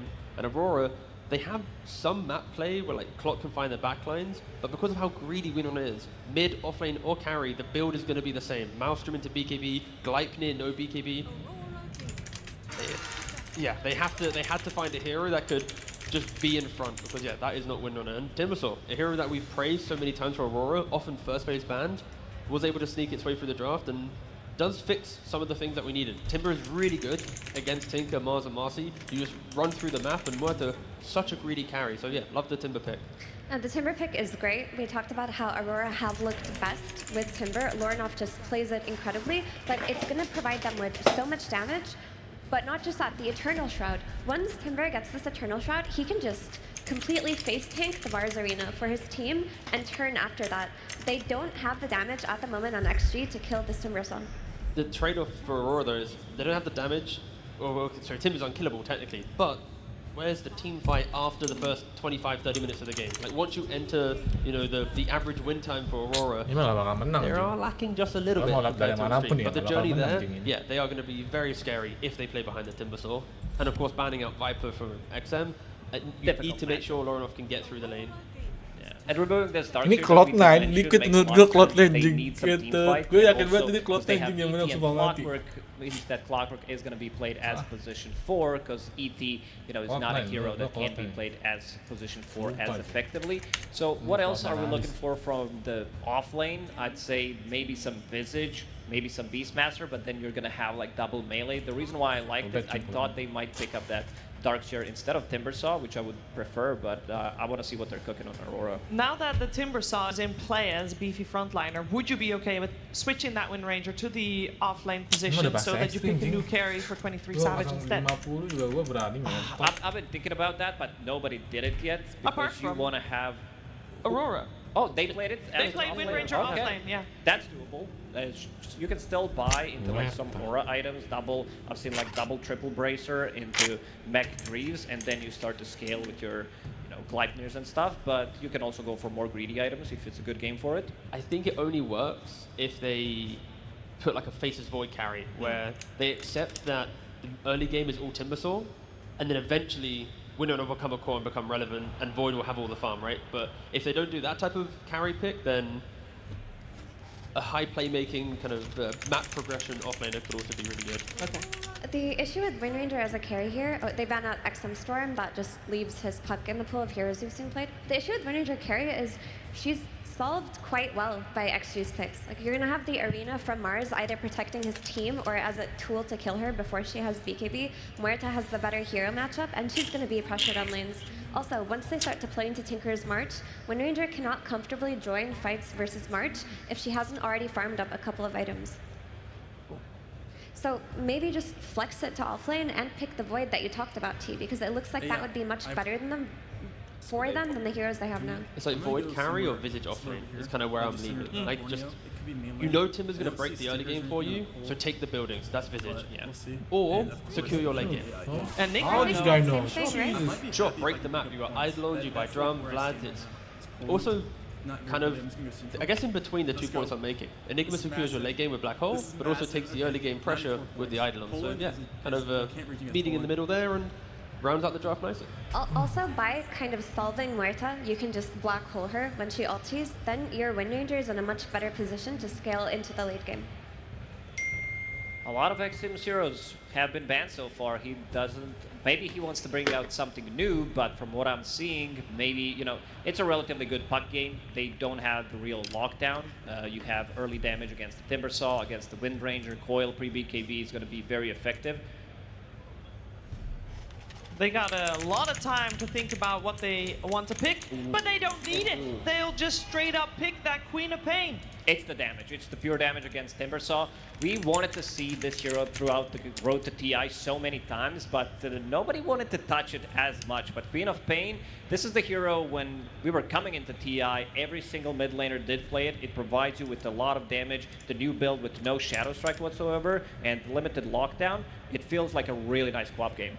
I love it in this game. They, like you mentioned, limited lockdown, but outside of having this pure damage for Timbersaw, it's also excellent at rotating. So you can shut down this Enigma on Queen of Pain if you get a power rain or two, and then you just take away the power of Enigma's push, of his blink BKB timing on that black hole, and you enable your Muerta further. So do you believe in the draft of Extreme or Aurora? I like Extreme's draft. I think it ticks almost every box. I think XM got a great hero here, and as the game scales, it can get scary for them if Aurora get to that mass where Enigma's just going to get these great black holes, Timbersaw's going to get really farmed, Wind Ranger's going to be valuable, but I don't think XG will let Aurora get to that point. Yeah, for Aurora, it's like early game feels really good, but then they need items to fix the Queen of Pain problem that Extreme have created. So if they can kind of balance the amount of times that XM will just slaughter the backlines, Hex on Timbersaw, game comes back in. So I think I'm leaning Extreme, but I can see a world where Aurora, they're so aggressive that the items come into play and then they fix it. But yeah, this Queen of Pain pick is very, very scary. How is Aurora going to deal with that Queen of Pain, Lacoste? Oh, that's a good question. I don't think they have the answer because Wind Ranger, when she is playing into this Mars matchup, into a lot of lockdown, she needs to buy Maelstrom into BKB, so you will not have Gleipnir available. Enigma will need to be that hero that's going to use Black Hole on this Queen of Pain. Otherwise, XM, he has a pretty free entry to the game. I'm hearing a lot of pressure on Jabs, having to Black Hole and Muerta. And take towers. Queen of Pain. And take towers. That's a tough ask. Good luck. All right, so then I would imagine that for Extreme, they're going to try to shut down Jabs a little bit, Effie. They should. I think Queen of Pain, like I mentioned, is an excellent rotator, but all of XG's heroes can play make if their side lanes get off to an okay enough start. You can all of a sudden bring your Marcy to the Queen of Pain. You can do these two-man smokes, so you can invade the enemy jungle. Okay, let's see what's going to happen in this first game of this best of 3. Before we head into the game, though, we're heading over to the stage where Tsunami is with Coach Sunby. Thank you very much. I am joined by Sunby, coach of Aurora, where I was hoping to go back in time a little bit with you because it was a few months ago at PGL Wallachia that you spoke to me about the concept of fraudulent wins, which are wins that your team gets the W, but you're not really happy at how they got it. So I was wondering about your heroic series earlier. What was your stance on that as a coach? I'm happy we won. I mean, like, honestly, yeah, it was probably one of those fraudulent wins, but win's a win, dub's a dub. We take those, especially if it gets you to a stage like this. And how about taking heroes like Timbersaw? You are one of the few teams that have found success with it at this event. And was it a Jabs idea, was it a Lorenoff idea, or you didn't even know until the very end? It is a bit of a scary pick, but I mean, yeah, no, our Timbersaw is really good. You know, other people, they just not like us. You guys are built different. Well, I can't wait to see how it plays out, Sunby. Looking forward to this game number 1 as we send it to our casters. Thank you so much, Neil, with the always good interview, hearing how they feel about the draft, how they feel about the Timbersaw, a scary hero, and one that we weren't sure if we were even going to be able to see. It's so iconic for Aurora. Yeah, there's a couple heroes who've had those L's over and over again, but the teams come back to them because they have the confidence. And he says, they not like us. We have the Timbersaw on lock here. Unbelievable. Yeah, well, I'm really excited to see how the rest of this game goes, too. Already through the draft, we saw some crazy switch-ups at the end there. The Enigma, we saw this as an answer a couple of different times against these, like, iconic position ones. You think back to the way that, you know, Beast Coast were able to take down Hector, Vitaly playing on it, and this time all of that pressure is on Jabs. Can he hit the big black holes? Are they going to be able to shut down Ame? It's the Aurora Classic, right? Leaving that last pick as late as they can in the draft for Jabs and putting a lot of pressure on him, right? Whether it's trying to go for a faster game with the Visage or trying to be the person who has to do so much in this one on this Enigma, it's just something that they've gone to before, and it's been successful. So all the pressure on Jabs, he knows how to handle it.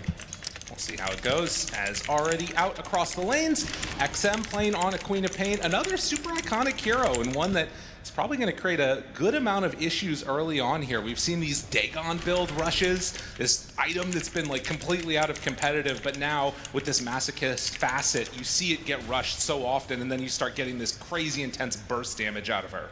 Yeah, I think the Queen of Pain, alongside pretty much every hero in this game, I look at the players and I think, yeah, they're happy. You know, like we're watching this draft and just thinking that they've all played a lot of these heroes. They all feel very comfortable on them. It just seems like comfort was the name for both teams here. I feel like they should all be super confident with their hero picks and player combinations. And that always makes for a very exciting mid-game. Well, we'll see how the early laning stage goes out. Already looking pretty solid for Aurora. And of course, the Enigma, if you're not able to kill those Eidolons in the lane, it starts to become a pretty big issue. Ame will have some trouble CSing against that most likely. And actually has the support of DY here in the position 5 Tinker. Which, if you're coming back from Dota after a long ways away, you'll not be super used to this, but he actually doesn't even have any cosmetics. That's how you know he's a 5 player. That's right, yeah. No, not quite ready for it. Does get a courier, but might pay for it. And the battery assault, DY getting ran down. Will it be enough damage? The answer is yes. Jabs drawing that first blood. Yes, the Martian Machine now heals, but it doesn't heal that much at this point in the game. So, not going to keep DY alive here. The Clockwork at the earlier levels, pretty terrifying. Very hard to deal with the battery assault if he gets up close on top of you for most supports. Well, and, you know, of course, that big switch up of having Xingqiu on Marcy, it does kind of raise some questions. Like, are they going to be able to get enough farm onto Xingqiu, who so often for this team has been the playmaker, the one that gets a ton of farm, turns into that sort of 4th core? Will he be able to have a good game if Tinker's just farming up all around the map? Or maybe DY's going to play it differently. Yeah, I imagine that Xingqiu's still going to get the lion's share of it, because you're right. I mean, they rely on him to make those rotations here, and alongside a Queen of Pain, yet we have ourselves a little bit more mobile XM than we sometimes do with his more static playstyle. So he's going to need Xinkyu's help. Yeah, this ain't Viper. No. It's a little bit of a different from him or the little dwarf sniper that he sometimes runs. As comes on over, tries to interrupt the pull, but not quite going to be able to do that. Ollie makes sure that that one gets off, and 23 Savage playing on the Wind Ranger. For me, like this and Luna, and maybe Mirana, are like the heroes of the tournament. We've seen them so often. We know how you itemize. We know what the counters are. It feels like that's always one of the key things you need to watch for in these drafts. Yeah, it's been getting harder and harder to win with this Wind Ranger hero because teams have just played against it so much that they recognize that with this Whirlwind facet, she just has like this window in a team fight. Right. And you have to play around that, and oftentimes it has to be with the BKB, so a lot of it's about just ensuring that when you try and go in, you get the finish. And they have a couple very good heroes for that, right? They have the ET to set up, they have the Clockwork to set up, and then they have the Black Hole as well. So there's definitely a way you can see where they can just chain it all together on Aurora, and it's going to be really hard to fight back as XG. I want to see what the timing is that they try and pressure. Are we going to see some of these Twin Gate movements come out? Has been the thing that happens every now and then if the lanes get shoved a little bit too far. Get a little spirit action there, you know, absolutely. the momentum ET coming all the way around. That's a good call. Could be pretty nice. XM so far 28-7 versus the 23-2, a slight lead there. But yeah, the big one right at this moment feels like it's Muerta sort of styling a little bit on the Enigma. In spite of that early kill, Ame's getting a lot of CS here. Yeah, that's definitely one of the things you're kind of hoping for Enigma, is that you don't get like mad counterpicked here. You know, we think about the bristles, the gyrocopters. This isn't the worst situation, but it's still a ranged hero who has a ranged support who's also hard to kind of bully with the Clockwork as long as DY keeps his space. So Ame's able to just kind of sit and click away. But Jabs, it's not like he's having like a terrible time. So net worth-wise, they're still pretty close. You see there that early ward place down too, already anticipating that there could be a movement through. I mean, even honestly, a power shot or something like that could really cause some issues if the wave is really super shoved out, but they have to be in a position where they can get aggressive. So far, just hanging out, trying to bully back XXS when they can. Yeah, the 6 happens first for XM here, so he immediately takes the high ground, is trying to pressure onto Lornov. Seeing if he can find something with that pure damage, but... And Queen of Pain do it. Yeah, no rotation, so... But still some respect there from Lornov, of course. He's looking to get 6 himself. Right.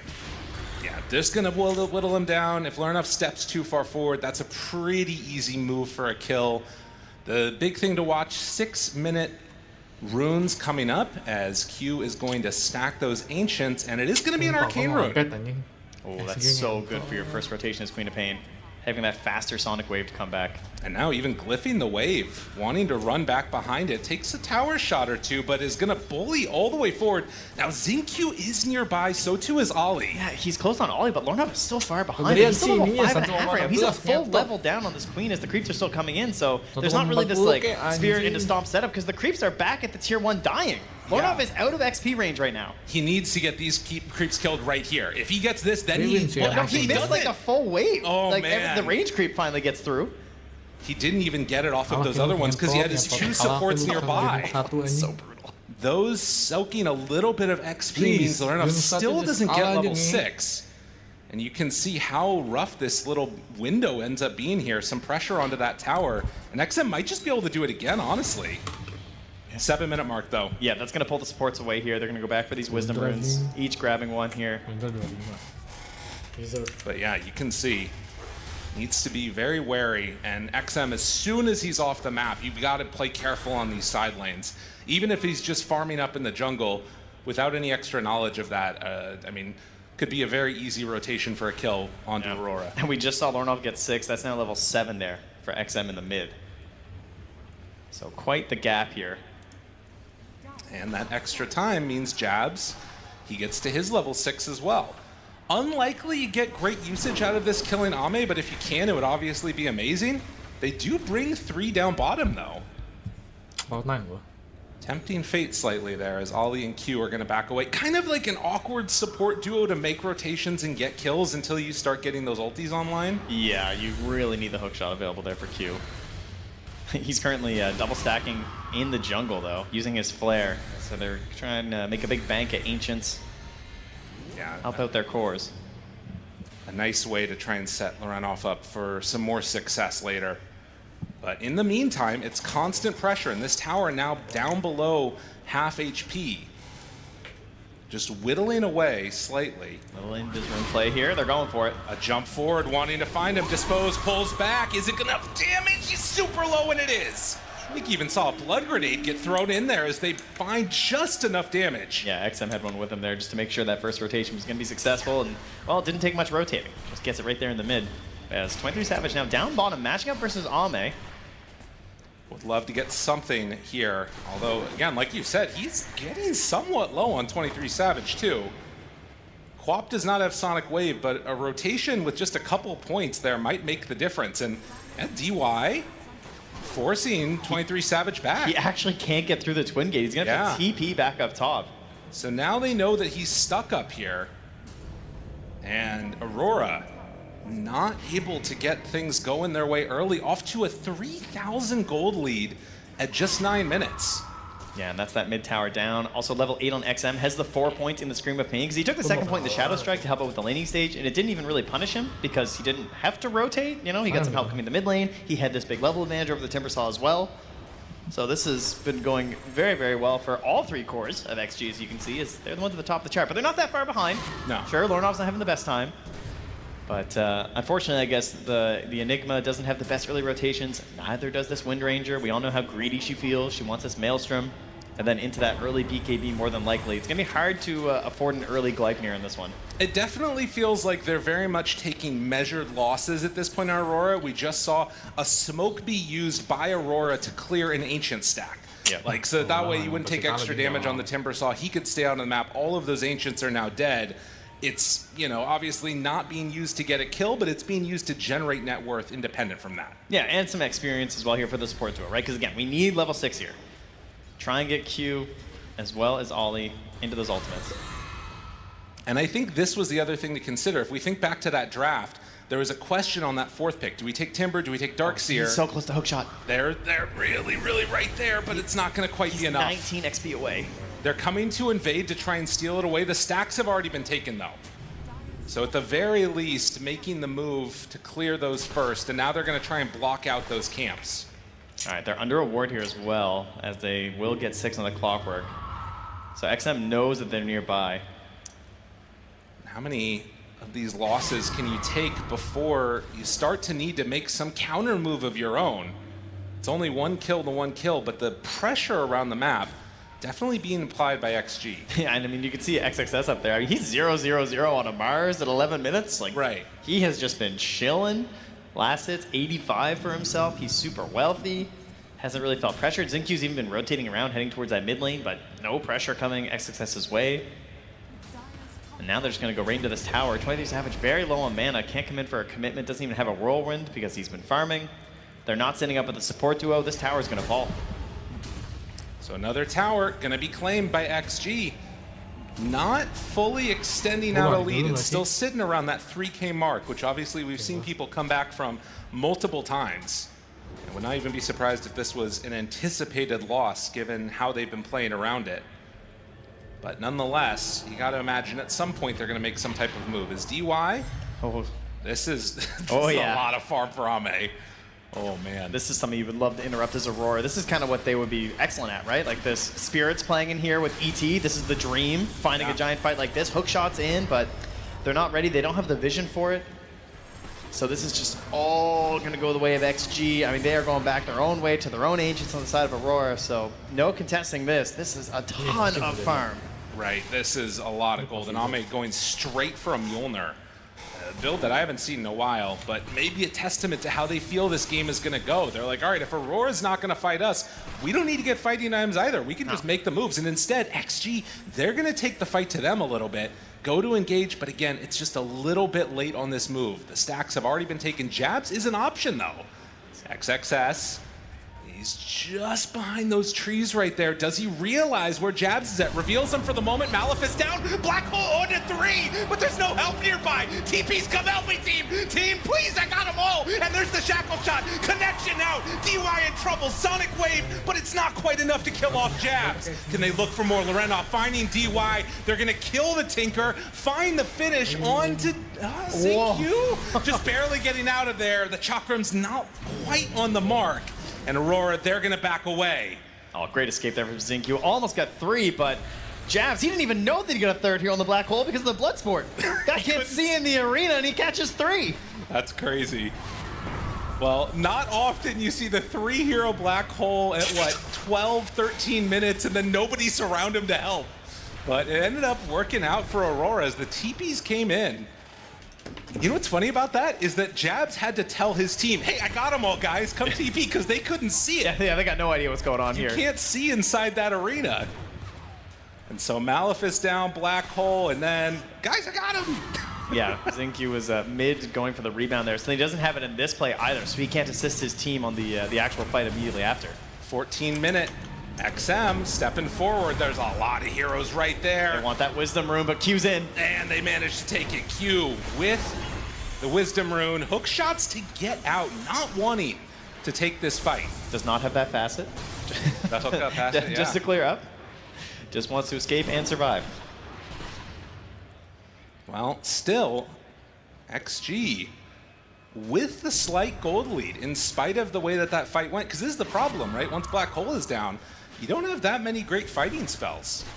That's true, but I think that actually went pretty well for Aurora. They were trying to really choke them out there by trying to get in there, get the 14-minute Wisdom Rune right, knowing that they can't fight, but Q able to sneak it away and then immediately hook shot. Like that's a lot of time where XG could have been farming up more stacks, and they do come in and obviously take a lot of this net worth away from Aurora, but I feel like XG just kind of swung for a big haymaker and only got him a little bit.